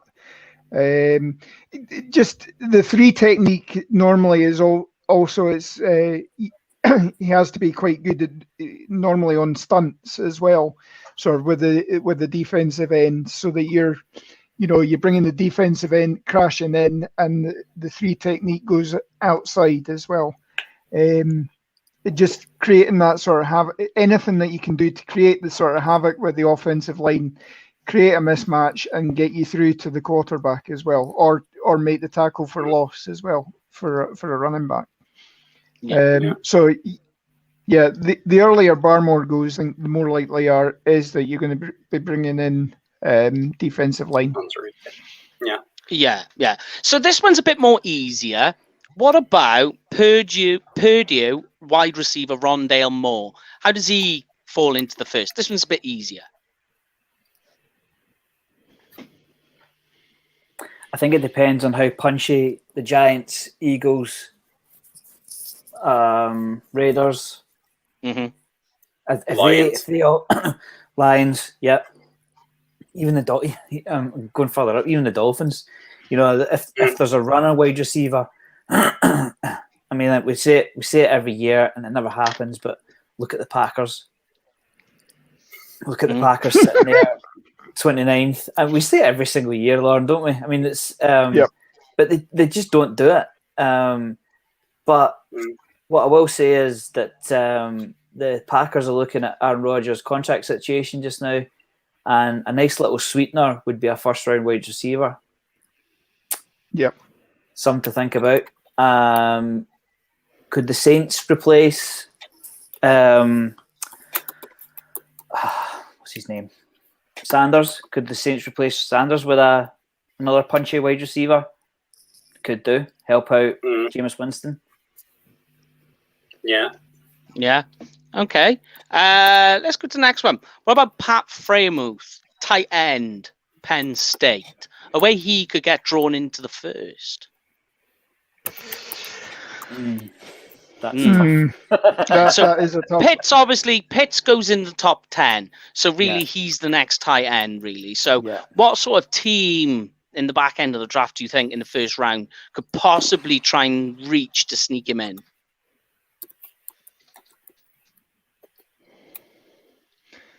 I'm really struggling on that one. I mean, certainly you're talking about the tight end group is quite good for the first sort of 2 or 3 rounds, and then it's the drop off is quite considerable. Obviously there's quite a drop off from Pitts to everybody else as well. It's very difficult to see somebody like Freiermuth coming into the first round, to be honest.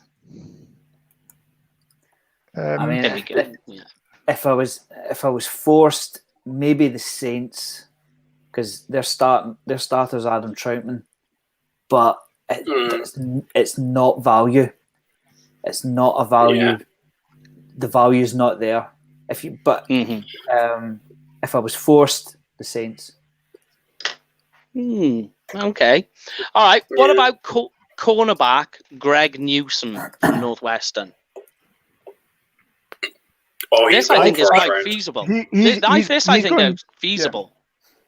Yeah. He could go inside top 20. I think he would have been probably fourth pick after Fairley, Surtain, and Horn if Fairley was fully functional. Now that there's question marks on Farley, I certainly think Newsome every time I do a draft, he's going about mid-20s, and I can see that quite happily happening. Especially for a team like, say, Seattle, who they don't actually have a pick, but they're still trying to look at ways of getting into the first round again. Anybody that's running a sort of cover 3 defense, that's what he basically did through college. So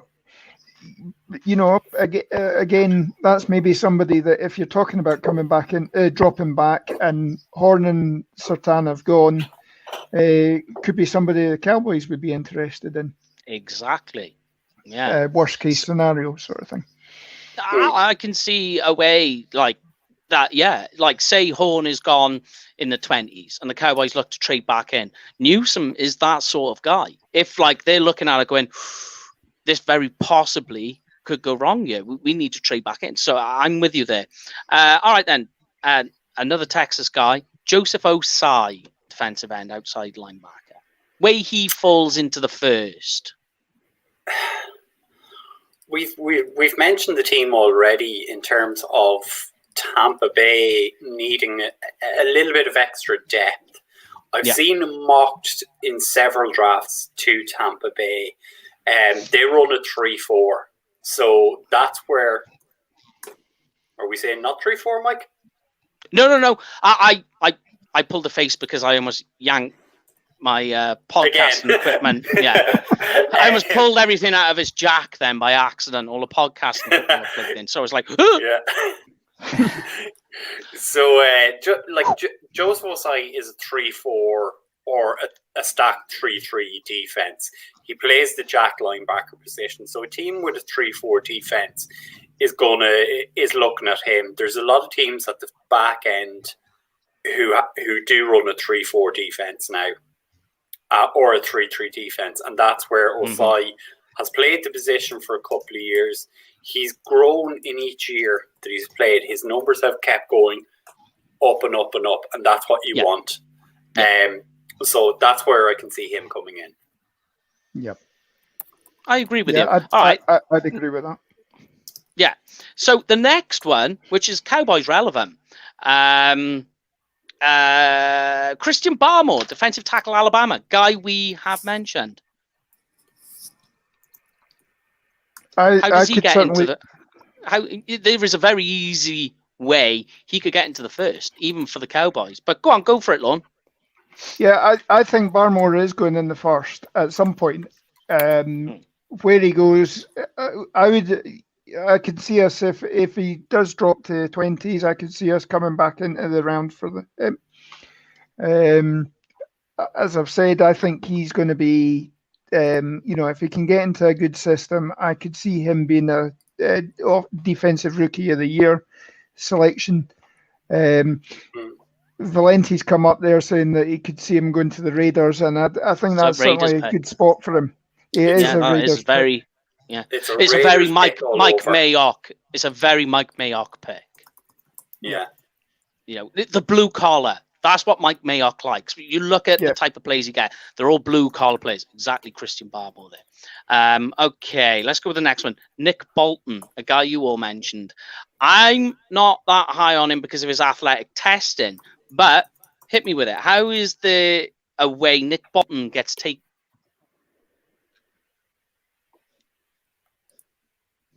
Did Mike freeze? Did I freeze? Yeah, I think so. I think you froze mid-sentence. Oh, I do apologize. How does Nick Bolton, linebacker, Missouri, the Miz, how does he find a way to get taken in the first? Go on, Lauren. He's your guy. Again, it all depends when the linebackers all start coming off the board. Yeah. Again, it's picks sort of about 15 onwards could be where the linebackers are starting to run off the board. Guys like Jamin Davis and what have you, they're being talked about as maybe coming in the first round as well. He's on this list too. He's likely to be one of the first linebackers picked, and then I think Bolton's, he's a sort of Sean Lee guy. He has the knowledge and the traits that way. He's maybe not got the physicality and the speed, etc. But certainly, as soon as linebackers start coming off the board, it can often create a market for anybody. So. Again, it's somebody that is a potential late first rounder, I think. Yeah, I mean the next one. Before you get into it, I'm going to give this one to Brian. Florida State's cornerback Asante Samuel Jr. How does he get into the first? Again, talented. He's talented. I'm not going to take that away from him. It depends on if a run starts on cornerbacks. So if you see, obviously, J.C. Horn, Patrick Surtain are gone before picks 12, 13.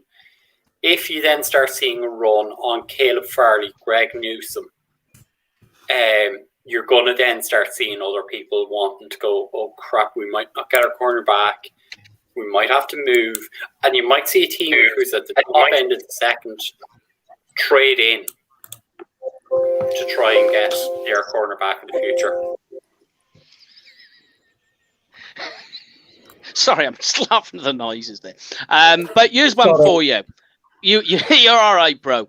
The next one, who we just mentioned, Jamin Davis, linebacker, Kentucky. Athletic testing enough to be able to make him a first-round pick, do you guys think? Yeah, I mean, again, he's been rising up the boards from, Very initially. fast. Yeah, initially, I mean, he was told he'd probably be a priority free agent. Then was told sort of a 5th, 6th rounder. After his sort of pro day, there's been rising. He's been rocketing up the boards. He has, yeah. There has been a hell of a lot of talk about him being a first-round pick. Again, you're probably talking in the 20s, where it's, once all the sort of blue chip first rounders have gone, and you're starting to pick guys that have got a 1-2 grade on it. I think that's where you're talking. Again, that's where you're talking about. And I mean, he's just his game tape as well. He does have a knack for knowing, just making plays, getting in and being a disrupt force. So I mean, that's going to get a lot of defensive coordinators quite happy with him. Yeah. Let's go for one more, and that will end the breakfast show. And then we've got another guest coming up. Let's go with Kyle Trask. How do you guys foresee a way Kyle Trask gets into the first? And this one's a tricky one. Do you know what, Mike? I'll read what I wrote for this. Not happening. Not a first round talent. If the Bears or the Pats don't take a QB in the first round, then look for them to make some moves in the middle of the second to get him. He's not a first round talent for me. No. We're just looking at ways it could very possibly happen. But you can say it was just that would. Sorry, I can say I just can't see it happening whatsoever. Even if it was the only quarterback. The only way I see it, to be honest, is somebody like the Buccaneers, who have pretty much got their roster, the entire roster from last year back for next year. So they've got a luxury that anything that they pick is basically going to, it's going to have time to develop. They're picking at the tail end of the first round, so they're not reaching for a player as such. It's somebody who's going to be able to sit behind Brady, learn the system, because Arian's system is notoriously, it's not QB friendly for somebody coming out of college. They need to sit and learn, take the mental reps for a year, and then, do something like Pat Mahomes and come in on the back of Alex Smith's career and what have you. So Bucks is where I could see it happening. Particularly if we do get the potential 5 QBs going in the first sort of 10, 15 picks. Yeah, definitely. But that is a very delicious way to end the breakfast show, guys. We are officially now out of the breakfast show. Welcome to the lunchtime show. See how that worked? The transition was so smooth. Smooth with a capital smooth. All it took was a click and we were out of the breakfast and on to lunch. But we are going to start with a sneaky guest, part of the NFL UK segment. So he is part of the Green Bay Packers. It is, of course, the great Sir Ian Wilson. To talk about Green Bay Packers, if you notice, there's a Wilson connection. Yes, he is the senior of the Wilson duo, yeah. But welcome to the show, sir. How are you doing? I'm fine, thank you. How are you? Oh my God, you sound like Graham. This is going to be really There's a good reason for that. You should hope that happens. I just have to. I just literally have to pop downstairs a sec. I will be right back. Brian, I'll let Brian and Graham take on this particular part. Just want you to give us your take on the Green Bay Packers draft last year and what you foresee this year. So I'll let you take that away. I'll be back in just literally 2 minutes. So before that happens, Mr. Wilson, we've obviously mentioned you several times on the show, please. But we'd love to hear a couple of stories about Graham and how he didn't fall in love with the Green Bay Packers and how he ended up with the Cowboys. And how bad do you feel about that? Well, as you say, I'm the guy who set him on the path. I hoped the path might lead to Wisconsin, but it didn't. I think at the time Graham followed football. The Cowboys were riding very high. They were doing very well. 3 Super Bowls. Great quarterback, great running back. At the time, Madden 92. Yeah, the Packers weren't doing. That's it. That's another one as well. That drew him in.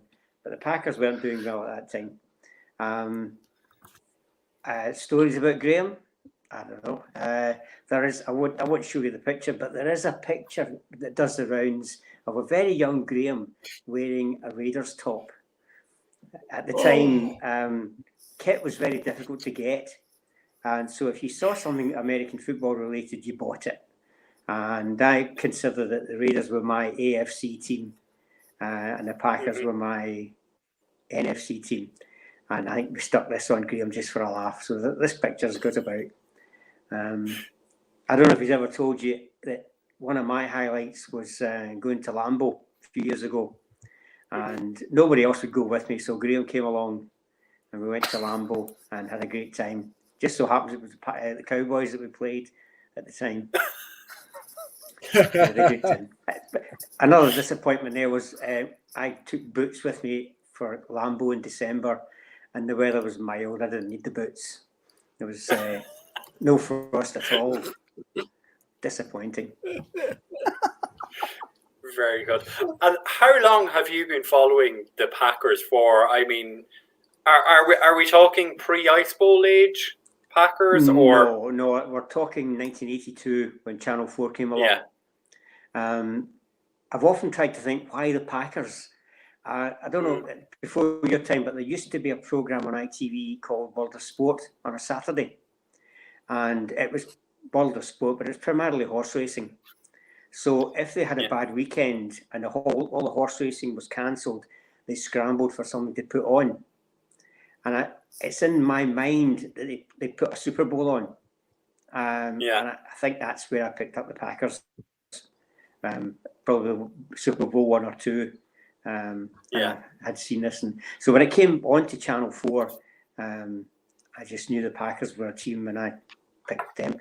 It took a few years for them to be worth watching because they weren't great at that time. It was Lynn Dickey. Receivers were James Lofton, who you'll know. John Jefferson was another receiver, but they struggled. And it was only they got better when Mikowski came along. And then when Mikowski went down injured and Farr came in, then just things took off, you know. And Can I also just add at this point that I went all the way to Wisconsin to watch Matt Castle?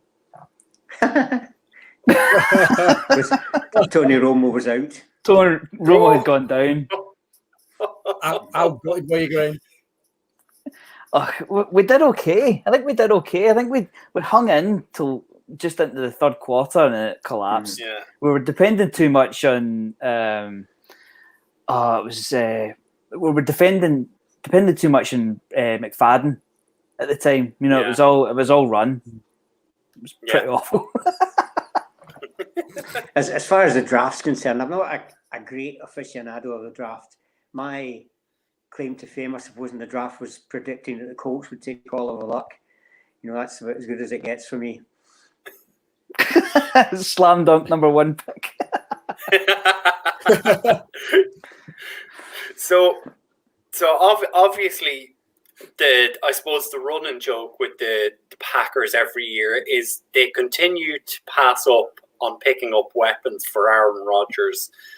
And I think we got a comment earlier that that they might take a punter or a long snapper in the first this year because it pissed off Aaron Rodgers is motivated Aaron Rodgers. So can you actually see the Packers doing what they should do this year? It depends what you think they should do. I mean, I was talking to Graham the other night. In the last 15 years, I think 20 years, the Packers have only once taken a receiver in the first round, and that was a guy called Javon Walker, who set the header on fire. They've done a lot better in later rounds. I mean, like the star was Donald Driver, who was taken in the 7th round. They've taken Adams in the 2nd, Jennings in the 2nd. I think that they always say that the Packers go for the best player available. And that's why I think they took Love last year. I don't think it was to piss off Aaron Rodgers. I think they go for the best player available, and they look 2, 3, 4 years down the road. And it has served them well. I mean, over the past 25 years, we've been knocking on the door, you know. And I think I'd rather be knocking on the door every year than going from Super Bowl to the first pick, you know, the next year. Yeah. But I do apologise. I had to pop off there. That's no problem.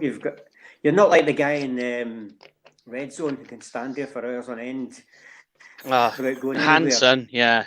That's crazy. Yeah, that is one crazy stuff. Yeah. I think he's got something in behind that lectern. a stadium pal. But I mean, we have throughout the day NFL UK segment. We got most of the NFL UK teams coming on, giving their picks. So you giving us your Green Bay pick. So boo. That's what I'm saying. I think possibly cornerback. Because they've signed Kevin King to a 1-year extension. I think he was great in 2019, didn't do so well last year, and I think they're reassessing King. So they might go for a cornerback just in case King isn't the one opposite Alexander. Yeah. But other than that, I have no great axe to grind. I was going to ask you guys over your time, because I've been listening to a few podcasts and your draft knowledge is far superior to mine. What would each of you say? This is your chance to blow your own trumpet. What would you claim was your best ever draft pick? Where did you hit the nail on the head and even surprise people? With as in who I've picked for the Cowboys? You or anybody, or I suppose the Cowboys would be your first choice, but anybody. Who would you say I picked right there? Alvin Kamara. And I was trying to tell people, nobody listened, and I was like, this guy, I said, even for fantasy, he will end up being a top 10 fantasy pick, and everyone was like, that makes no sense. I was like, all right, yes, you watch. I'm going to say Trayvon Diggs. Yeah, I thought he was first round worthy last year, and we got him at 51, and I was delighted with it. So that'd be the guy I'd look at. Yeah, I suppose getting Dak in the 4th was a wonderful result, but I don't know if everybody if folk knew who Dak Prescott was going to be, he'd have been a first round pick. So I don't know if you can really qualify that as our best pick, if you know what I mean. Yeah. I'd have to think about it. Travis Frederick towards the end, and in recent history certainly, because I remember we got slated for taking Travis Frederick. I mean, I think at the time Mike Melk said he had a 3rd round grade on Travis Frederick, and he was on his way to the Hall of Fame before he retired. So that's certainly an occasion where the Cowboys have stuck to their guns and thought, nah, we're taking this guy. Yeah. Okay. That's what I. One sort of late round pick for me, and this is going back a long way, was what was it, 1988 when we picked up Chad Hennings. Now, back in '88, I used to get lots of videotapes sent across from relatives in the States, college games, NFL games, everything like that. And I remember getting a videotape of Air Force playing in the game. Seeing Chad Hennings, I thought, if he ever got released, but from the Air Force, I thought he was going to be a good pick. And when we picked him up, and you look, he wasn't one of the big stars on the defense, but he certainly provided depth. And he was one of these guys that just went around and did his job, and let everybody else do what they needed to do to make the most of their picks. Sorry, my dogs are having a wee bit of a stushy at the moment. So they disagree with you. They disagree with you. That's all it is. Yep. But I mean that's certainly going back. I've sort of obviously I've been following the Cowboys for over 40 years now. So I can certainly remember some of those picks where that was the tail end of Landry. So that was certainly I could have seen if Landry had been going for another couple of years, I think he would have rebounded.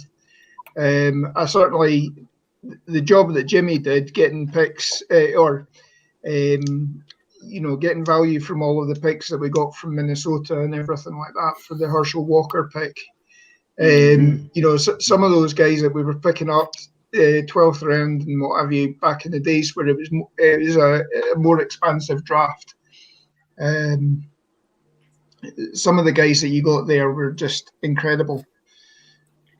Yes. So if we could bring it back to more of the Cowboys kind of connection between my dad and I.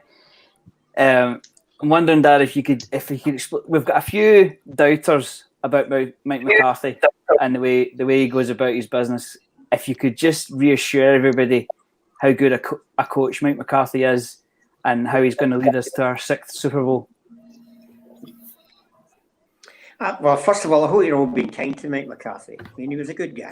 He is a good guy. He was sure and steady, I would say, McCarthy. Rarely did anything off the wall. One game I do remember, I think it was Matt Flynn was starting because Rodgers was out injured at New England, and we started the game off with an onside kick, and I think we recovered it. So he can do things which you don't expect, but I would say he's steady, hold the ship steady. He's not going to do anything too wild a lot of the time. But he was a good coach. I think his time had come. He'd done everything he could in Green Bay, and it was time to move on. It was all Aaron Rodgers' fault, wasn't it? The divorce.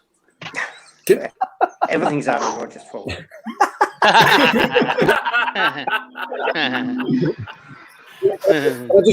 I just quickly say, because just quickly flip back to the draft picks. I'm just going to throw in a little bit left outfield if I can.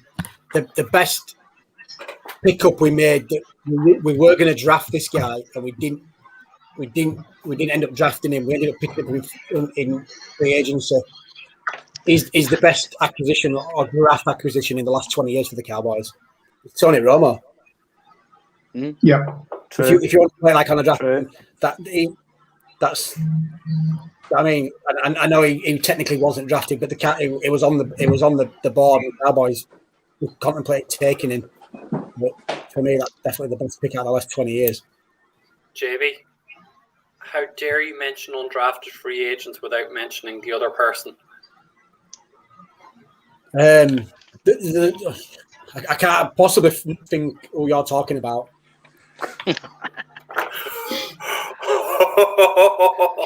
Hold on. Lyle Collins. No. Yeah, Lyle Collins. Yeah, we'll take that one, Mike. Yeah. Come on. Sean Lee. Sean Lee would draft him. No. He was drafted. No. The white jersey. The goat. The goat. I can just see blue paint on that wall. I can't see a white jersey. But just so you're aware, guys, we will be having as many of the NFL UK fan groups on the show, starting off there with the Packers and their choice. A moment, he's just popping back in because we'll ask the question to Ian from a Packers fan. We will just get what your pick is. We're going to get your definitive pick, Ian, and we will then, sir, let you crack on with the rest of your day. But the Green Bay Packers, with the first pick, are taking. Go. The cornerback. What's his name? Good question. Was it the guy we talked about the other night? Cornerback they're going to take, I think. JC Horn? Or was it Greg Newsom we were talking about the other night? Greg Newsom. Yeah. No, not him. I didn't write it down. Because I don't see the Packers trading up. I think we'll go early with a quarterback this year. Don't think the Packers will. Can't see it going again. Packers have traded up, I think, three times in the last 4 years. Oh, they've traded up, I think. Yeah. But yeah, okay. So that's what the Green Bay Packers are going for from a UK Packers fan. But yes, thank you, Mr. Ian. Sir Ian, we should say, for joining us. We'll try and get a tidbit from you off air that we can use to blackmail Graham with later on in the show. He's already dished them out, Mike. Good. Yeah, just to fill you in, I had a Raiders t-shirt forced upon me in my youth. Yeah. We're glad you didn't stick with that one. But yeah, we'll let you crack on. Leave you with this thought. Okay. Yeah. Right. I'll leave you with this thought. I'm quite happy to pay the fine. Yeah.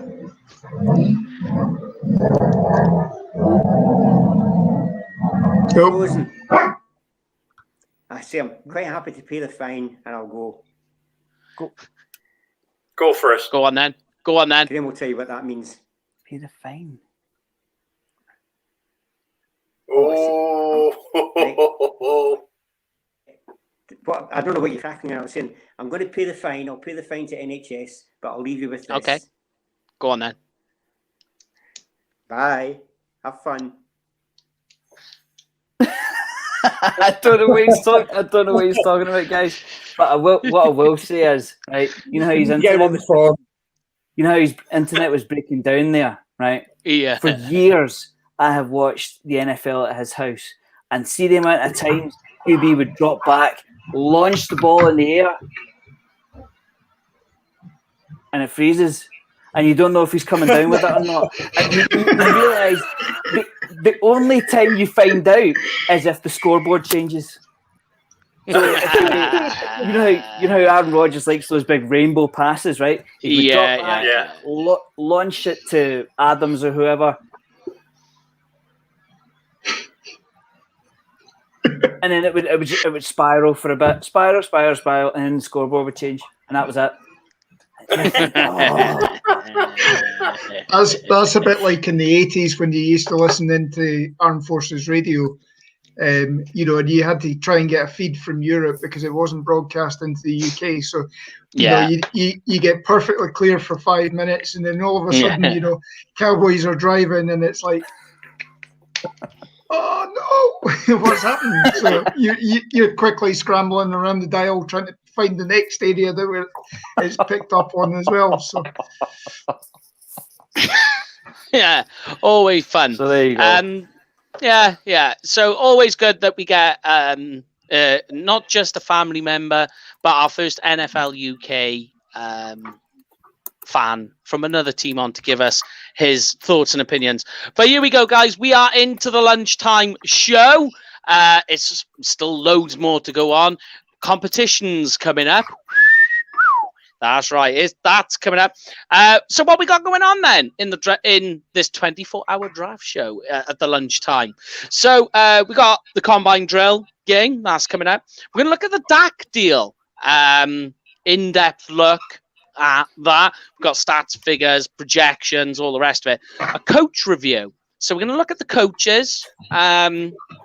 Take a butcher's at that.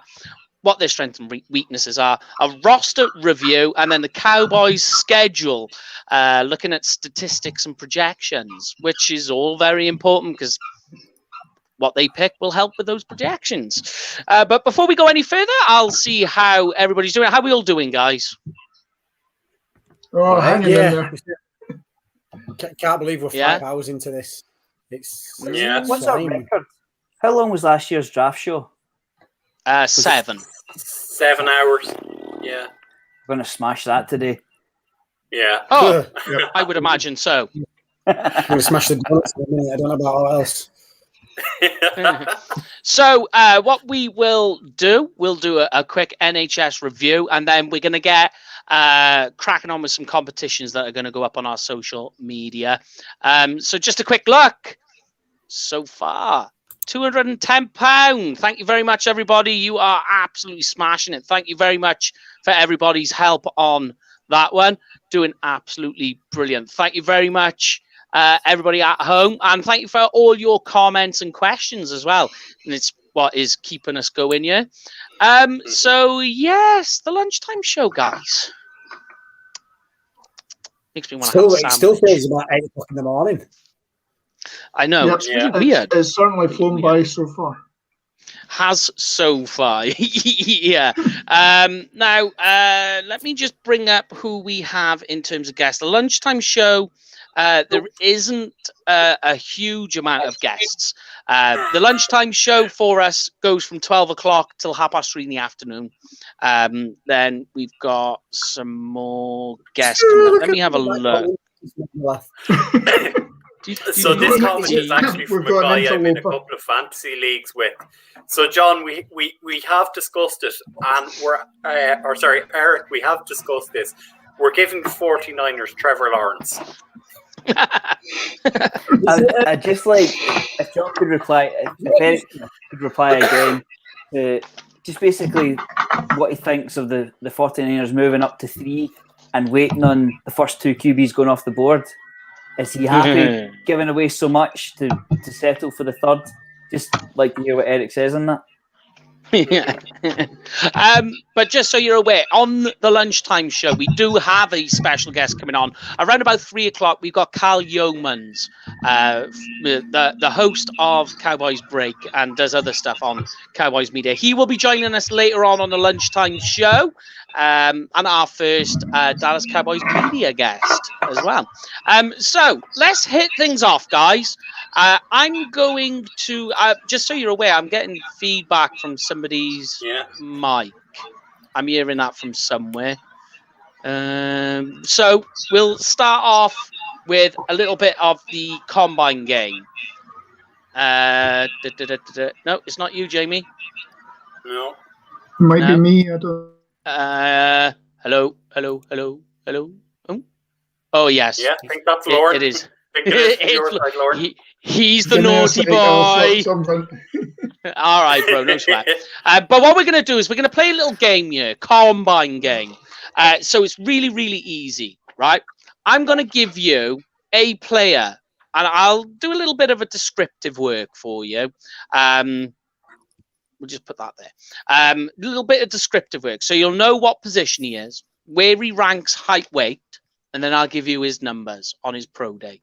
Now, it is very, very simple, so don't worry. Like, I will start you off with this one, right? This is how it goes. Some of them will be quite surprising, mind you. Okay, so we have a quarterback, all right? His height, weight ranks in about the 60th percentile, all right? But his 40-yard time was 4.44 seconds, ranks 99.9th percentile in NFL history. Who are we talking about?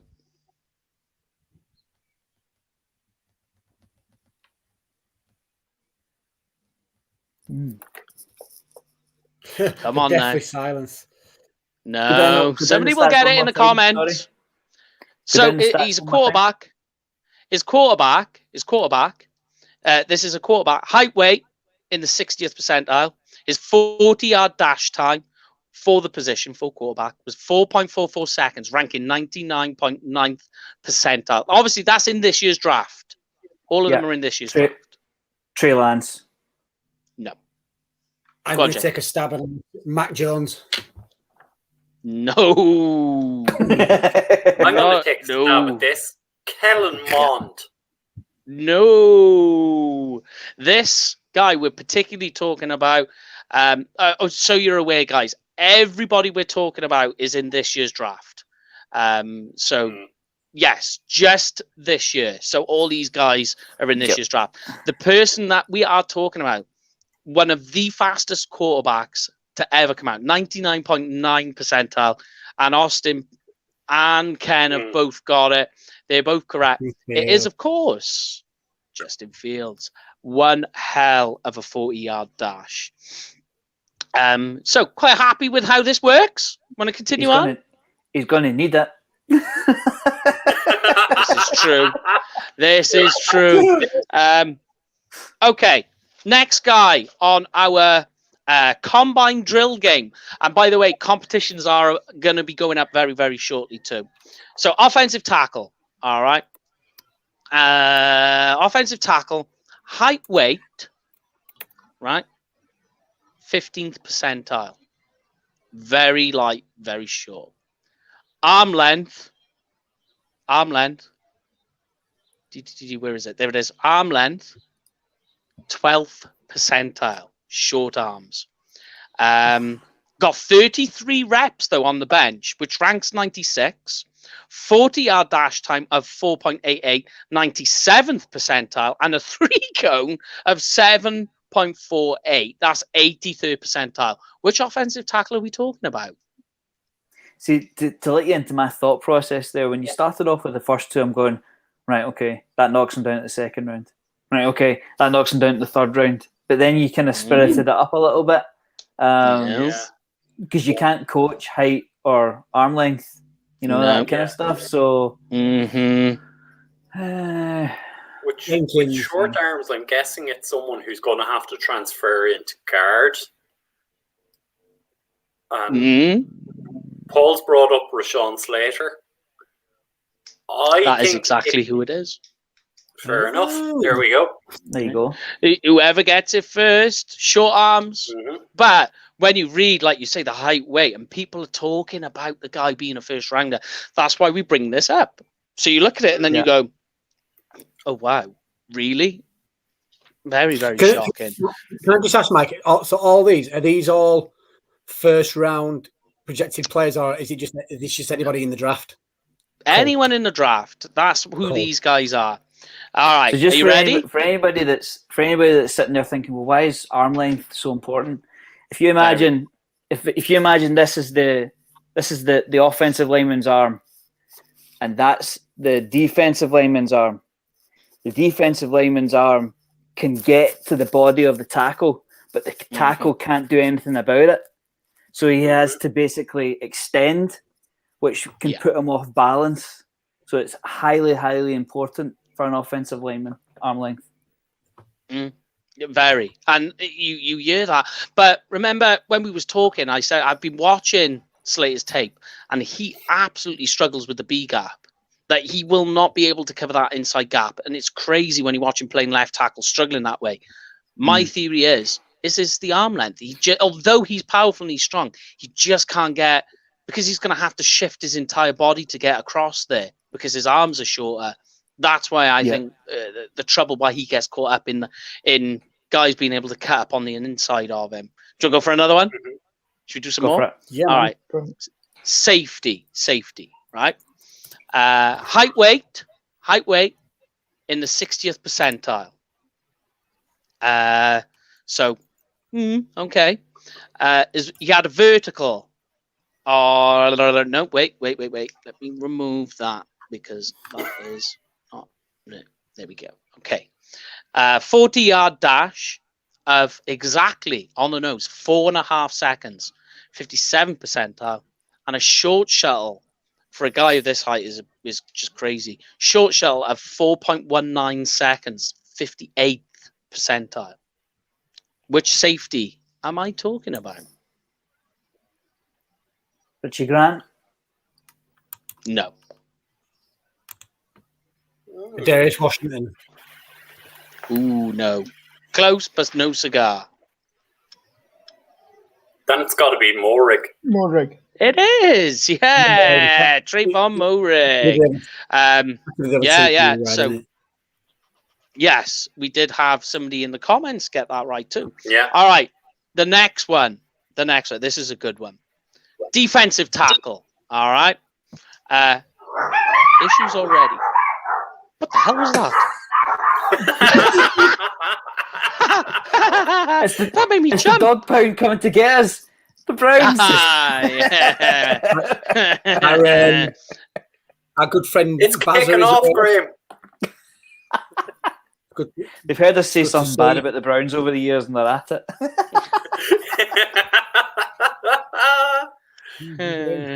It's a shame though they've replaced the dog pound with Chihuahuas. Wow, why is it keep going? It's good. Sorry, guys. You go for it, Jake. Go on. Take it. I keep trying to put the comment on, but it just keeps on flicking off for some reason. I don't know why it keeps going off. But it's all right. It's all right. You got it now. There we go. Our good friend Barry's awake. Yes, our sponsor and good friends over there. So, okay, here we go. I got one for you. Defensive tackle, right? Height, weight, as I say. Travis in the house. Travis Jr., say hello. That's great. Do you want a donut? Big man. Do you want a donut? I thought so. I want a donut. My breakfast, by the way. You can't have one. He's a special donut. Throw them over. But, okay. I know, yeah. Imagine I could throw that far. Actually, I wasn't that far from your home not too long ago. I was actually closer to you, Brian, than I was my house the other week. Yeah. Okay. Defensive tackle. Height, weight, guys. Height, weight. In the 30th percentile. Arm length, not even the top 10. His hand size in the bottom 3 percentile. But let's change things up a little. He has a broad jump of 117, 92nd percentile. Bench rep, 40 reps, 98th percentile. A 3-cone, 7.2, 92nd percentile. Who on earth could that be? Levi Uwanzuriki. Ooh. Close, but no. Jalen Twyman from Pitt. No. No, it is not Barmore either. Do you want to go and sit on the chair to eat that? Go on then. Sit it down then. What about Togiai? That is exactly who it is. Well done, Tommy Togiai. Yeah, very powerful lower bottom half. Let's find. I got a really good one here. Let me find this one, right? When you hear this, you will go, what? He's in here somewhere. Okay. All right. Okay. Offensive lineman, right? Height, weight in the 60th percentile. Okay. So vertical of 32 in the 90th percentile. Broad jump of 111 inches, 90th percentile. 40-yard dash, 4.86, 99th percentile. Short shuttle, 4.47, 93rd percentile. 3-cone, 7.33, 98th percentile. That's what Penny offensive Sewell. lineman is that? Penny Sewell. No. Nope. These are good measurables. That's Elijah Vera Tucker. Nope. Cosme? Nope. And Aggie wouldn't pick a Texas guy anyway, so it definitely wasn't going to be Cosme. It is people trying to come up with this. No, it's not Deontay Brown, Veritaka, Radons, or Dickerson, or Cosme. It's none of them. Do you want me to go over it again? Darasaw? It's not Darasaw. I can see those numbers. Those numbers to get the first round. First round numbers. It's one or two guys because I know I know you love these guys. It's either Tevin Jenkins or Lee Meikenberg. Nope. Get this guy selected. I'll go over it. I'll go over it again.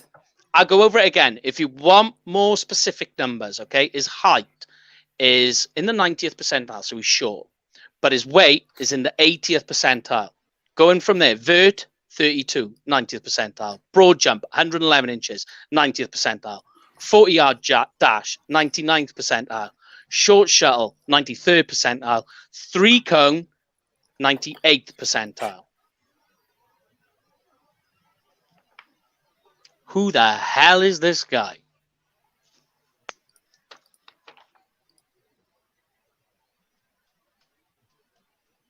It's not Alex Jalen Leatherwood, is it? Mayfield. It's not Jalen Mayfield. Who did you say? Sorry, Gray? Alex Leatherwood. Nope. No, is it? How about Quinn Miners? Boom! There you go. A D3 school inside offensive lineman absolutely blew his athletic scoring out the water. And after the Senior Bowl he had, you have to wonder where and how far this guy is going to fall before they end up deciding enough is enough. We are going to take him. Absolutely insane testing. When I seen it, I was like, holy, what a D3 school, map. You know. Mm-hmm. Okay, let's do another round. Dentists and accountants, though. It's the nothing wrong with accountants, Brian. Oh, I know. Okay, let's stick with the offensive lineman. All right, height, weight in the 60th percentile again. Arms are short, 13th percentile. But here's where it gets interesting. Are you ready? Broad, 117 and 98th percentile. Bench, 36, 98th percentile. There's a pattern growing here. 40-yard dash, 4.84, 98th percentile. Short shuttle, 4.39, 98th percentile. 3-cone, 7.35, 94th percentile. Everything in his athletic scoring is in the high 90s. Short arms, though. Very. Shorter than Slater's. So you're looking at someone to go into the inside. Yeah. I wouldn't like to kick this guy in. Ooh. Who's going to be the first to bite? So if you wouldn't like to put him inside, then we've already mentioned him, and I'm guessing you're talking about Christian Darasaw. No. No. Do you want a clue? Yeah, go on. Do you want a clue? Go on. Okay. Close to home. Close to home? Do we have any that's your only British or Irish players in this year's draft? I didn't say British. I just said close to home. Excuse me, I said Irish. Irish is also close to home. No, he is American. Don't worry.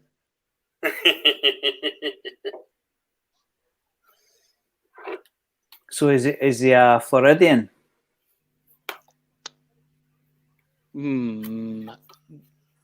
Okay, are you ready? Mind games. Are you ready Go for for this it. crazy athletic testing?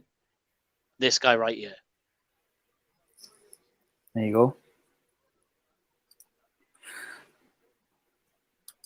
Yeah, Cosme. Oh yeah.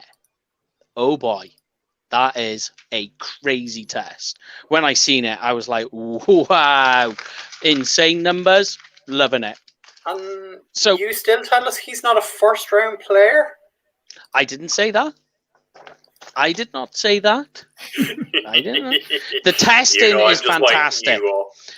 My issue with Cosme is just it's more the technique. Like if he went back to college, if he went back to college this year, I think that would have been absolutely great. And if you did, you'd be seeing this guy talked about like Sewell.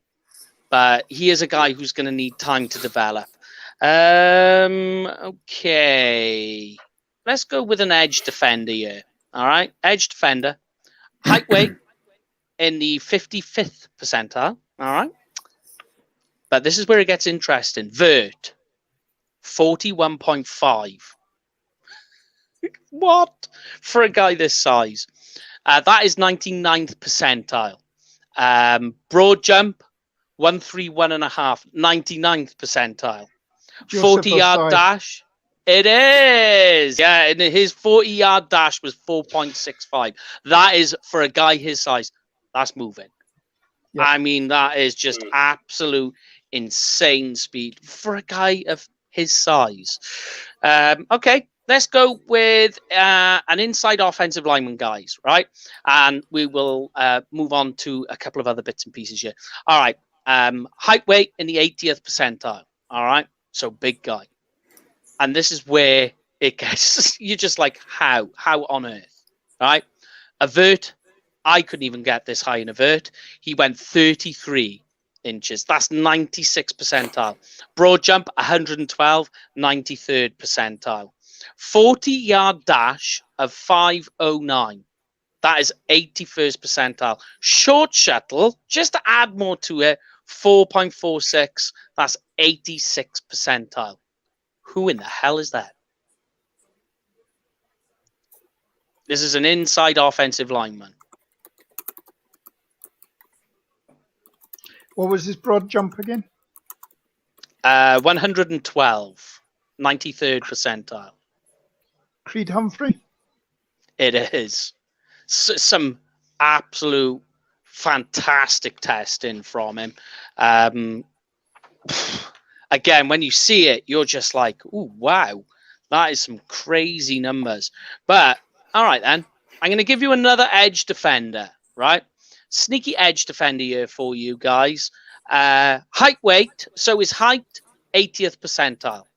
His weight, 46th percentile. His arms. All right, 34.5 inches. That's 88th percentile. Like big arms.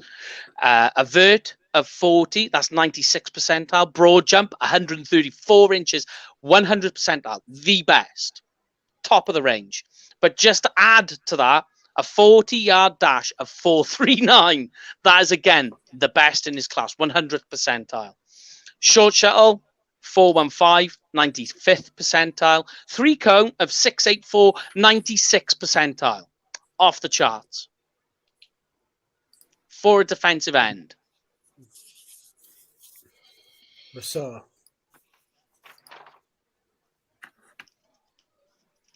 How about Owe? It is Owe.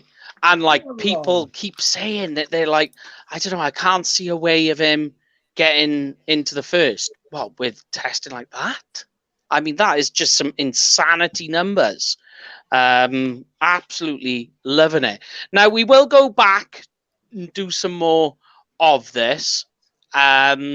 As we're getting into the 1 o'clock mark, what we are going to look at next is the Dak deal, guys. We will do more of the combine game. Don't worry about that. See if you people at home can guess who it is we're trying to describe. So don't worry about that.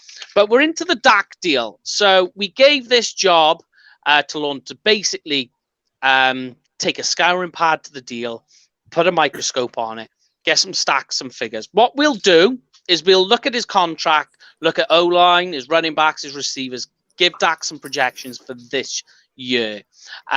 So basically, out of the top, with the Dak deal, Lon, just for the sake of looking at everything, just give us the top of the numbers of Dak's deal.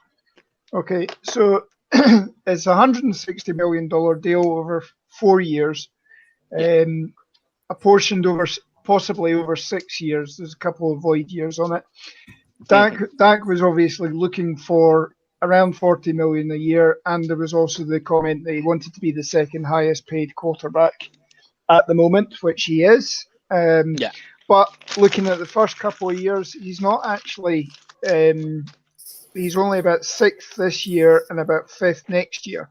It isn't until 2023 that it becomes the second highest, and then again his final year, if all being well, he actually becomes the highest paid on a year in, year out basis.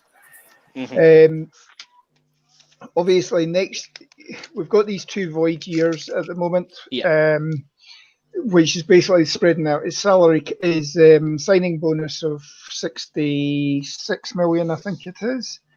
It's working out at 13.2 million a year for those 5 years. Potentially next year, he's only on I think it's only something like 20 million for his base salary next season, which again potentially could be rolled. Do what they've done with some of the other starting players, and you could pay him a bonus up front and apportion that over the remaining void years as well. The only thing being with that is that if he doesn't sign at the end of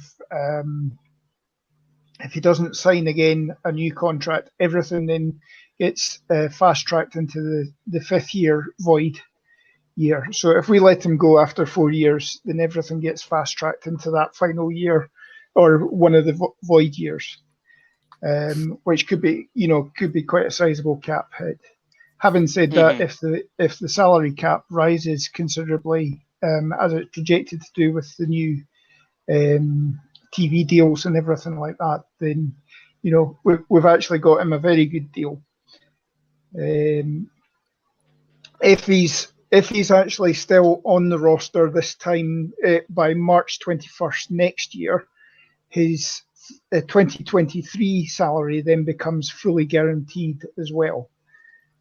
So again, if it worst comes to worst, he has a shocking season again this year, you can potentially walk away from it for a $39 million hit next year.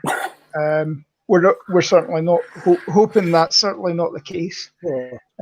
But worst comes to worst, you see what the Eagles are paying for Wentz to be on Indianapolis's roster this year. They're paying a similar cap charge, and you look at what Wilson was projected to be a cap hit for Seattle if they moved on from him as well. So all of this is in line with some of the big names, and there's nothing to suggest that Dak is he's still ascending in his progression and everything like that. I mean, God knows what his numbers would have been last year if he'd completed the full season. I mean, he was on record for something like 6,000 yards. Hopefully we wouldn't have been in situations where we were needing to pass for 500 yards a game. So I think we would. Well, I think we would with that. I think we would. Yeah.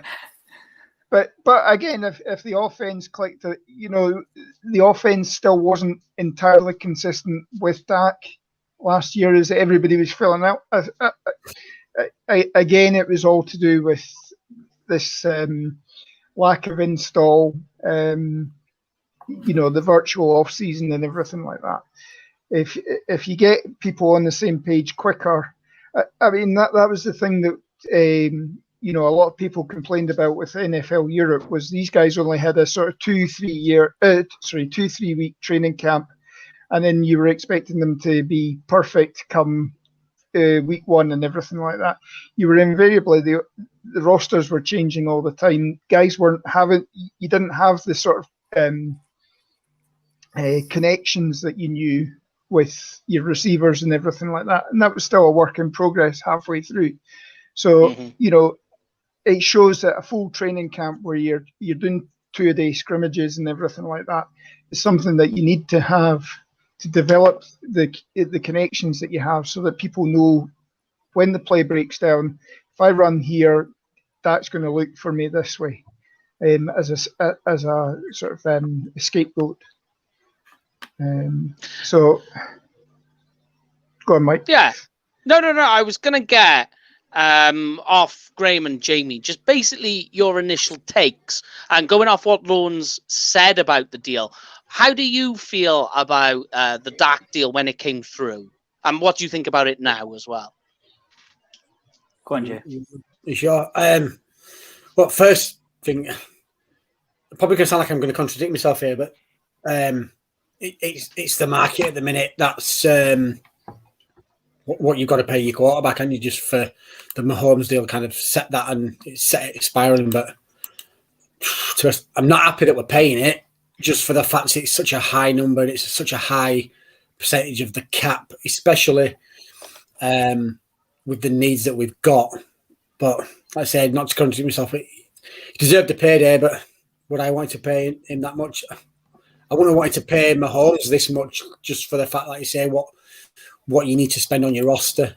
But it's just how the market's set at the minute, and it's just getting ridiculous, his money. Yeah. Oh, go on, Greg. Go on.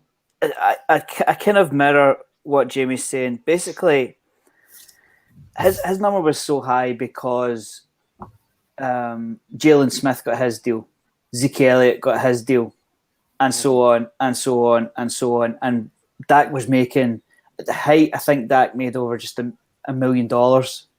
So basically, when it came to contract time, it was like, right, where's my money? I want paid for previous work, and I want to be well paid in the future. That being said, it's a high number, but I never questioned it. I never thought, well, that's a bit high. But you always ask yourself, would you pay it? Yeah. Would the Jets pay it? Absolutely. Would the Jaguars pay it? Without a doubt. So we can't really get upset over the number, because that is it. That's the going rate, and if you don't pay it, somebody will. See, in 5 years' time, $40 million a season will be bang average. Definitely, bang average, 100%. And that's why I think we shouldn't get too caught up in the money. From my understanding of it, the Cowboys wanted a 5-year deal. He wanted a 4-year deal. That works both ways, because if he has a great season next year, this year, 3 years down the line, wins us a Super Bowl or two, money well spent. But if he stinks it up at any point, it sounds daft, but it's only a 4-year deal. It could have been a 5-year deal. So it really depends on the value we get. I have no concerns at all. I think he'll be a great quarterback. I think he'll be easily top 10, easily, possibly top 5. There are quarterbacks out there with rings, and I think they deserve to be talked about in the top 5 conversation. So Dak might squeeze out of there, but I say it time and time again: if you don't have a quarterback, you are not going late into the postseason. We have our quarterback, and there's every chance it will go. I mean, look at the 49ers. Look what they've given up because they don't feel they can get it done at the quarterback position. How many times the Jets have moved on from somebody without giving them any weapons? When Dak stepped in under center, he had a great running game. He had a fantastic offensive line. The bits were in place for Dak to succeed. You can only feel sorry for somebody like Zach Wilson, because he's going in there a declining run. I'll just bring up who they've got, right? Roster. Let's bring up stats. Yeah. So we've got. What is also? Oh, go on. Sorry. We've got Frank Gore. How long is Zach Wilson going to play with Frank Gore or Jamison Crowder? Hold on, I'll make sure that they are still there. Oh no! Well, I mean, like according to ESPN, it's Tevin Coleman. Tevin Coleman. I mean, this is Zach Wilson's weapons, right? Tevin Coleman, Corey Davis, Jamison Crowder, and Denzel Mims with Chris Herndon. Good luck, Zach, because you're going to need it.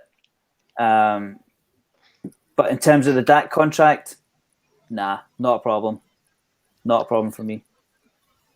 Well, I mean, like, go on. I think the biggest thing as well for all the stats that Dak's amassed, I think the number one stat, and you can say that this is all to do with the supporting cast he's had, but the number one stat is the number of wins, the win percentage he's had. I mean, it basically means that he has not put the Cowboys he's put the Cowboys in the position to win the games. You look at the number of games where we've only lost by one touchdown or less. As frustrating as that is as a fan, it's meaning that, we don't have trash at QB. We have somebody who is a viable quarterback. And that's something that we certainly need. Sorry, I think the wife's just got home. So that's certainly something that we can build on, and it's not costing us. Yes, it's costing us a lot in terms of a couple of years ago you were saying he was going to be a $25 million, and people were balking at that, and then it was a 30 million, and then it was 35 million, and now it's 40 million. We should have got the deal. It's only Jerry and Stephen's fault that we didn't get the deal done earlier. You can say last year was Todd France, but we've got him signed, and he's still in the ascendancy. So I'm happy with this deal. That's where player power really gets under my skin. It's like the top 10 quarterbacks in the league know they're the top 10 quarterbacks in the league, and they know how rare they are. So some of them do hold their teams to ransom. They do. I mean, how many times have we seen a quarterback jump to the top of the highest paid? He's never even won a playoff game, but simply because he plays quarterback, it's like a rite of passage. Somebody wants me. 5 teams would love to have me. Let's get the checkbook out type stuff. But you've got to look at it as in, well, everybody else is doing that, so why shouldn't I do that as well? It's a very muddy water. But bottom line is, we've got Dak. Next 4 years, we'll worry about it in 2025. Yeah, definitely. Now, one of the things I wanted to ask you guys on this is when the Dak deal came in, because we did our first draft show was talking all about the quarterbacks, because there's a mystery with what was going on there. How does the Dak deal affect the draft, but also how did it affect free agency for the Cowboys this year? Was it just it opened everything up completely? Yeah, I mean, how often in the early part of this year were we actually sitting here going, well, we can't talk about what we're doing in free agency until we know whether we've got Dak signed, whether we've got him signed to the franchise tender again. We were always going to have to restructure a few deals to get him within the salary cap. Getting them under this long-term deal has actually been beneficial to us, because we would have been under the cap without having to sort of restructure anybody. To get Dak signed, we were under the cap anyway. Restructuring the guys like Zach, Tyron, and what have you, we've actually created space so that we can bring these guys in with free agency. If we were talking about Dak being on the franchise tender, we wouldn't have been able to sign. Okay, these guys. We're saying these guys are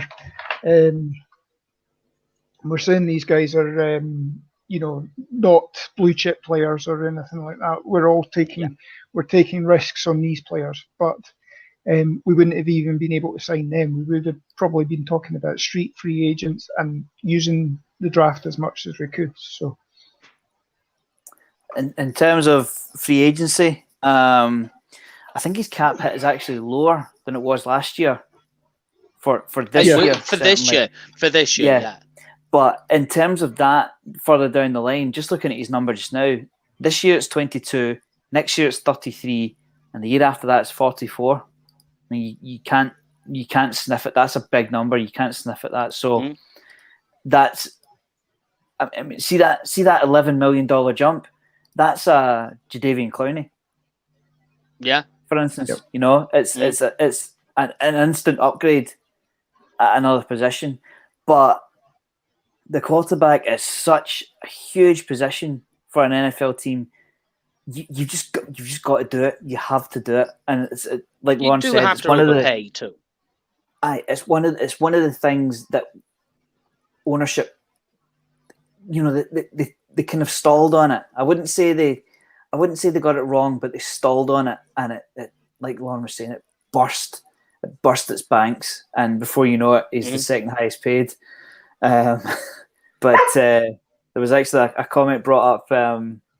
I mean, look at the Kirk Cousins number. Yeah, that's is a good average example. Now. It's Jimmy Garoppolo doesn't even rank. No, it doesn't look all that insane anymore, does it? I mean, no, it doesn't even register. Every chance they could move on from that today. He could end up back in New England. So in terms of free agency, we haven't made a big splash, but we don't make big splashes. We just kind of get on with it. And to be perfectly honest, I'm okay with that. I'd rather sign and keep our own because we know who we've got. I make the point a lot of the time during the season where, well, why is he a free agent? And there can only be so many times where you say that's a cap issue. Not every free agent is a cap issue. Some people become free agents because they're declining, and to go out and overpay for a declining player is costly. So you can get caught up in that as well. Whereas if you sign and keep your own, you know exactly what you've got, and you can address what you need in upcoming situations like tonight. I think it's a far better way to build your team. So in terms of free agency, not really all that fussed. No, I think the best thing that Belichick does is that he understands the values of players that he has, so he knows that to basically ship them off when they're at their highest peak. Guys like who was it? Jamie Collins, I think it was, the linebacker a couple of years back, where he was talking about, I'm going to ask for this in my next contract and everything like that. What did he do? Next day he's on a plane to Cleveland. He then went back to New England after Cleveland didn't re-sign him, and he was able to get a deal with Belichick, but it probably wasn't for what he was going to hold out for in the first instance. So, I mean, again, I'm from an era. I started watching the game in an era where obviously the owners had all the power. They basically drafted you. You owned the rights until the player either retired or you traded them on. Obviously, that then led to the strikes of '83 and '87. And eventually the court cases that allowed for Plan B free agency. We obviously got burnt in the early '90s with the signings of guys like Dion and what have you, which we then learnt that we had to go through a period of salary cap hell, where we had considerable amounts of money sitting in our dead cap charges because obviously these guys had either retired or were too much for us and or injured or whatever, and we decided to move on from them. We're having to then bring in street free agents and things like that, and that's probably you hear one of the biggest regrets that Brian Broaddus always says is that the teams that were Dave Campbell was coaching at that point in time at the tail end of the '90s, they weren't getting the talent on the field. So Dave Campbell, to get 5-11 3 straight seasons was probably showing that Dave Campbell actually was a relatively good head coach. But just on your point, Lauren, about player power and quarterback, one of the first instances I remember of that was when the Chargers took Eli Manning, and he said, "No, I'm not going. I'll go somewhere else," and got his wish. He'd been in the league. He'd been in the league minutes. No, I'll hold up the jersey, fine, but I'm not playing for the Chargers. And he didn't have the collateral that Elway did, where Elway was also highly touted by the MLB. So Elway at least said, I'm going to go off and sign with Baltimore. I think it was Baltimore Orioles that he was going to sign with if it was Indianapolis picking him up, or was it Baltimore back in those days? He was going to go elsewhere.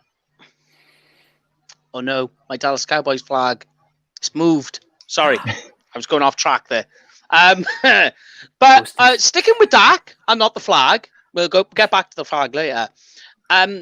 Does the ankle injury concern any of you? Not as much. I mean, it wasn't as gruesome an injury as it was. It wasn't as bad as Alex Smith, and Dak seems to have recovered a little bit. That by all the videos that are being posted and everything like that, Dak is certainly progressing well enough that we should be seeing them on the field and ready for training camp. It's not a case that he's still in a halo brace like Alex Smith was last year, which he's not. Obviously, you saw when he did his retirement video, you saw the trophy that his wife had made out of his crutches and everything like that. So, But that's probably the only thing I tried at Redskins QB retiring. But in terms of surgeries nowadays, I think the doctors are so incredibly good, and the techniques are so good. Especially ACLs, at Dallas. Aye, ACLs and MCLs and all that kind of stuff, and all the workings of the ankle. It's not so daunting anymore, I don't think. Like before, when an ACL injury happened, you wondered if they were going to be back for next season. Now you're more likely to hear player X is ahead of schedule, if anything, because the sports science is so good. And I would imagine that the Cowboys will have staff round the clock. If Dak wants to check in or work on anything, he will have, I need a pass catcher, or I need somebody to hand off to me. There'll be members of staff there that will rock up to his every need. So the work he's putting in, and we've all seen that he would plant and throw the quick out, and I think Lauren brought up another one where he was dropping back and throwing passes. So no concerns. I mean, he's not the wrong side of 30 like some other guys are. Where they sometimes consider, right, I've got a life to think about after this. Dak's still got time on his hands, definitely. Yeah, exacto. The other one I wanted to go to in terms of Dak, are any of you concerned about the O-line going into next season or this season? Is that a concern for you? I think folk are fed up listening to me, Lauren. You take it. I think you just go, guys. Yeah, I mean, I think I've said the same, that we don't. What we lack, yes, we've got blue chip first rounders at just about every position, and you could say that Connor Williams was projected to be a late first as well when he came out. For us to get him in the second round was a bit of a steal. Where we lack, unfortunately, is that we don't have the depth. And as Graham says numerous occasions, we don't get Tyron Smith for 16 games or 17 games this year. Lyle Collins, the whole injury with a hip. I mean, you saw how it affected Tyron Crawford. he ended up having both hips done recently. Now, Lyle Collins, from all accounts, a lot of that was to do with the fact that he couldn't train during the off season. He then turned up a little bit overweight and out of condition. And then obviously that put more pressure on the hips and required the surgery then. Again, you saw with Kansas City last year as well. Kansas City were growing great guns until the playoffs. Then they lost their right tackle and they lost their left tackle. And then Mahomes was running around and, throwing overhead passes. Horizontal passes. Yeah, doing somersaults and throwing the ball. You look at that quarterback that's been, who is it, from the Blue Devils, I think, that BBC have actually got a YouTube video of it as well, doing a somersault and throwing the ball up in the air. That's going to be the next, you could see that happening if you haven't got the tackles, or, even the big thing with Tony Romo wasn't so much the tackles, because he obviously had Tyron Smith at one side. It was somebody coming up into the middle. And if you don't have the protection at guard, this thing about moving Zach Martin, as soon as if you tinker with your line and you're moving one player to another position, that's actually two things you've got to sort with the offensive line, and you're weakening the line. Even though Zach Martin obviously did a brilliant job at tackle last year, as soon as you move somebody into another position, they've got to develop the rapport. They've not only got to sort of adjust to how they're playing that position, they've got to develop a rapport with the person that you're bringing in to take their position as well, and that can weaken the line further. So I think what we certainly need to do is get some sort of better depth. These guys, Cameron Fleming and Cameron Irving, I don't think they did really anything for us these last 2 years, and you can see why one of them went off to the Giants, and he actually did more for us with the Giants, because obviously he jumped offside on that fake field goal attempt or fake punt attempt. So he probably did more in that game than he did the season before. So, I mean, credit to Mike, because Mike's been saying this for an awful long time. I think basically since the Super Bowl that you can get depth at offensive tackle, and in this draft you can. Yeah, to his point, I think I'm kind of warming. I'm warming to the idea of waiting on tackle, because I keep hearing Tevin Jenkins is rising, Liam Eichenberg's rising. People are starting to realize that these guys are talents. And maybe to not address it at 10, maybe you can get away with it. But I still think if they don't address it, we're going to end up hopefully not in the same situation, because like you say, Lauren, all it takes is for one domino to fall, and before you know it, you've got guards playing at tackle, you've got guards moving inside, you don't know who your center is, and all that kind of I don't know. Do we have a backup center right now? I think that would be, if anything, Connor Williams.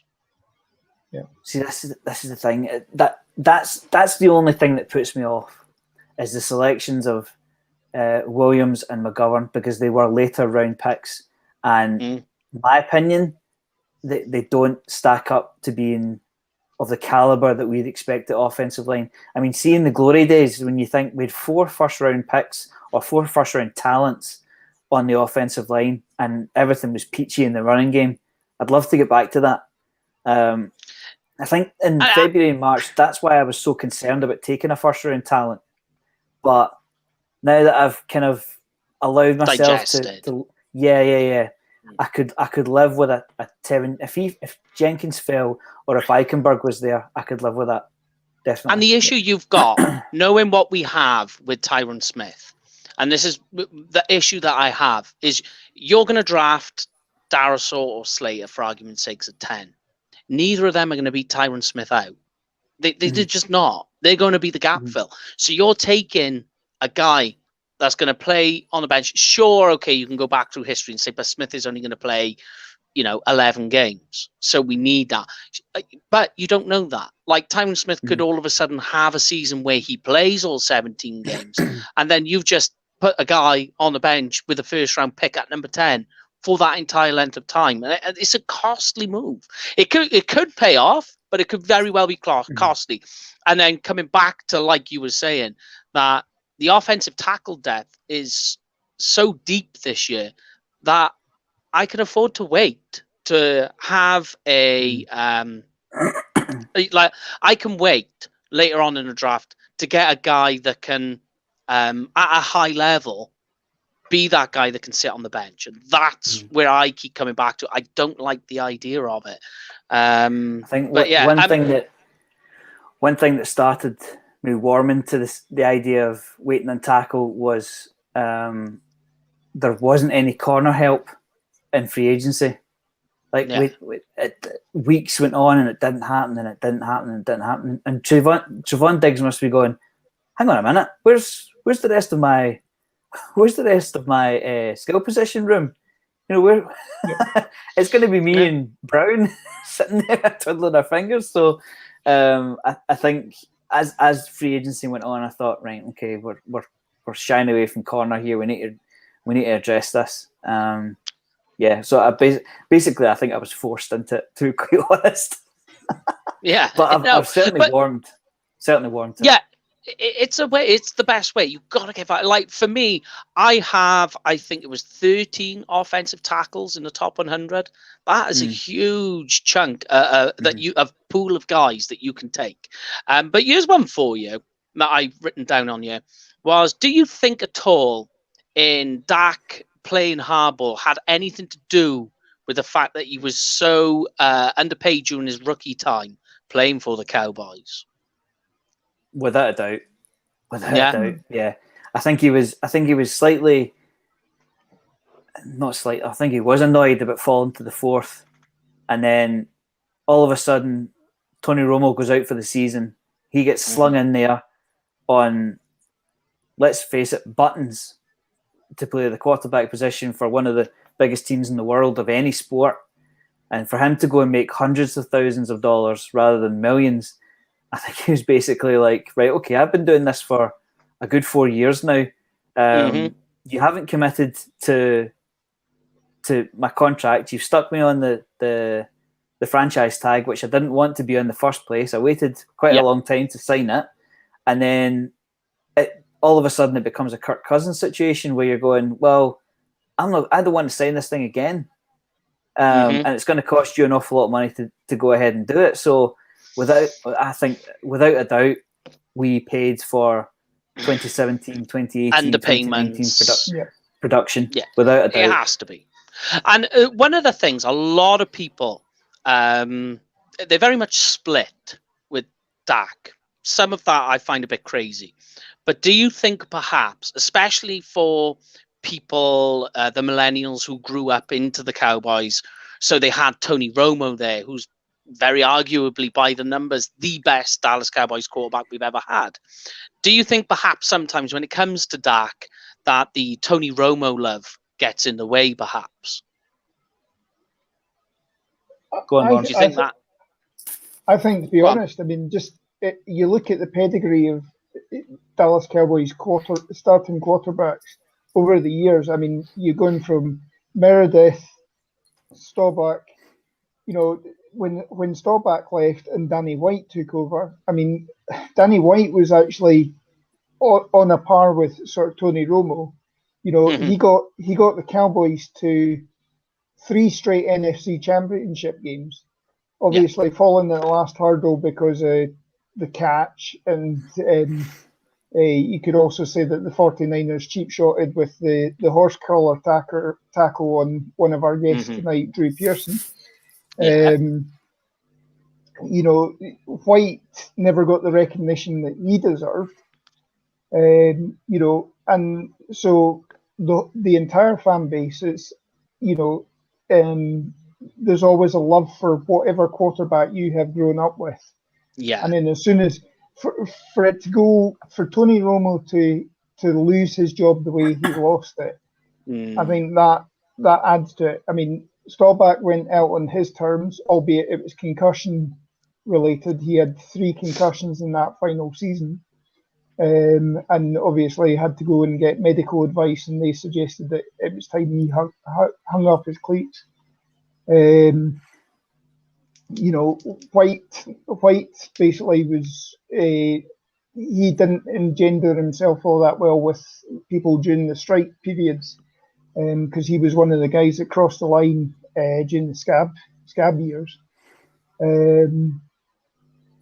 You know, Aikman went out injured, and that was the end of his time. So Quincy Carter was always on a losing battle. Whether he turned out to be the best pick at all or whatever, he was always going to have a hell of a lot of scrutiny on him because, you know, the Cowboys moved on from Aikman. And I think it's the same with Dak, that Tony Romo didn't go out on his own terms. He had to make this press conference that said, look, this is a meritocracy. It's not a case of what have you done before, it's what you're doing right now. Yeah. I mean, like the last, certainly in the time I've been watching the Cowboys, the only kind of blip I can remember at the quarterback position was the kind of early noughties, the Quincy Carter era. Yeah. Kind of bounced around early turn of the century. But like Lon saying, we've had decades worth of play from one particular player. I mean, we have been extremely lucky at quarterback. I mean, to go as quickly from Romo to Dak, it was almost as like, I mean, you go and ask the Jets when the last time they transitioned so well. You know, like I don't think they've ever done it. I mean, think of the players. I mean, I know it sounds terrible. I keep picking on the Jets, but I think I'm right in that they keep bouncing from QB to QB and not really getting anywhere. And that's why I always say, build your house from the ground up, get your line sorted, give your quarterback 3 seconds to get the ball out, and then put them in there. That's why earlier on I said, no, definitely go with Sewell before Lawrence, because if you throw Lawrence in there with a bang average offensive line with limited skill position players, he's just going to become another stat. Well, look how many first round QBs have been binned within their first contract. Yeah, and like here's what's crazy. That Dak was probably, I would say, without the issues that came out before, like literally on draft day, Dak was going to go in round 2, I would say. He was a 2nd round quarterback that was going to go. Fell because of the issues. So it kind of fell in our lap that way. But one thing you cannot take away from Dak, the biggest thing I think that is just like in terms of intangibles, is his leadership and his hard work. Like there is no shadow of a doubt that that's there. And like what is crazy as a litmus test is we have seen what life is like without Dak in this offense. We've had that litmus test. Yeah. And I know, sure, you can say we also, it was a bit unfair to Andy Dalton because we had all those crazy offensive line issues last year. At the end of the day, we have seen though how this offense operates without Dak in there. That was our litmus test. There is no way you can turn around and say, I mean, for Dak's timing of his injury, I know it sounds terrible, but he couldn't have timed it any better because the Cowboys Nation has basically looked at, right. It's like Back to the Future. Let's rub out Dak Prescott and see what would happen. No, we don't like it. We don't like it. We don't like it. Get him signed. Just pay him. We don't like it. You know, and obviously it's worked out in Dak's Dak's favor. Yeah. Because they were the two things. The positive going against him is we've seen life without Dak. The other side was the injury. So there was a bit of that, and I think when a lot of people were like, "Why haven't they done the deal yet?" I truly believe in the corner of my mind, the two parts were how it was structured, and we want to evaluate him medically to find out where we sit. So that for me is what it was all about. But in terms of projections for Dak. Let's do that, and then we'll move on to competition time. Whoop, whoop. So give me your projections for Dak. How you foresee his 2020. God's sakes, stupid thing. The wheel on my chair was jammed. What do you foresee? And tell us at home as well. Do you think a lot of people are saying that Dak in 2021 is one of, I think he was like 3rd or 4th on the list of MVPs for this year. Certainly I can see him as comeback player of the year, but projection wise, guys, what do you see for Dak? Let's go in real life and fantasy. In real life, I expect us to get back to the playoffs. Okay. I think we have the best offense in the NFC East by not a country mile, but a fair bit. We are set at quarterback position, and that's the biggest one. We'll see how Saquon Barkley is. We'll see how Fitzpatrick starts with his 47th team. Jalen Hurts, he's still up in the air. Can the Eagles address wide receiver? So I think our offense stands out.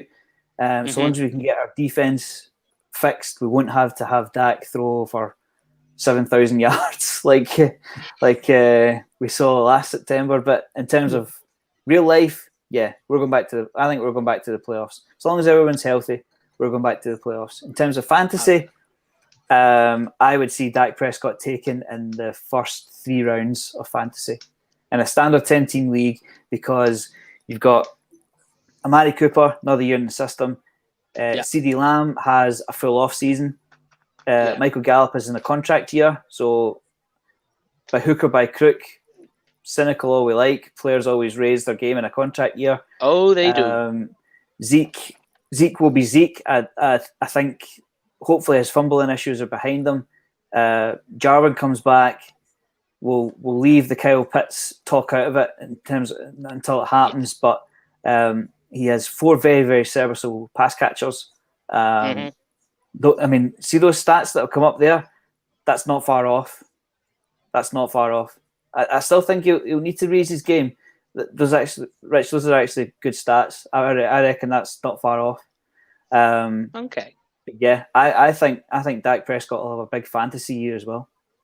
Yeah, I think he is, by the time the season finishes, QB2. Behind Mahomes? Yeah. Every chance? Yeah. Every chance. He is. What about you then, Long? Give us your projections for Dak for the year, both real life and fantasy. Real life, the credit to Dak is that he doesn't pick on one receiver and look for him all the time. He will pass the ball. I mean, the number of games where Dak has thrown to 5, 6, 7, 8 different receivers, just shows that he's willing to spread the ball around the field. He's not looking to force the ball into anybody. You look at the interceptions that Dak has thrown over the years, and the majority of them are where it's actually bounced off the receiver's hands, bounced off his chest, and somebody's been smart enough to do it on a quick tip drill. So Dak doesn't make bad throws. It's the receivers have mishandled the ball 90% of the time, I would say. You could say that, the one bad thing about Dak is that he maybe, when the game is on the line, he's got the pressure of everybody's wanting him to do something, and he's trying to get it done. And you could say that Seattle game where he threw up the pick in the last play of the game. You could say that was him trying to get something done, and take the win at that point in time. I do see us. He is the most notable quarterback that's in with the NFC East. Yes.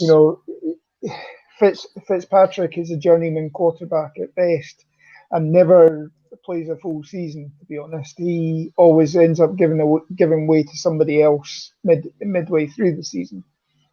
Which he wasn't highly touted coming out of college anyway. Daniel Jones, I mean, he's progressing, but he struggled last year without Saquon Barkley, and he'll always be known for the trip on Monday Night Football where he ran 80 yards and then stumbled 20 yards away and oh god, yeah, yep. That clip's going to follow him till the day he dies. Yeah.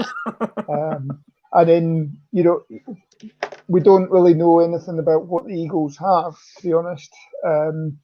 But Jalen Hurts, great. He hit the long ball against us a couple of times, but our defense wasn't anything last year. I don't see him being ready to light the league up this year. So I do see us getting to the playoffs. And once we're in the playoffs, I think, Dak has the capabilities of guiding us through the playoffs as well. So I wouldn't be surprised if we're in the championship game. His stats will be, I think he will be one of the best quarterbacks this year in terms of fantasy as well. He certainly would have been in terms of the yardage as well. But the fact that he doesn't pick out one receiver and he's willing to throw the ball to Cedric Wilson, Noah Brown, whatever, is always going to be good for his stats. It's maybe not the best when you're looking for a Cowboys receiver in fantasy that, you can't guarantee that Amari Cooper is going to catch 3 touchdowns every week. One week it's going to be Amari Cooper, the next week it's going to be Michael Gallup. I agree with that, the next week it's going to be Blake Jarwin or Dalton Schultz or whatever. So, but, to go by fantasy stats, in terms of Cowboys receivers, I think you saw in the early, I think it was a month we got of Dak. Was it 4 games he played? How many other games it was? Yeah. Four and a half. It was impossible to predict who came out as the leading receiver because I think Dak would pick on a matchup and exploit it, as all good QBs do. So you would get Cooper with 150 odd yards and 2 touchdowns, and then the following week he would get 30 yards. But it would be CeeDee Lamb picking up the slack. So again, that to Lauren's point, that is a benefit of being able to spread the ball around to 4 very good pass catchers. Yeah. So there we go, mate. That was, or mates, I say mates, and everyone at home, just looking at the Dak because looking at the Dak contract, because it is very important that by looking at it, how that opens and expands the Cowboys' options, which is really why we put that in there, just to look at it, let everyone have an opinion on the Dak contract too. I think more than anything, by getting him signed, it absolutely helps this team this year and beyond. Do you know what I mean? So that is very important. So we are going to move on to the coach review as well. We're going to look at the coaches. I got the guys to go look at the coaches, strengths, weaknesses, what they're good at, what they got bad at. You guys at home as well, send us your comments on what you feel are 4 main coaches really are like. But we need to announce competition time. If you go on our Twitter, our Facebook, and our Instagram right now, there is details on there on how to win. Where they gone? They're around here somewhere. They disappeared. There we go. So we have to give away some UK Cowboys, Dallas Cowboys hats. So if you want to get involved, shows you on there how to get involved, as well as UK. Oh, I've just dropped one of them. A UK Cowboys pennant as well. It's all in aid for the show and in aid for the charity that we're putting together. Very simple. Doesn't cost you anything. All you got to do, follow the instructions, and we will even post it out to you. Very simple. Get involved in the competition. More coming up. Don't worry. That's not just the only thing. There is absolute ton to give away. It'll keep on going. What we'll do is later on, we'll get Graham he is going to post up a couple of things he's got to give away, which is some Dallas Cowboys balls and a Dallas Cowboys hat as well. There they are. Free, totally yours. We are giving them away. So there will be details on how to... yeah, it is awkward, isn't it? How you get the camera to right. fit them all in. Yeah, you're just like, I just make circles. You'll get it right in the end. There's details on there how to get involved on that as well, but real simple. As I say, all in aid for the show, for the 24-hour show, all for you guys watching at home. So that is competition time. Like I say, just get involved. It's all yours for the taking. So what we thought we'd look at next, guys, which is quite important, is because one of the things people always talk about is fits. So we looked at the quarterback fits. What is also important is how they fit on the team by coaches. So one of the things I thought we would look at before we get a little bit further along, by the way, Drew Pearson is waiting to come on. He'll be on in a little over an hour. So the original 88 Hall of Famer is due to come on. So keep an eye on that, guys. But let's get into the coach review. A little bit of homework, but I say a little bit. We had an absolute bucket ton of homework to do for a 24-hour show. Guys, and I'll start with you, Graham, because as you know, we had your dad from UK Packers coming on to talk. Mike McCarthy, obviously a guy you are already well versed in, thanks to that. What is it with Mike McCarthy that is his biggest strength? I think basically, like my dad was saying earlier on in the show, he's not an out of the box type of coach. He will do crazy things, and that's why the crazy things work.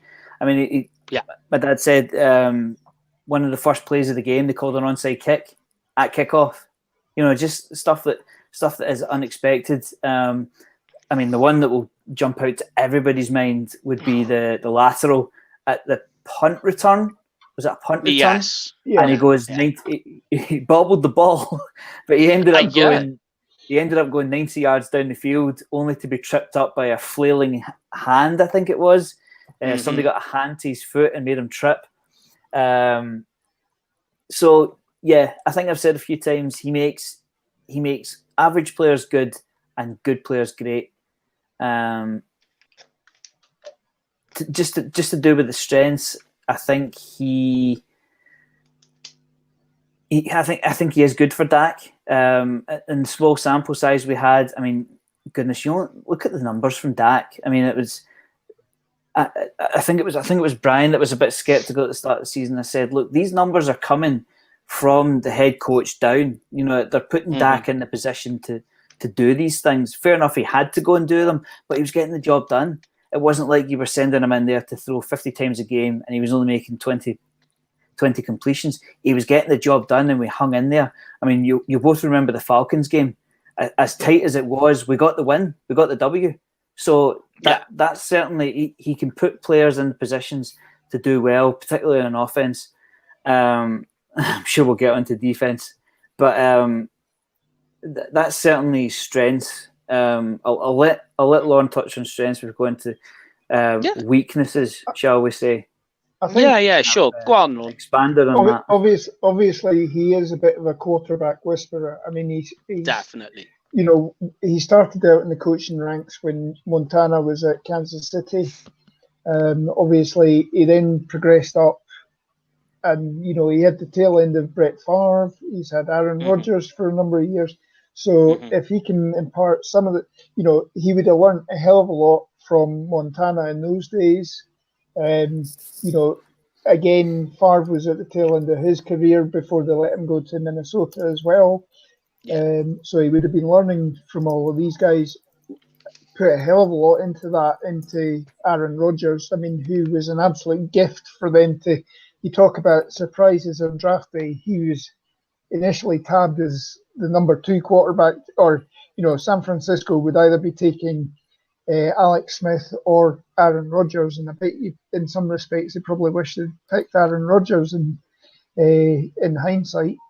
To see him then drop down the ranks of the draft to the Packers at, I think it was 26 that particular year, and they took their time with Aaron Rodgers.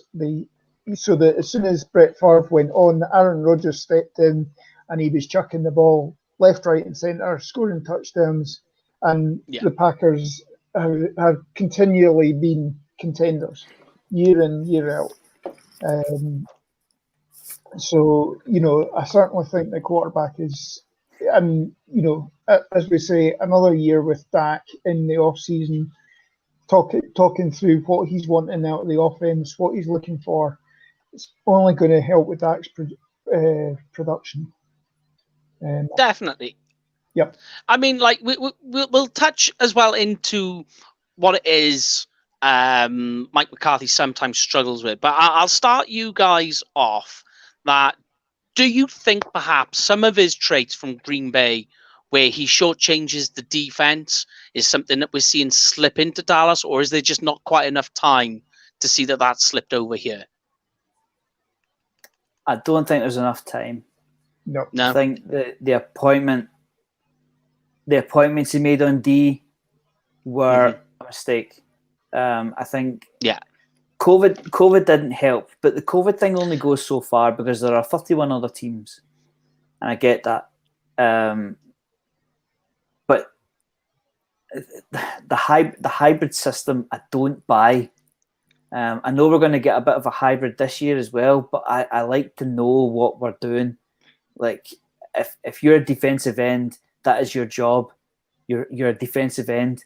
You're not going to be asked to go and stand up somewhere else and go and cover a tight end or so on. So I like to stick with a 4-3 or 3-4, but that's just my opinion. I mean, obviously they think they can get it done with a little bit of hybrid. But yeah, well, I think I want to give McCarthy a pass on his staff because he did assemble that staff in the one off season, and I think see when you're going to bring in that many coaches, you're bound to make a mistake somewhere. Yeah, there's a lot of awkwardness involved. That he's coming into a new team, he's taking on a whole new staff. He needs to learn the roster as well. Then he's got to try and make draft picks with all of that. He's doing that without ever actually meeting anyone. He's doing it all over, phone, video conferences. And he, as well as on top of that, he's got to know all his positional staff. He's got to know, where how everything works in Jerry's world as well. It's a very hard and complicated thing. But here's one for you, right, Lorne? I'll ask you this one. Obviously, we're taking all of that into account with a very tough year. But in year 2, how much rope does he get now?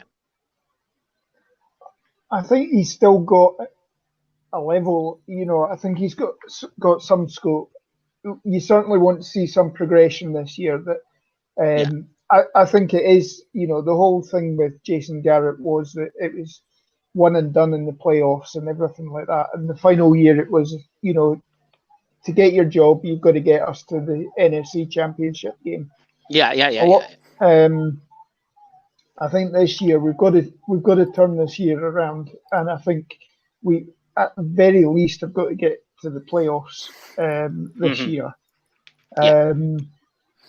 Anything less than the playoffs, and I'm afraid we're looking for another coach next season. You may be even looking at with the deal that we signed McKellen Moore to, that you may be looking at the progression goes there. Now, I mean that's actually quite scary that you're bringing somebody in that literally was he was taking snaps 5-6 years ago, and now you're potentially marking him as being a head coaching candidate. But I certainly think we need to be playoffs or bust this year, to be honest. And that's that's just the way it is. Do you think that letting Kellen Moore take the lead on offense is a good plan from him? Yeah, I mean, I don't think we've seen anything from Kellen Moore that says that we're not on the right track with this offense. I mean, again, we've talked about the progression with Dak and the stats and everything like that. You know, the fact that we have been Dak's winning percentage and everything like that is what it is. Suggests that offensively we are doing the right things. And you know, Dak's he's had Kellen Moore for the best part of his career as his mentor and everything like that. Yeah.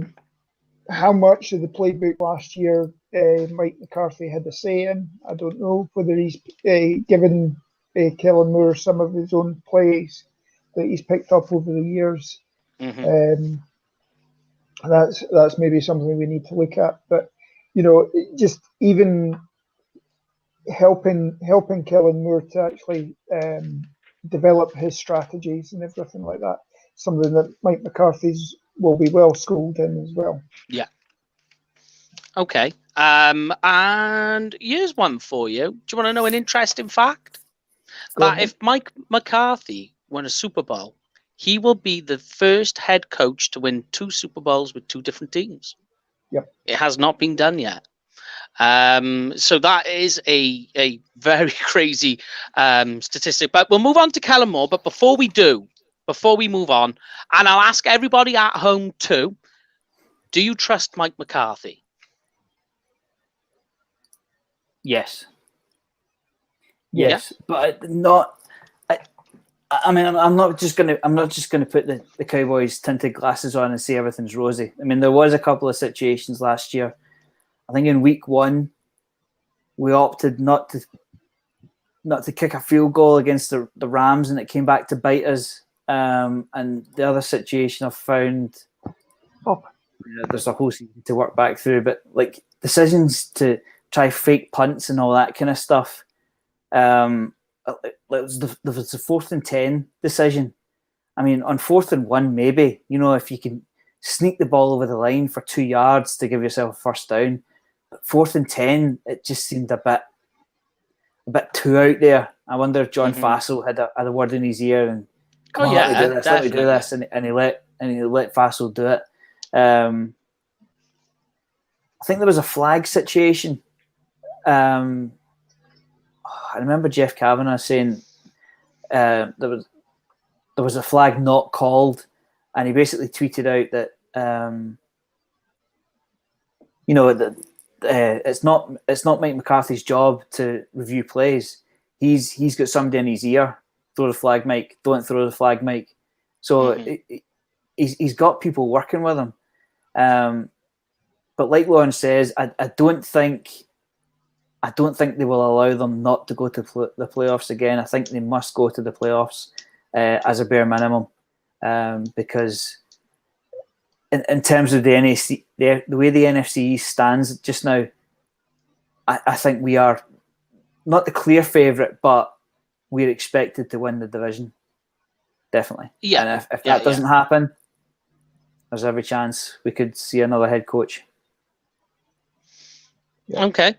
You trust him, Lon? I mean, everybody at home as well, the comments. Thank you very much, everybody. Everybody's saying they do trust him at the moment for now. Yeah, I think I do as well. I mean, what we need to watch is, you know, when he got taken on and he sold Jerry on the fact that he's a big analytics guy now and everything like that. I think he gambled too much last season on when he did trick plays, when he did, the fake punts and what have you. So he needs to rein that back in again. But the more times you gamble, it's either going to be boom or bust. And you see that with Jerry with some of the draft choices that he makes as well. That it's again we hark back at Travis Frederick. Everybody said that Frederick was a 3rd round pick, and we traded back up in the 1st round to get Frederick, and everybody said that was a reach. Then it turned out it was brilliant for us. It was a great pick. unfortunately, we had potential that it could be another. You could be talking that if Frederick had been carrying on, he would be booking his ticket to Canton by the time he retired. I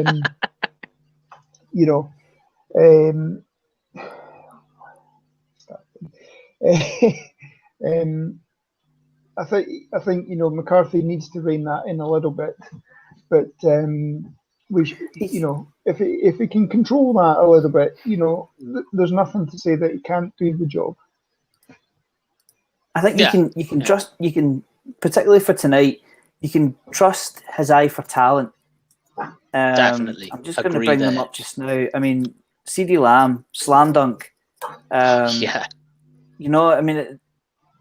So long as you hit in your first rounds, I'm going to bring up the entire list. Biadish looks like a find later on. Just needs to learn to snap the shotgun pass. Yeah. But I think this class looks good. This class does look good. Certainly, in the way we do things, building through the draft and not bringing in big free agents, that suits McCarthy, because the Packers did exactly the same thing. So I trust them in terms of bringing in talent for sure. Okay, let's move on to Kellen Moore, guys. Funnily enough, one of the commenters, no clue. I absolutely love the name. Sometimes how I feel doing this. But he made a comment about Kellen Moore that he believes he's been groomed to be a future head coach for the Cowboys. Could be a lot of weight in that. Something we have spoken about too. But let's talk about Kellen Moore. What is it that you guys like? Some people sometimes get frustrated with Kellen Moore. I think a lot of it isn't particularly down to him. But what are your guys' thoughts? I'll start with you, Lorne, on Kellen Moore as an offensive coordinator. I think the fact that he's been a quarterback at all levels as well. He's also the son of a coach as well, albeit a high school coach. So he knows obviously when you're a coach's son, you're probably drilled a lot harder than the normal player coming out. Oh yeah. And particularly playing quarterback, it's probably the pressure's high, and the amount of homework that you have to do off the field is probably off the scale. While all of his teammates are out playing or playing games in the street or whatever, he's sitting at home studying the playbook and everything, and getting grilled over tea time by his dad and what have you. I think between the 20s is where Kellen Moore at the moment is at his best. We don't seem to have a problem moving down the field. It's when the field gets shorter that we seem to have this problem. You haven't got the real estate for the players to get themselves open. You've actually got to scheme it a lot better to create the spaces to get the ball out. And I think that's something that he needs to build on. Yeah, but generally, I'm happy with his progression so far. Definitely. I think one of the biggest things that can't go unnoticed as well with Kellen is when you look at it, of all the coaches that are on this team, he knows this team the best. That's probably his biggest strength. Now, and especially when you think of that these coaches are in, not uncertain times, but tricky and difficult times where they're not really interacting face to face with their players, and as well as the other staff. Kellen Moore, I think, is definitely the guy that you can turn to and go, does this work or not? Not so much that, but you can get feelings and you can grasp ideas from him if that's something that would work with this team. And I think that's probably his biggest strength, really, for the rest of the Cowboy staff, not particularly him. But I know you're going to weigh in as well, Greg. What is it that you particularly like that Kellen Moore does for this team? Well, I think he was the linchpin in getting Dak to season-breaking yardage before it all fell apart. He was certainly the play caller for it. When you give him the offensive weapons and the time to get the ball out, he does seem to take the game by the scruff of the neck. I'm sure he would have liked more help from his defense, certainly in a lot of situations. But like Lon is saying, could improve his red zone decisions. Like I see 2 or 3 years ago, maybe even 3 or 4 years ago. See 1st and 10 for the Cowboys in the red zone, or 1st and goal. No question, we're giving the ball to Zeke. We're putting the ball behind Travis Frederick and somebody else, asking Zeke to carry it into the end zone, and off it goes. It was plain and simple. But now, because that offensive line's cracking, it's like, well, I might have to try something fancy here, because Zeke's first point of contact is going to be behind the offensive line, and I'm going to look a fool for handing it off to Zeke, and I need to try, a bit of jigging and poking to get the ball out and all that kind of stuff. Yeah. So, but in terms of positives, Kellen Moore played his part in that record-breaking projectile, I'll say, for Dak for the season, because like I remember before the season started, I saw rumours of the Lions talking about him at head coach. Yes, he was nearly off to Boise before the Cowboys kind of wheeled him back in. So somebody likes him, definitely. A lot of people like him. He's got offered 2 head coaching jobs, and the Cowboys turned around and went, "Let's give you an extension. Let's pay the bucks," and they like him very much. I think as well, what you got to look at with Kellen Moore and with everything as well is, I think it's a lot of it is quick thinking, problem solving, but most importantly, and it's a thing you keep hearing over and over again, is just his football smarts. That he is a football smart guy. And I think when it comes to offensive coordinator, that's what you need. You just need a guy who's creative, has good problem solving, and just understands football. I don't know if you agree with that.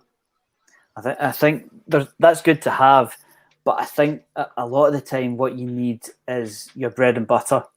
And the bread and butter for years has been the Cowboys' running game. I mean, you could scheme against it all you like, but at some points, the Cowboys' offensive line and Zeke were so good, there was nothing you could do about it.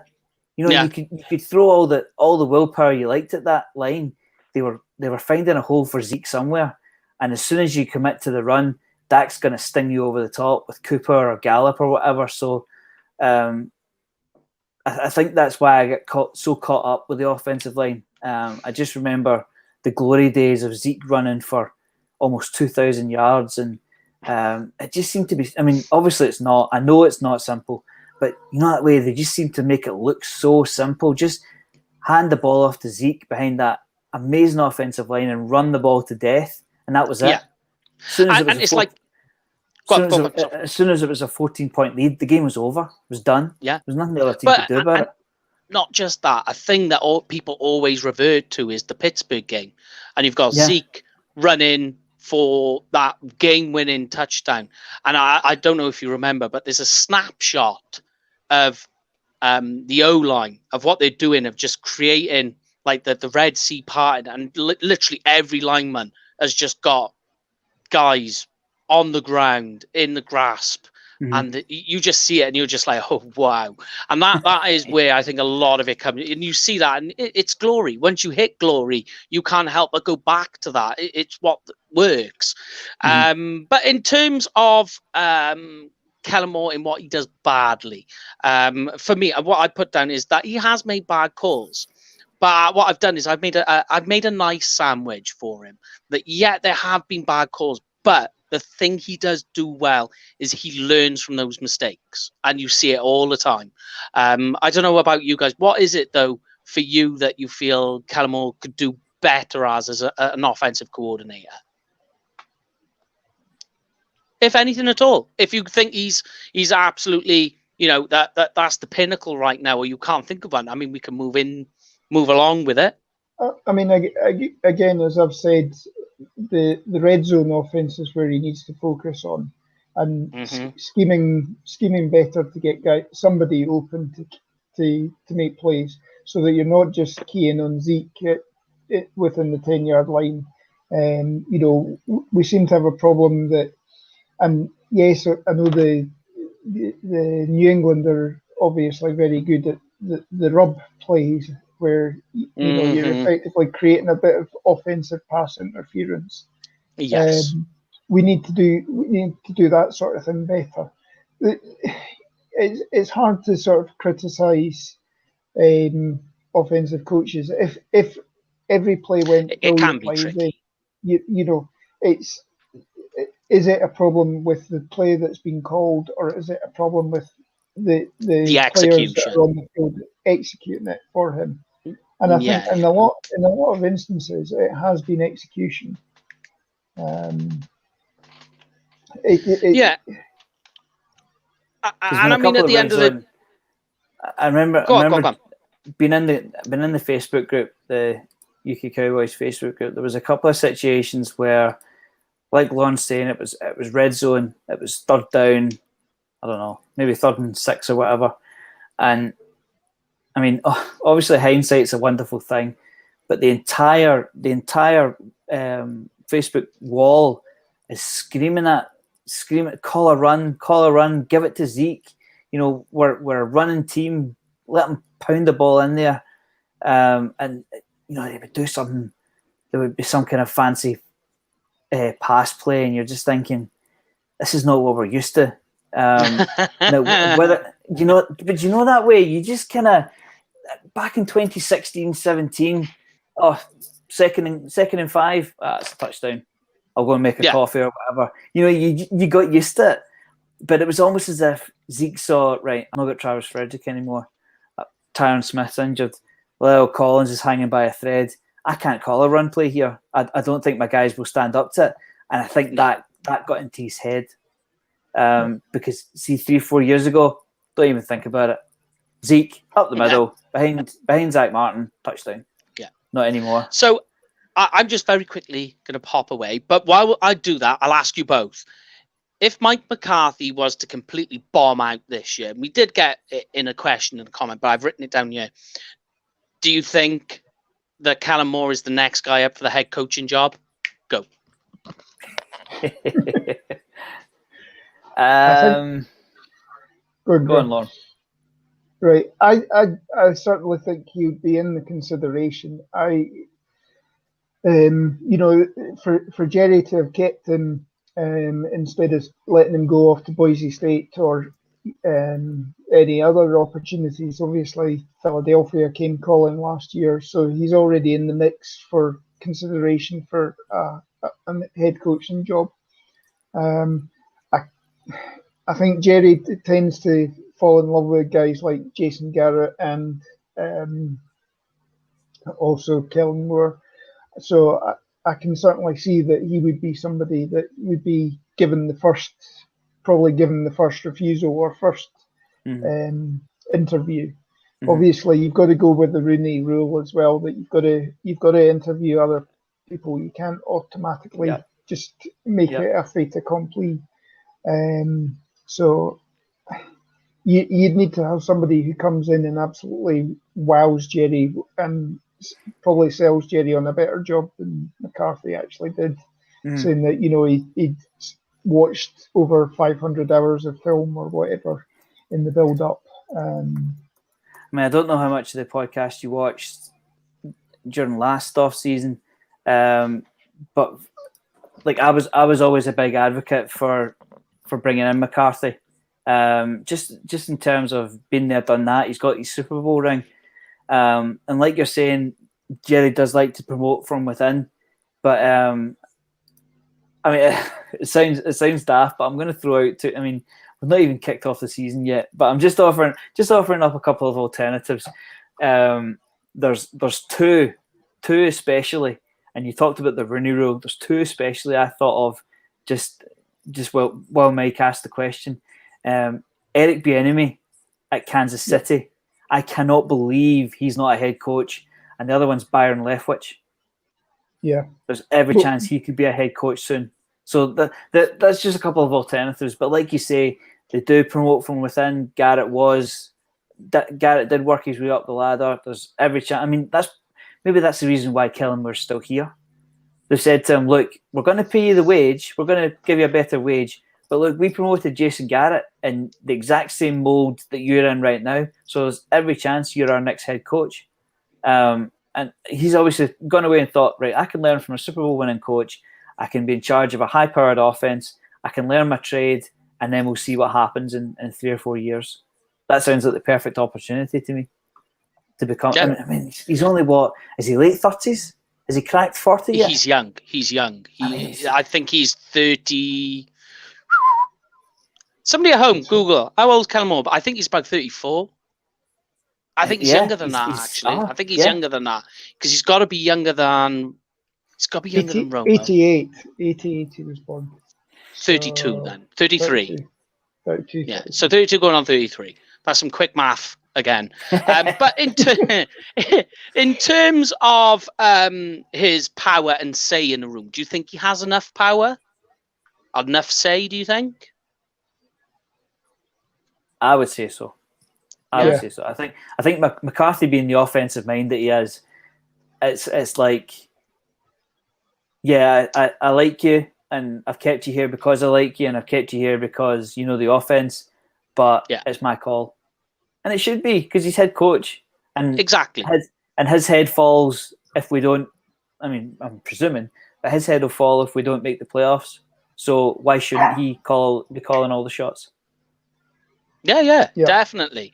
So I'll ask this question like I did with Mike McCarthy, and I'll ask you all at home. Do you trust Kellen Moore? Yeah, again, I think I do. I think we've seen that, you know, he can get the job done. There's things that he needs to obviously work on, which we've discussed there.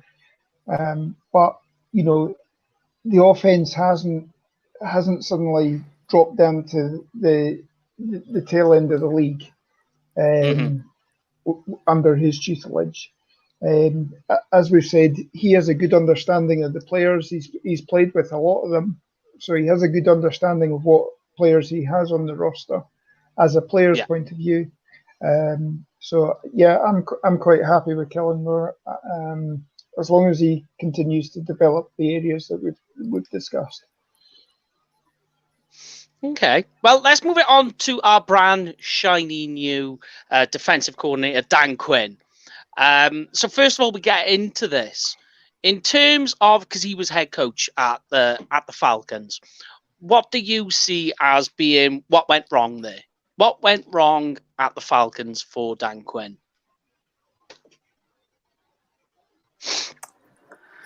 I mean, it wasn't as if he wasn't given enough time. He was there 5 years. Yeah. He had Matt Ryan as a quarterback. I think the second half of the Super Bowl is where everything started to go wrong for him. You know, and sometimes it can be as simple as that something goes wrong for you. You have a tremendous breakdown in the game, and that you lose your confidence and what you make done. I think, you know, there's also guys that, you know, if you follow the sort of Dilbert principle, you promote them until they're at their level of incompetence. And I think, you know, he was a great defensive coordinator. As soon as you bring him up to head coaching, you know, he can't be responsible solely for the defense. He's got to look at all areas. He's got to look after the offense. He's got to look after the defense. He's got to look after special teams. You're then talking about logistics, practice, everything like that. And sometimes that can be too much for somebody at the head coaching position.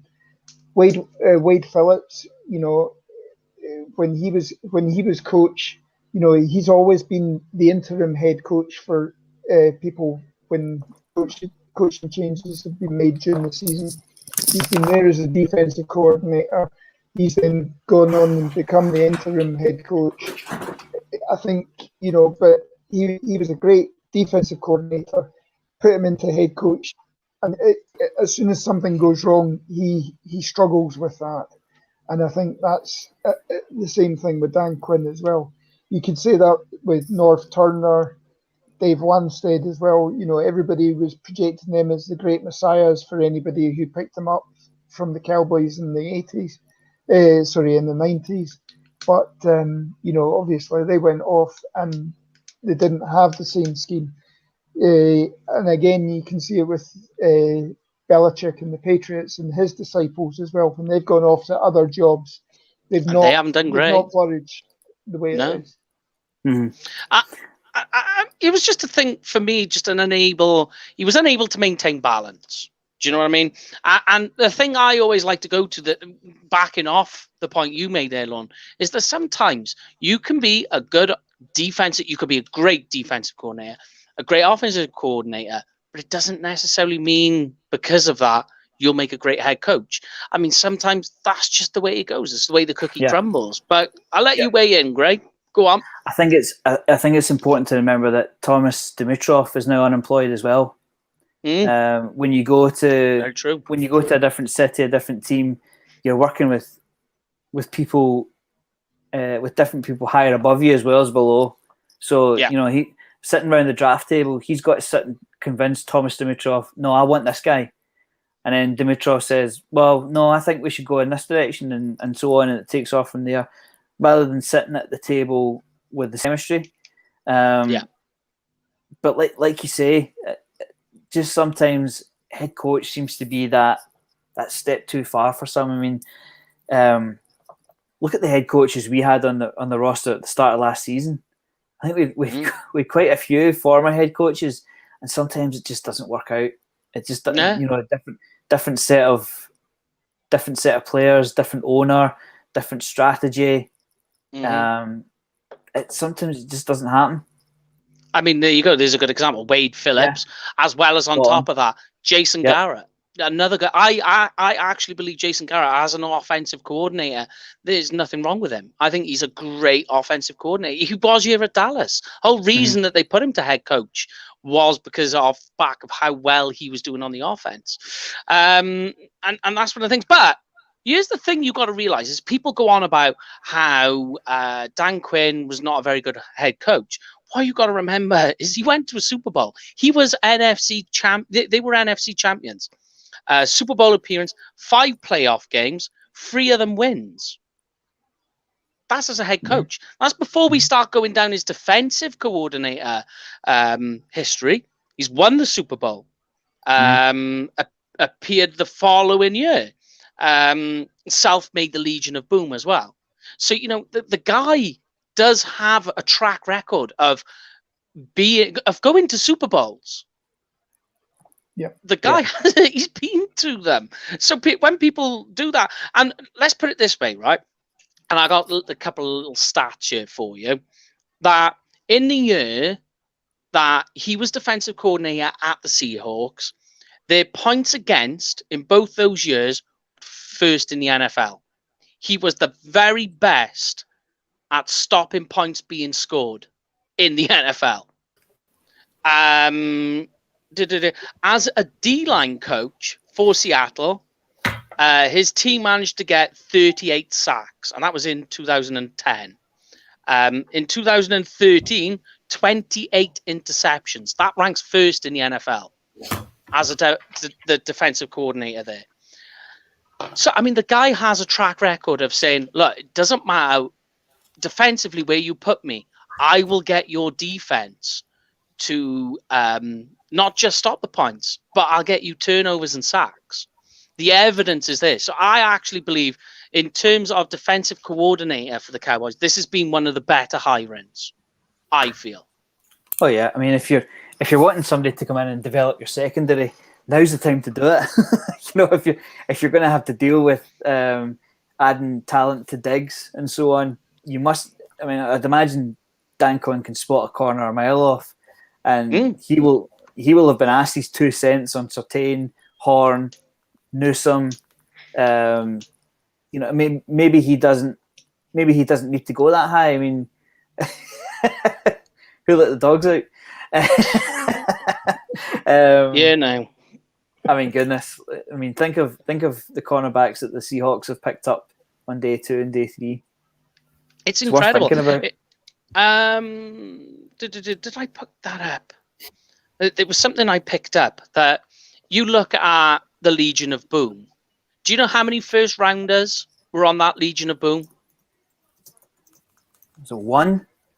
Yeah. And then there was 2 round 2 picks. The rest in day 3. Some even undrafted free agents. The guy has a nose for picking up talent for defense. And cornerbacks with huge chips on their shoulder because they didn't go day 1. Yeah. And you look what he's done already. He's already brought DBs over from Atlanta. And I actually think that, okay, they have injury problems. But the good news is these are defensive backs that know his system already. And we spoke about this earlier about how there is less face-to-face conversation and coaching because of everything's done virtually because of how things are. That when you have 2 DBs that are going to be starting on our team, they know the system already. There you go. You're already onto a winner. So more than anything for them, it's rehab and conditioning, which I find. Yeah, but one of the other notes I made was that he will allow the run game. That if you go through it statistically in his history as defensive coordinator head coach, teams are able to run up on them, which is something that is scary on the Cowboys defense because that's something we struggled with. But he absolutely locks down the pass. Yeah, and that's not something that concerns me if the Cowboys can get back to a potent offense. Because if you're 14 points behind, your running game dries up because it burns your clock, and then before you know it, it's the middle of the 4th quarter, you're 3 scores behind, and and it's a mountain to climb. So if we can get back to controlling the clock, teams have to pass. Dan Quinn knows cornerbacks. It kind of all fits in. I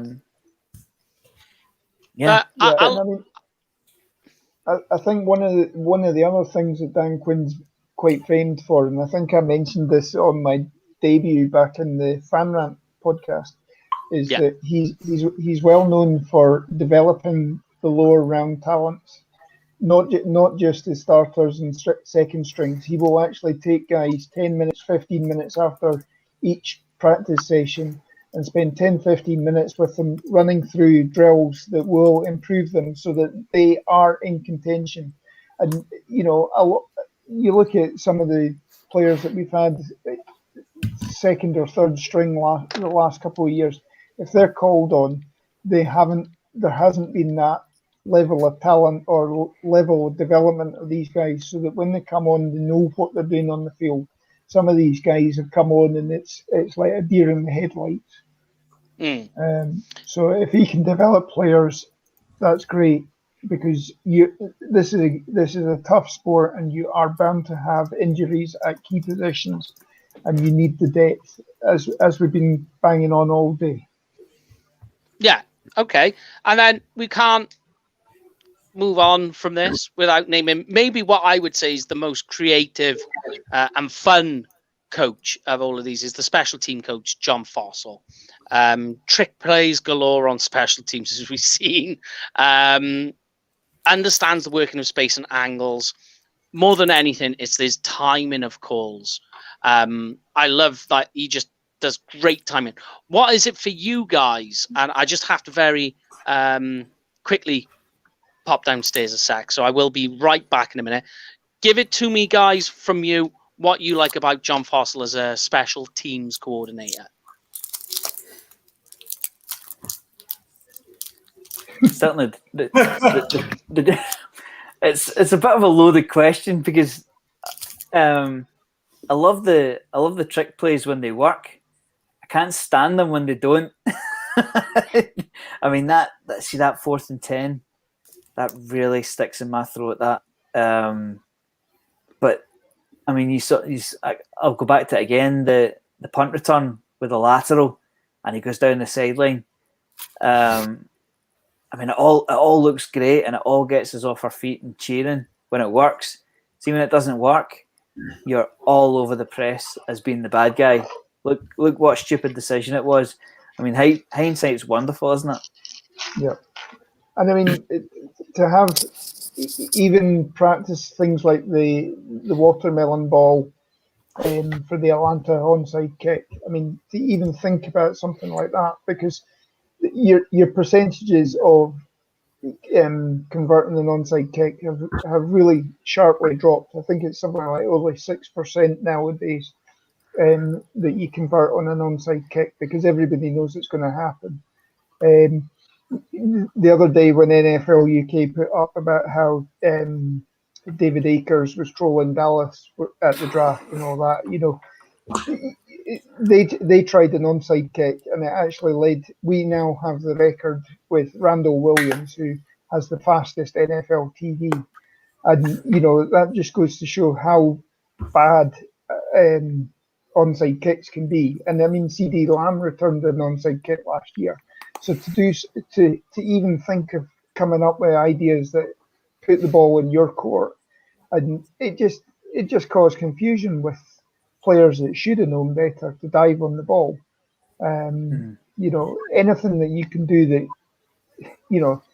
everybody talks that special teams in some cases is a secondary factor in games. But, if you can actually turn that into a strength, and you get people worried about what you're going to do on plays, then yes, you're going to have major goofs, but sometimes you take the rough with the smooth.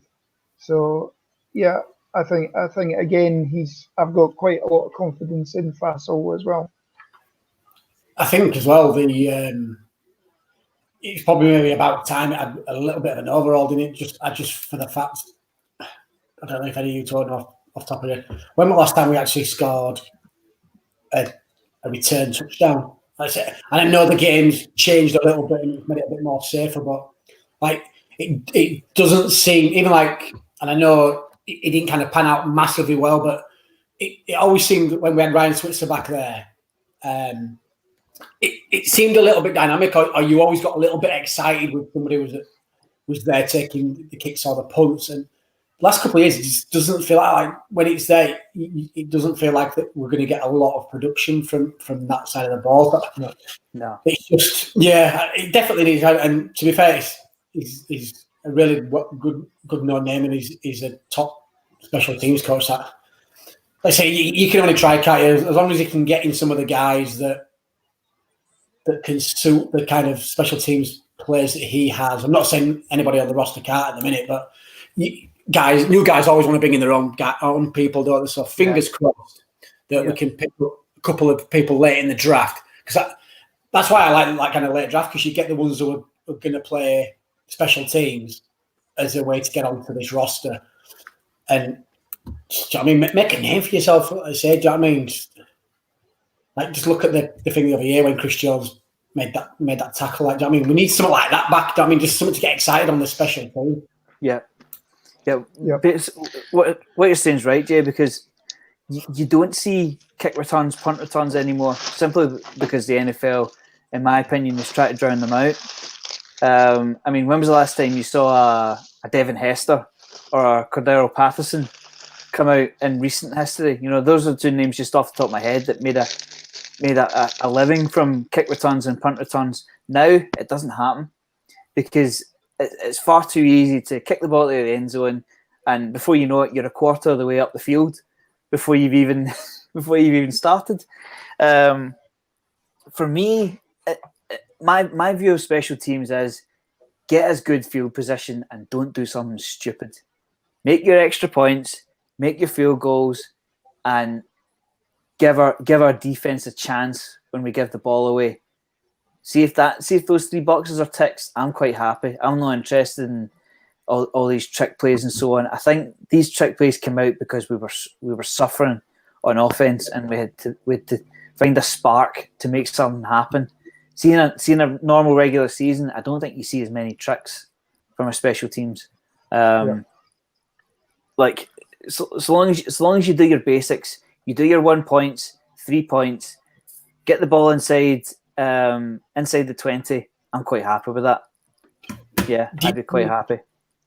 Do you think, just like, because I know we just touched on Eddie with it, and rightly so, I mean, you want the violence in the game in terms of like the biggest and stuff, but they try and make it as safe as possible as well.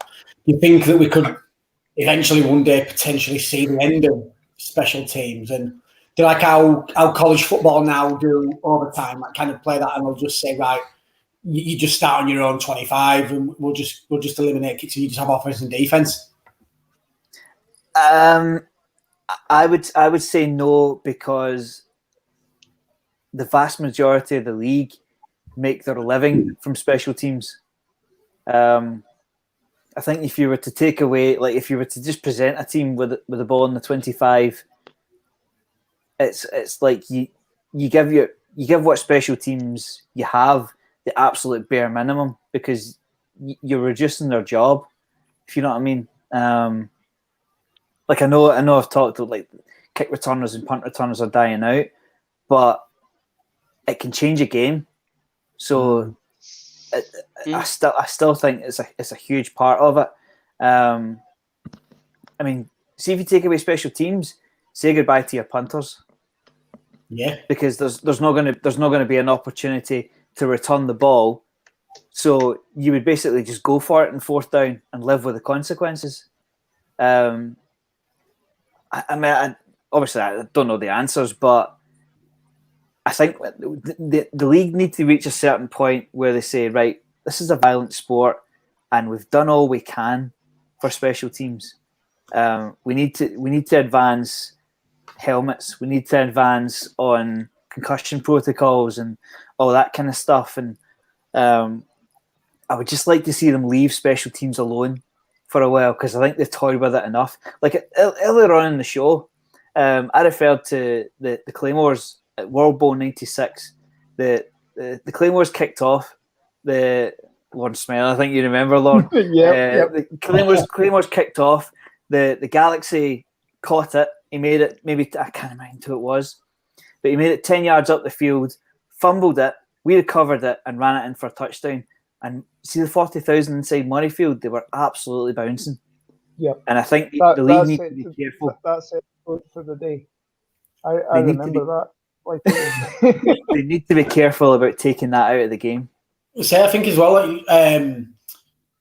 sometimes it can spur a game on, and I know we harp on sometimes a lot about the game, but it was just because it was big over here. When the Cowboys played the Jags, like, it was a little bit. At first, it was a close game on it to start with, and it was a little bit nip and tuck. And then we had the punt that the Jags kick return kind of muffed, and we recovered, and it ended up then just. Or you could literally feel the shift in the momentum, and you could even the crowd. Do you know what I mean? Like it raised it up a little bit, noise level and the excitement. And I said, fingers crossed they don't ever kick it out of the game, because I say just something like that is just what can turn a boring game on its head as well. Mm-hmm. Like what? Let's go around the house. What's your guys' opinion on the running into the kicker rule? Because I don't know what you guys have seen, but see, particularly in the past season, I've seen kickers get knocked to the ground by players' arms, shoulders, not full on tackles. It's like if you've got a special teams coach over on that sideline and he doesn't see you going full pelt at a kicker, he's gonna cut you, pull you off the team, put somebody in there that will go full pelt at the kicker. But if he touches the kicker, all of a sudden it's 1st and 10, and you've lost all the benefit of the punt. Just to see what you guys thought of that. Do you know? I'm glad you brought it up. To be fair, because I don't think this is ever been discussed on podcasts before and stuff. It's now, if like I say, if someone's intentionally like the kick's gone and then they just decide to give him a bit of a whack, then yeah, because it's gone. But if they're diving for it and they've kind of it's in that motion, do you know what I mean? Then I don't see the problem, like you said, because you can't, if you're diving through midair to try and block a punt, you can't determine how you're going to say hit that ground and roll to left or to right. It's just a natural progression, isn't it? So if it's in a flowing motion, then I have no problem with it. I mean, and kickers need to man up a little bit. Yeah. I think as long as you don't get silly enough, like a couple of years ago when there was all these memes about you haven't put a pillow down for the quarterback when you're sacking him and everything like that. As long as it doesn't get stupid like that with the kickers, the kickers are able to run up and take out players as well on punt returns or kick returns or whatever. You look at Jamie Gillan for the Cleveland Browns, the number of times he comes up and makes a rugby tackle on the returner as well, Yeah. I think it's a big boys league now. If it's 2-3 steps after the ball's away, then yes, that's something that needs to be flagged. But if it's just you're either blocked into the guy and you make incidental contact, or you're going for the ball, you miss, the ball goes through, as you're bringing your hands up, if the ball goes through that gap and then you make contact with the kicker, then I'm sorry, that's should be allowed. I think that's a flag as well nowadays. I think that they protect the keeper, they protect the kickers and the quarterbacks so much. Now I understand that quarterbacks are getting killed, but the amount of body you can tackle a quarterback is diminishing by the season. And if you land on top of a quarterback, that's a foul now. What would Troy Aikman have said about that? Yeah. I just think they need to be very, very careful with their personal fouls.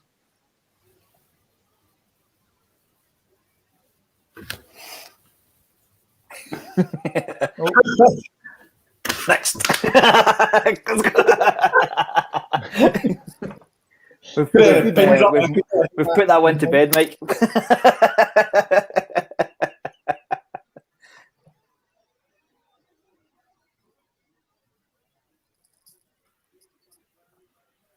Is he on mute? I think, Mike, you're on mute. My apologies. That was me. I was like, I didn't want to hear people listening to me scoffing on a chocolate peanut, so I took my camera off. But that is the coach rule. Because what you do have to understand, the very most important thing, you can have all the greatest prospects in the world. The biggest thing that is most important during the draft is coach fit. How do they fit for their coaches and the team? Might be probably more important than how talented they are. But what I would thought at this stage, what we would look at is just the Cowboys roster in general. Have a look through it. We'll be able to find a couple of holes, find a couple of situations and different way rounds and how things can work out for us. So obviously we've talked about the quarterback situation. The one thing I did want to look at, though, is backup quarterback. Because as it stands, Garrett Gilbert, Ben DiNucci, and Cooper Rush stand to be battling it out for backup quarterback. Are you guys okay with that? Or do you think the Cowboys need to be doing more? Do you know what? I'm absolutely peed off that we let Andy Dalton go. This team struggled for a backup quarterback in God knows how many years. I get why you don't, but especially where this team is at the minute. It showed last year, like Dalton came in and played okay, but I think even if we had a healthy O-line and a bit of a bend defense, I still don't think Andy Dalton would have taken us to the playoffs. So I mean, we need a top backup. Like you say, no disrespect to him, but this team plays healthy and we put some good. That goes down. Ben DiNucci, for instance, is not going to take us to the Super Bowl, or he's not going to take it on a lengthy playoff run. Yeah. I mean, if you were to take quarterback, are you okay? Are you okay with the idea of the typical Mike McCarthy thing of taking a quarterback in the 7th round. You know, like that's that priority undrafted free agent sort of guy. Me and Brian are going to bang on here, and actually, to be fair, because you've got 3 long arms on here, so let's get Sam Ball in. Let's get Sam Ellinger in 6th, 7th round. Come on. Yep. Yeah. There we go. DJ Dog even agrees with us. Mm-hmm. Yes, DJ. Yes, Sam. Yeah. I mean, I think, as we've discussed before, if your starting quarterback goes down, your season's likely to be in the pan. We haven't had backup QBs since probably Kyle Orton, and if you want to go back further than that, you're talking Steve Berline, Bernie Kosar back in the sort of glory days where Aitman was out 2 or 3 games, and then you needed to rely on somebody like that. Garrett Gilbert, I'm impressed with what he managed to do with sort of only being called up to the roster after a couple of weeks. I mean, we were 1-2 plays away from winning that game against the Steelers, who were unbeaten at that point in time. Danucci, I think, depends what he's been doing in the off season here, but I think he's. I wouldn't necessarily keep him around. And as we said, Mike McCarthy does like to spend at least 1 draft pick in the later rounds to pick up somebody just to, see what he can develop out of them. So, yeah, I'm all for taking a quarterback in the later rounds. And yes, it'd be great if we picked up number 11 from Austin. Yeah, and I think Graham always makes this point, and he makes it well. If your starting quarterback goes down, your season's over. I know the point Jamie's trying to make is why didn't we keep Dalton? We couldn't afford to. You can't afford with signing Dak for $160 million. You can't afford to have another high caliber guy sitting on the bench soaking up money. Not that we're in cap hell, but we just don't have the room for someone. Yeah, a development guy like Ben DiNucci, a Sam Ellinger, a Kellen Mond. I don't mind any of those guys because if Dak is gone, our season's over. I agree. Yeah. Oh. Yeah. I mean, because everything, Dak, you're happy with that. You know that. It's just that everything beyond that, and you hear of rumblings of people wanting to take certain, players who are on the quarterback. What's the word I'm looking for? On the market, availability, and you just think, I don't know. It is an awkward one, but let's look at running backs, guys. Zeke at the top, Tony Pollard. We happy with that? We're happy with that 1-2 punch.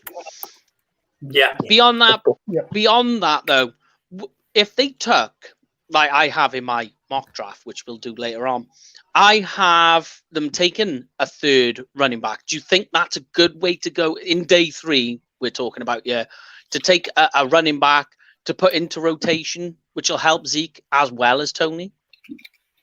Do you know what I like the sound of now you mentioned that? I can't remember his name off the top of my head. I've got it on my spreadsheet somewhere. The kid out of Buffalo. Patterson. Jared Patterson. Jared Patterson, that's it. Was it maybe 5th round? 6 push if he falls, but he's played against some good. I think I seen a stat the other day. He's played against some good competition. He plays Division 1 ball. I think in one game he got 400 yards on the ground. Kid's a baller. I think so. This one is kind of where it gets a bit ropey. Where I don't know about you guys. So I can see them taking a wide receiver later on in the draft. But when you look at it, Amari Cooper, Michael Gallup, CeeDee Lamb, obviously. Cedric Wilson, Noah Brown. So you go through that straight away and you're like, okay, there's 5 wide receivers we're going to take. But if they took a wide receiver late day 2, early day 3, how does that make you guys feel? Do you think that's a wasted pick looking at how loaded they are? Because, I mean, I haven't even gone further on down the roster of wide receiver that they have. So no, I don't think it's wasted at all, because you look at what's going to happen in a year, 2 years, with basically either Amari or Gallup aren't going to be on this team. So they're down a wide receiver. So taking a younger wide receiver, see what you get from him, see if he develops into something, isn't a bad shout at all. Yeah, and I would say as well, I mean, Cedric Wilson's spent most of his time on the injured list. You know, yeah, great. He had a breakout season last year, but, you know, who's to say that he doesn't have injury concerns? And, you know, you could also say he's you know, he's earned his $2 million contract that he's got this year, but maybe he thinks, oh, I've hit the big time. I've got a $2 million in the bank. You know, if all I need to do is play out this season, he maybe coasts a little bit, and we don't get the production that we got last season. So you've got to the tail end of your roster. You've always got to bring in guys that you can, if nothing else, churn it up and create a little bit of competition, so that these guys get, you know, are still being pushed to get themselves onto the roster. Yeah. Okay. I think another one you could find that Shai Smith, nice little receiver that can come in. I mean, he won't get too many plays. I mean, just a little bit of a change of direction, a bit of pace, just a little bit of something in it. Like you say, like Lon said, I mean, can't remember the name now, but he spent a lot of his time at injured list. These guys getting a game, these are the ones that need to really step up a bit. And yeah, we've not had production from the bottom end a lot, so we might as well have a look at a nice cheap draft pick somewhere. Yeah. Like the point on Wilson is he's on the $2 million contract, but he can be cut, and there is no dead cap on that. We'll save the guts of 1.5 million, bringing in a rookie to replace him. So it's not a fait accompli that Wilson will be there to start the season. You know, as Stephen always says, you're changing this team 365 days of the year. You know, recruiting works 365. So there's no reason to think he's going to be there at the start of the season. Yeah. 100%. Same with Noah Brown as well. I mean, he's only got 137,000 signing bonus, which, I mean, that's next to nothing. So yeah. Let's look at tight end then, guys. So this is a little controversial because some people absolutely love Blake Jarwin. There is obviously the ACL issues that he had. Dalton Schultz is still there, having like a breakout season is what you got to call it, really, in last year. Jerry Sprinkle is who they added an addition to, really to replace the guy they lost, as well as Sean McKeon is still on there. In terms of tight end, are you guys happy with that? Especially when you think Dalton Schultz, as great as he did last year, is obviously limited in what he can do. And Blake Jarwin, question marks on how he's going to come and bounce back from that. Are there questions? Do you think a guy who we mentioned earlier, like Pat Frymouth, is that an option for the Cowboys in round 2, for instance? I think given the talent you've got there, round 2 is too high to spend on a tight end. Just looking at it from a positional point of view, and I don't want to go down the route of focusing purely on need, but at the end of the day, the draft is a tool to address holes in your roster. So that's what it is, at least for the most part. So you have to take into account the fact that there are bigger holes in this roster and bigger needs than there is at tight end. That is way down the list. Don't get me wrong, I would absolutely love to have a really good solid blocking tight end, a proper old school tight end that can block for, really brilliant. So basically, like what we had with Jason Witten to a degree years ago, he was really, really good. But I just don't see them doing it, and I don't see it's worth it. It's, by all means, if you want to, I'd rather pick up a wide receiver than a tight end later on in the draft. If I was going to do anything, but if you're going to pick up a tight end, again, it would have to be later on in the draft. There's too many things you need to address and depth at other positions that I think warrant the picks more than tight end. Yeah, I'd agree. I mean, I think guys like Tremble and John Bates from Boise State, I think they're maybe more likely targets that will be sort of latter half of day 2, maybe early day 3. And I think that's where you maybe look at that side of things. Second round, I think we still need to be addressing major concerns, because these are guys that you want on the second and third round picks. You still want them to be starters or major contributors to the squad. Yeah.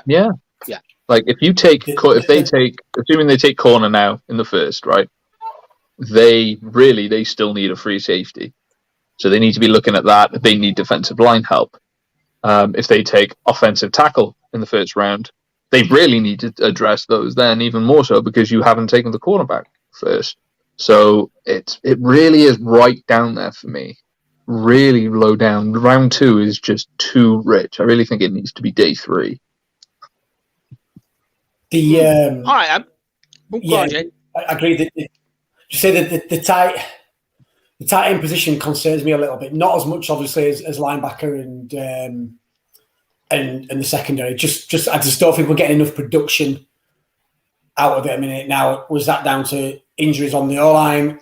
Who knows? But I think the only other problem is I'd like to take a tight end, but the only thing is there's such a drop off from Kyle Pitts to the next kind of segment of tight ends that it would annoy a lot of people if you took Kyle Pitts at 10, and then you could be okay with that. But then are you just gonna fill it for the sake of it with Frymouth just for the fact that you need a tight end and he's probably the next best tight end available?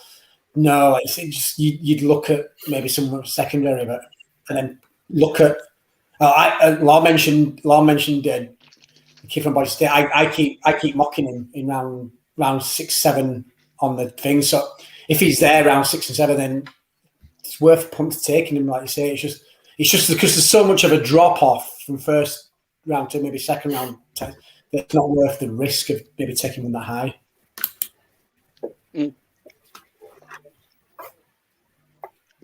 Okay, let's look at the offensive line, right then, guys.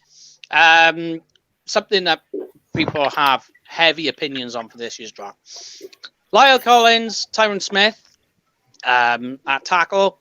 Backups, Brandon Knight, Terrence Steele, Ty Neshke, who they got this year, free agency. At guard, we've got Connor Williams, Zach Martin, Connor McGovern, and in the center, Tyler Biadasz and Adam Redmond.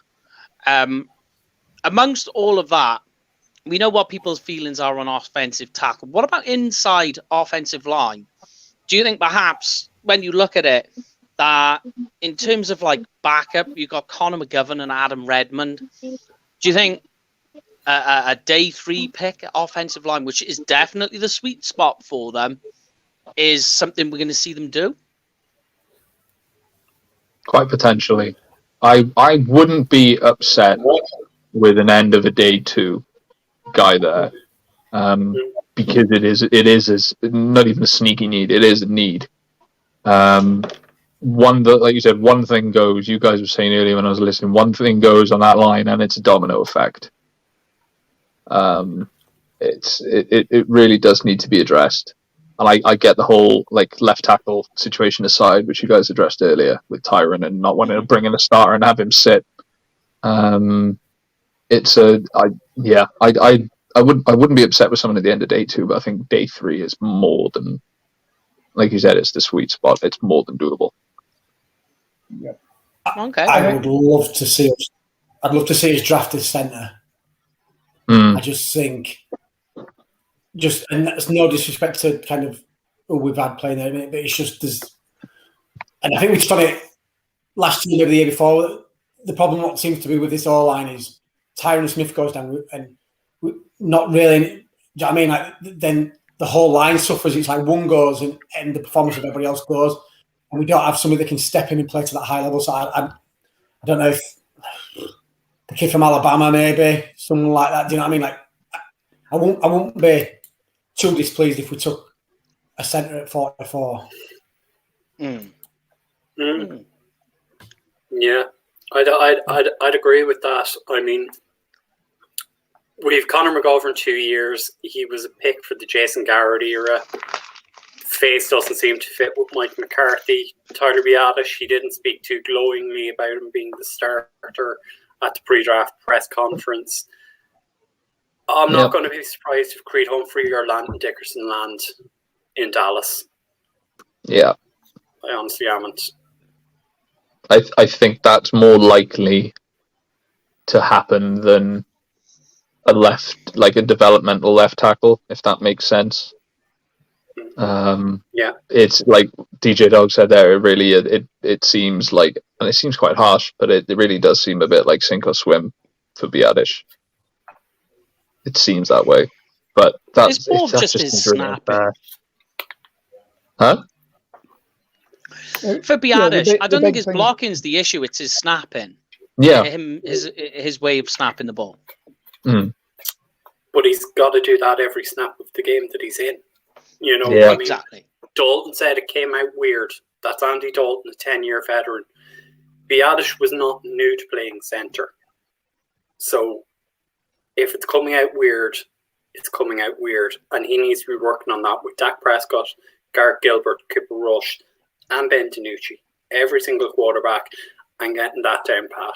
He should be doing it right now, working his butt off, because if Dickerson or Creed Humphrey are available and come in, they will do it for him.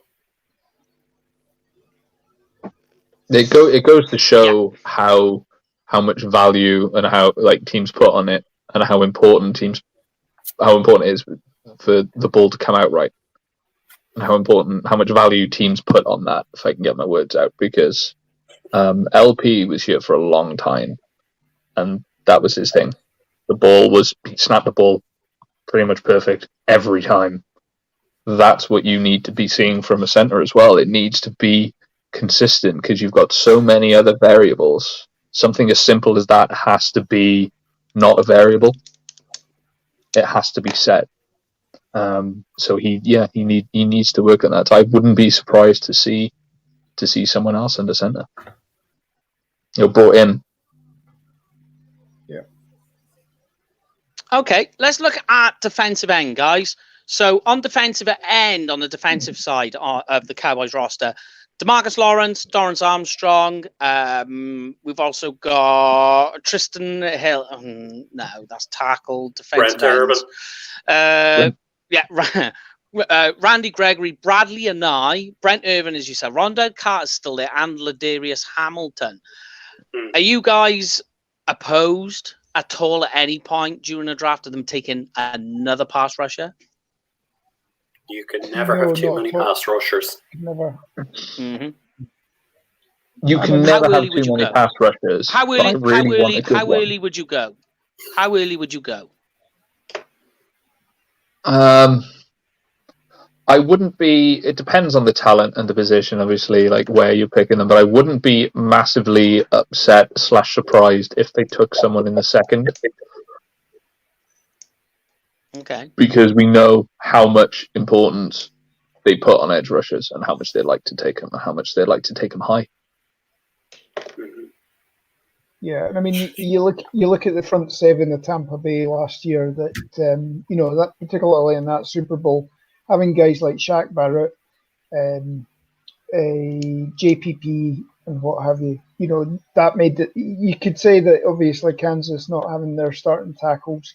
But the more pressure that you get on a quarterback is that's what you should be looking at. And I mean, they say that if you're going to start a franchise from scratch, the three areas that you need are quarterback, left tackle, and a defensive end. So the more resources that you plug into a defensive end. You know, if nothing else, it spells the other guys, and you've got the rotation, and you're not seeing a drop off when you're bringing these guys onto the pitch. All right, let's then look at defensive tackle, a position Paul likes to talk about for sure. So we've got Tristan Hill, Neville Gallimore, Antoine Woods, Carlos Watkins, and Justin Hamilton. I think as well, I think all of us are in agreement. You know, defensive tackle, they need to address early. More the guys that are going to stop the run. What do you guys all make of that? Absolutely. Yeah. It was the biggest. I think the that biggest one's pretty problem. Simple, pretty easy to go with. Yeah, it was the biggest problem on the team last year. Like on the defensive side of the ball, was stopping the run. One player was a problem. The defensive line. One player was a problem. But yeah, I'm just like, when you really think about it, in the same way the linebackers have that responsibility as well. They were missing their gaps as well. For example, Jalen, he was a prime example. But at the same time, like, there is a problem with defensive tackle, but I wouldn't say it's number one personally. I'd say linebacker is more a problem. How about this? How about we ask, let's ask a Hall of Famer, a future Hall of Famer, I think is the best way to say this, about who he thinks the Cowboys should take at pick number 10. We have on the line with us, straight from Dallas, we have the legend, the original 88, Mr. Drew Pearson. How are you doing, good sir? I'm good. I'm glad we got connected, and looking forward to this interview with you guys. Yeah, we as we promised, we won't. I know you're busy with all other things going on today across the NFL, so we'll only keep you for 10, 15 minutes of your time, Drew, and let you move on to the other engagements you have. We just thought we'd get you on, get your take on. So you're the GM, you're the main man here. You are the new Jerry Jones. Who are you taking at pick number 10, sir? I'm taking all wide receivers. All wide receivers. What a legend. We're going to run the rag offense. We run and gun. That's the offense. Yeah, no, that is legit best answer ever. That's best answer ever. Yeah, I'm genuinely getting pumped to go wide receiver now. But seriously, guys, I think they need to go defense. There's no question. Yeah. And not just defensive guys. We need defensive playmakers, okay? If you're going to secondary, let's get that guy Horn, who makes some interceptions. I know sort of. Yeah. We got God dang. We can still hear you, Drew. We can still hear you, Drew. We can still hear you. Right. We should be back. There we go. There we go. There we go, sir. Anyway, I was saying J.C. Horn, you know, he's a difference maker. He makes plays back there. He gets interceptions. He really breaks well on the ball. And even though he looks like he's beat, he has that closing speed that defensive backs need, that makes them quality defensive backs, because defensive backs will get beat. You know, it's a matter of how you react and close after you get beat. And I see that in Horn. The Surtain is more physical, but that's what they're thinking. There's this defensive end, I think, from Miami, that's a playmaker, can get to the quarterback. But I got to say, they got to go defense. I agree. Go defense heavy in this draft. And you have to as well. You got to remember there is Joe Horn, who played wide receiver, went to 3 Pro Bowls. His offensive coordinator, Mike McCarthy. Oh wow! So there's little connection, family little connection. I didn't know about. That's why I'm glad to be on this show. I'm learning. And I mean, you think as well that if you go back then, I mean, JC would have been like 8 or 9 or 10. So Mike McCarthy's going to have known of JC at a very early age. So yeah, there's a sneaky little fact there. But if you was to pick at 44 as well, we know you have that you're taking JC Horn. We've all been talking JC Horn up for the first round. At pick number 44, with all the other picks, are you picking back? Are you going to try and trade back into the first as some of the narrative's gone? Or are you sticking at 44 and taking another defensive player, Drew? Yeah, we got to see what the landscape is at that point in the draft and what kind of deals have been made. But I think when you go after you go for the first round, you pretty much draft need, what you really need on the football team, because you're going to get a good football player if you go stay with the 10th pick. And then in the second round on, I feel like you draft what you need again, but more so thinking trying to fill in spots, not so much of the guy coming in and being a starter, but maybe somewhere you can add some depth and quality depth. And maybe by the time you get to the halfway through the season, these guys are ready to play. Remember, Dak Prescott was a 4th round draft pick, That's right, so yeah. There's good players, after the first round in this draft. Everybody talks about the first round players, and so there's good players after that. So, when you draft initially in that first round, you got to draft for need. And then after that, you go for the best players available. And I think the Cowboys have that philosophy. That was the philosophy back in the day with the legendary Hall of Famer, the great Gil Grant, In the first round, we were drafting need, whatever we needed. We went and got Dorsett. We needed him, and we made that trade to get Tony Dorsett around. And that made a big difference in our team. That was a draft for need. But then in the later rounds, they drafted the best players available. Except during that 73 draft, they missed yours truly. And I had to sign as an undrafted free agent. Yeah. So we got a question for you. We all want to know. In this year's draft, have the Cowboys asked you to roast the Eagles again this year?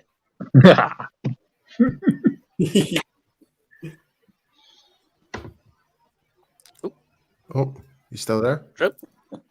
No, they didn't come out there and roast the Eagles again and upset them and, piss them off any more than they are against the Cowboys. No, I'm going up amazing. Later today, I'll be announcing the 2nd and 3rd round draft picks for the Cowboys today. They're having a military first responder trying to do the first pick. I'll be doing the 2nd and 3rd round pick. And then on the 3rd day, they're doing another military veteran to do those final picks for the 2021 draft. Nice. Yes. So I'm going to leave it now to the guys to all ask you a question for your opportunity. So we're going to. I will not be trying to. Go on. Sorry, Drew. Continue. Go ahead. Oh, I was just going to say, I'm going to let the guys take over, take control. They're all going to ask you a question, and then we'll let you carry on with a very busy day there, sir. So we'll give you, first of all, over to Jamie here, and then they'll go around. I'll ask you a question. Go for it, Jay. Bring it on, guys. Bring it on. I'm going to go for a question. I'm going to go for a comment only because Barry messaged me yesterday and said I need to mention it. One of the best pictures I've ever had in my life was with him. I went over with Lauren, Sam, and some other friends for the Ravens game. And at the height of that time, it was can you remember the mannequin challenge when everybody did the photos and that? And we was having a group photo, and Drew just came out of the background out of nowhere, jumped in the middle, and just stood there like that. Jamie, you're breaking up. Yeah, you're breaking up. Sorry, can you hear me now? Yeah. Saying that, and we did like the mannequin challenge with Barry and stuff, and Drew just jumped out of the background, and next thing just stood in the middle of the photo and went like that. And it's one of the best pictures I've ever had in my life. So rather than a question, I'm going to comment. Okay, Paul, got a comment for Mr. Clutch here, Drew Pearson. A comment? Yes, I have a question. Nice to see you again, Drew. Hope you're very well. Or a question. So how was Yes, your reaction? How was your reaction when you met Mr. C. Dave Baker when he introduced you to being inducted to the Hall of Fame?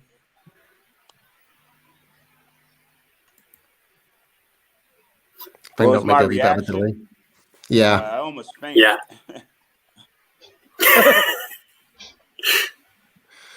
I was so excited. I was surprised.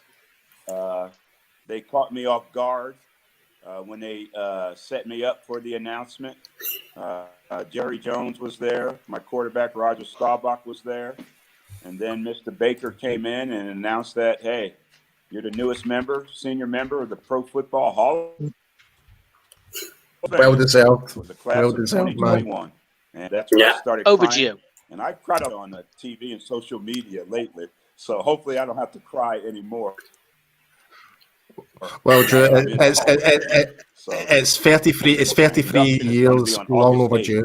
August 8th.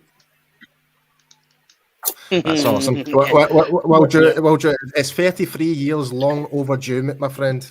Long overdue. I think we all agree there. 100%. Bri, have a question for the future Hall of Famer, Mr. Drew Pearson. Go for it, Bri. Paul took my question. I mean, I just want to ask Drew, please, can you roast the Philadelphia Eagles again for us tomorrow night?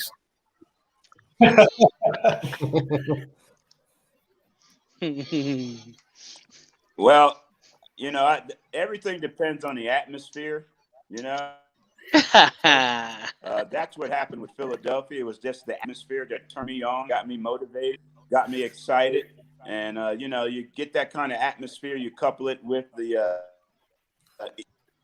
Eagle fans, with Eagles you really don't like, so it just brought out that emotion. I don't know how they'll be in Cleveland, but I do know that I'm going to pay some respect to the iconic franchise in the NFL. Cleveland Browns are. And I will pay some respect to the iconic players that I stand on the shoulders on going into the Hall of Fame, like a Jim Brown, like a Leroy Kelly, a Bobby Mitchell, a Paul Warfield.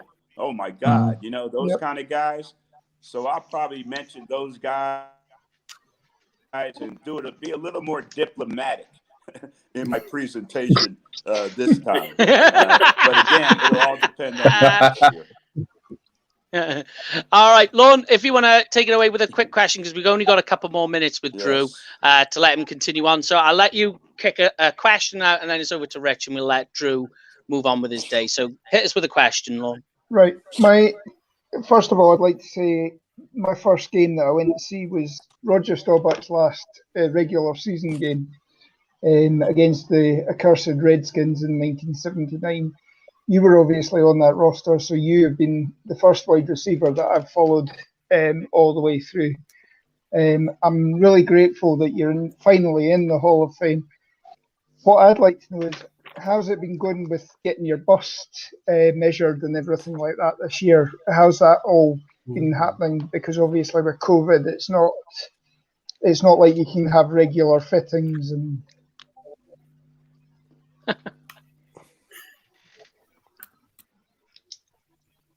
I think we're a wee bit delayed. Yeah. Didn't hear all that question. How's the process for getting your bust been going this year? Because obviously it all been slightly different because of the COVID situation.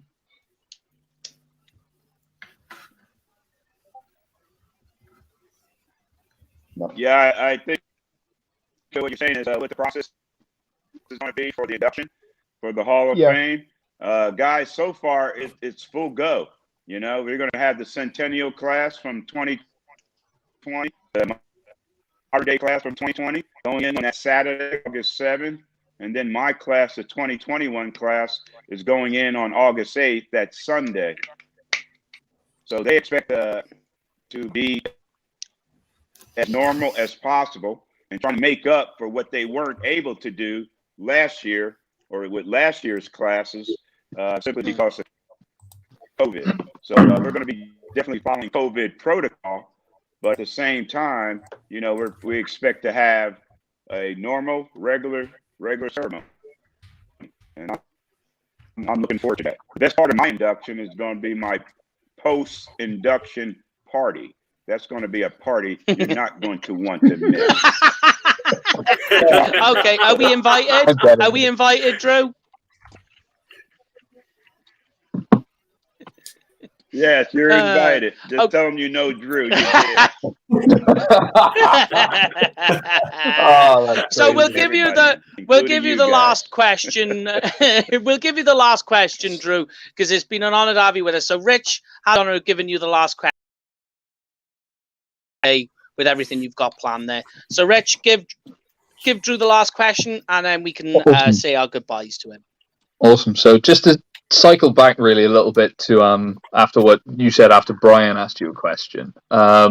You said when you were up there and roasted the entire state of Philadelphia that you were feeding off of the atmosphere. Does that mean that you just made that up on the spot and just went complete free flow, or was it something that was partially planned?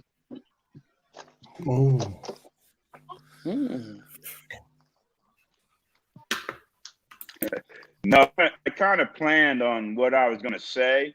I wrote it out on the airplane going up there, and then, I didn't know how it was going to be. Then I saw Harry Carson go up there and read his card and get booed by all the Eagle fans because, New York Giant, he came right back. Clinton Portis from the Redskins went out there and he got booed. And he read his card, he came right back. And I said, man, if I'm going to go out there and get booed, I'm going to really take up some time and, say what I planned on saying. But when I walked around to go on stage, when I walked around and I was getting closer to the podium, the boos and the cheers and all that got louder and louder. And I got more and more fired up.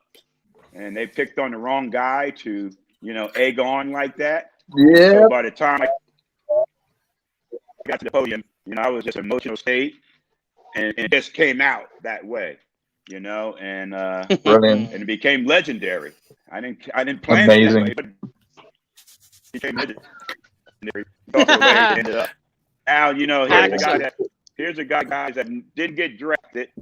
17 rounds of the draft, 452 players, and now I'm known for the draft. Okay, only in the NFL can you get.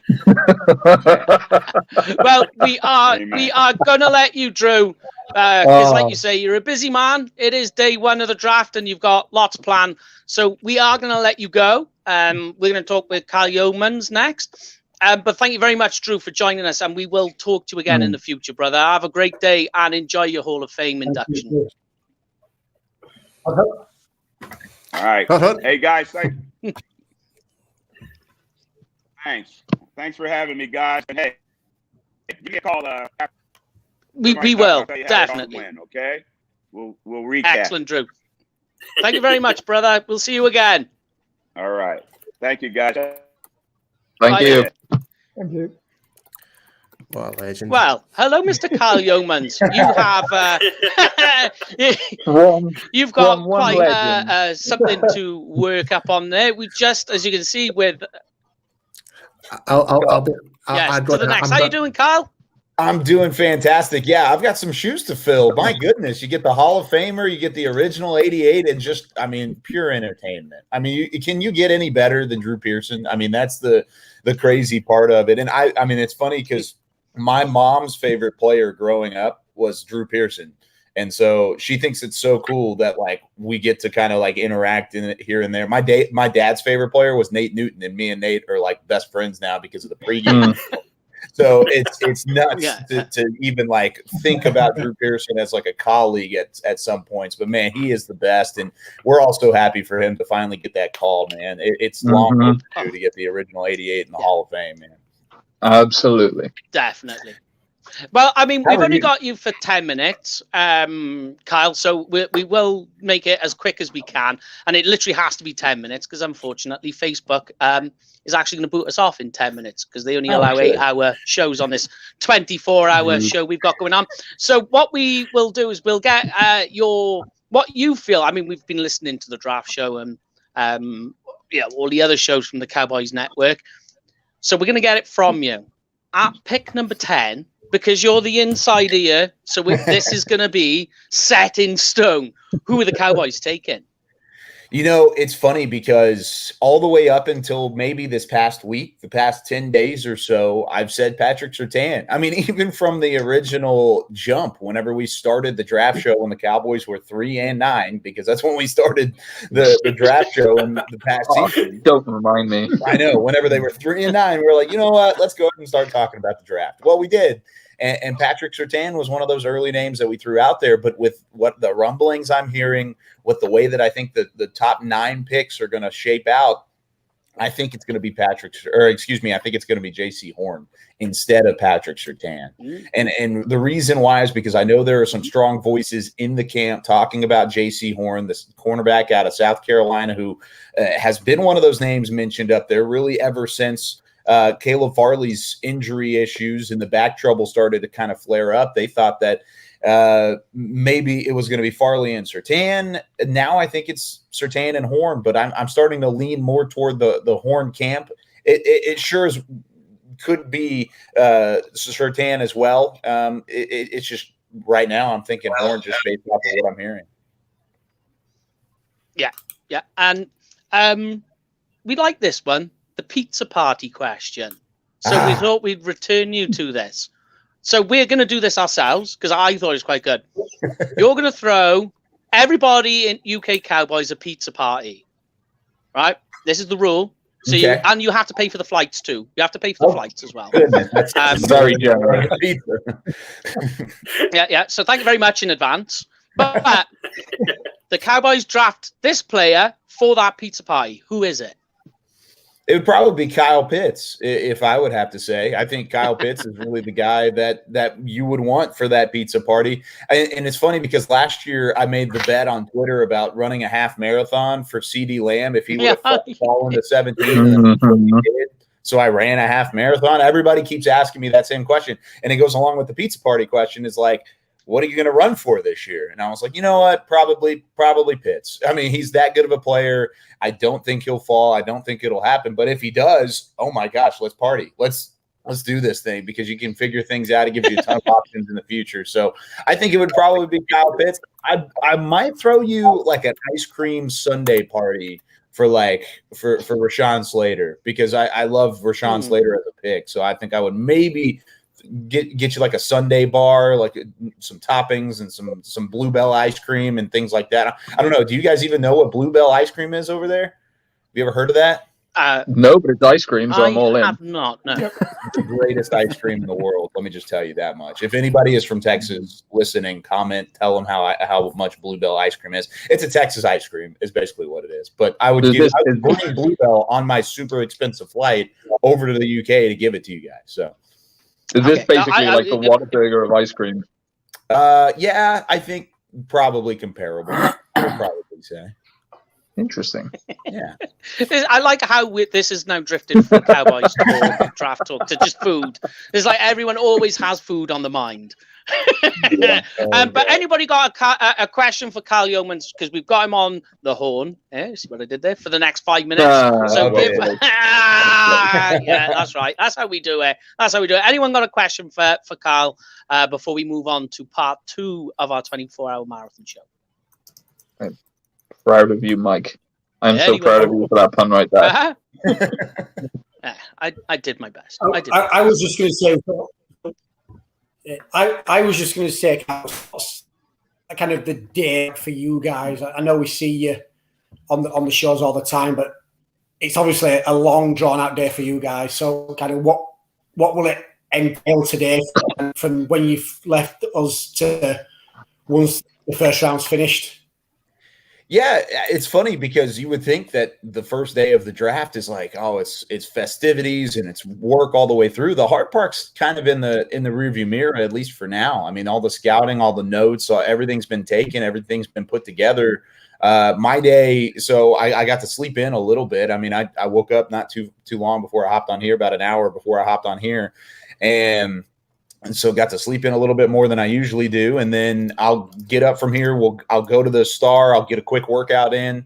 And then we will put on our Draft Day Insider special, which will be streamed on Bali Sports Southwest, which is the replacement for Fox Sports Southwest. We'll do that. And it's me, Danny Sarek, and David Hellman. And we'll do that that'll air tonight, 6 o'clock to 6:30. And then our 6:30 coverage is when things kick off. I mean, we'll get into the podcast studio. It'll be me, David Hellman, Dane Brugler, Kevin KT Turner, and we will host wall-to-wall coverage of the draft, man. It really gets tough tomorrow night, I think, is when really kind of the schedule starts to ramp up, because we'll kind of go through the same deal as we will today. Tomorrow in the early parts, we'll film an early show, and then we'll host the second and third rounds.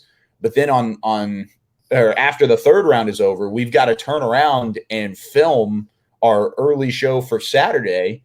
We've got to film that at like midnight on Friday night, and then we'll turn around and be back up at the Star by about 10 a.m. On Saturday, and then we'll go all the way through wall-to-wall coverage of that. That doesn't end until about 5 in the afternoon, at least Central Time. So the real turnaround is whenever we get to the second round, and then we end up in the 7th. That's the biggest turnaround. But this is the fun day, man. I'm so excited because the Cowboys are going to get a really good football player no matter what happens at 10.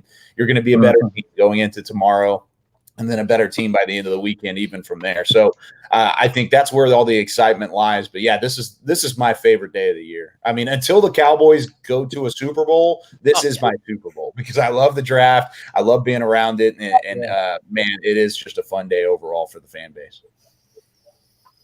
And how much fun have you had this year with hosting the draft show? It's always seems to be an absolute ball of enjoyment. So. It really has been unbelievable. I mean, the guys that you're on there with, I mean, Bucky Brooks, Brian Broaddus, Dane Brugler, Dave, KT, Jeff. I mean, those guys just know so much. And I know you're having a couple of those guys on throughout the rest of your 24-hour stream. But man, it really is. It's a hoot to do, and you turn around every day and you look in the mirror and you're like, you're not as good as those guys, but man, you're at least in that playing surface, because those guys are fantastic, and they know so much, and they make my job so easy because I can just go in there and just talk about whatever we want to talk about, and they're going to knock it out of the park, and that's exactly what you're going to get this week on the coverage as well. Well, as you can see, the clock is about to end on our show here, Carl. So thank you very much for joining in with us. And if we were going to have anybody on after Mr. Clutch, it would be yourself, mate. So there's only one way to go. Well, I appreciate that, guys. You guys do fantastic work. Great job. I mean, you got a couple energy drinks next to you. I mean, 24 hours. That's a long stream. Yeah, there you go. I've taken out shares in a couple of coffee brands. Ooh, the A&W root beer. That's the way to go.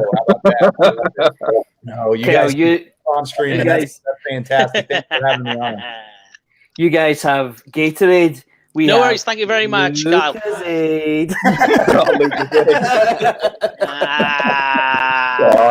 Oh, I love it. But we'll leave you to it, Kyle, and we will see you and watch you over on the coverage that you have over there, and share it all over our social media as we always do. But thank you very much, and have a great day over there, brother.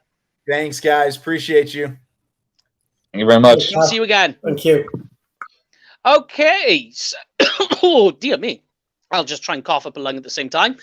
So, guys, part 1 of the 24-hour show is officially over. We're moving into part... Oh, Mum, what's going on here? Moving into part 2. So, all you got to do on our page, you will see it. It'll be on there. This is about to end. So, hour 1 to 8. Part 2 hours 8 to 16. But what also happens is you can go back now. Go back, watch Neil Reynolds, Drew Pearson, Carl Yeomans, as you've seen there, as well as Marcus, who was on with us earlier on this morning, and NHS Charities talking about the charity that we are doing today on the show. So head on over. Just give us a few minutes while we switch from one to the other, and we will see you on the other side, guys. Back in a minute.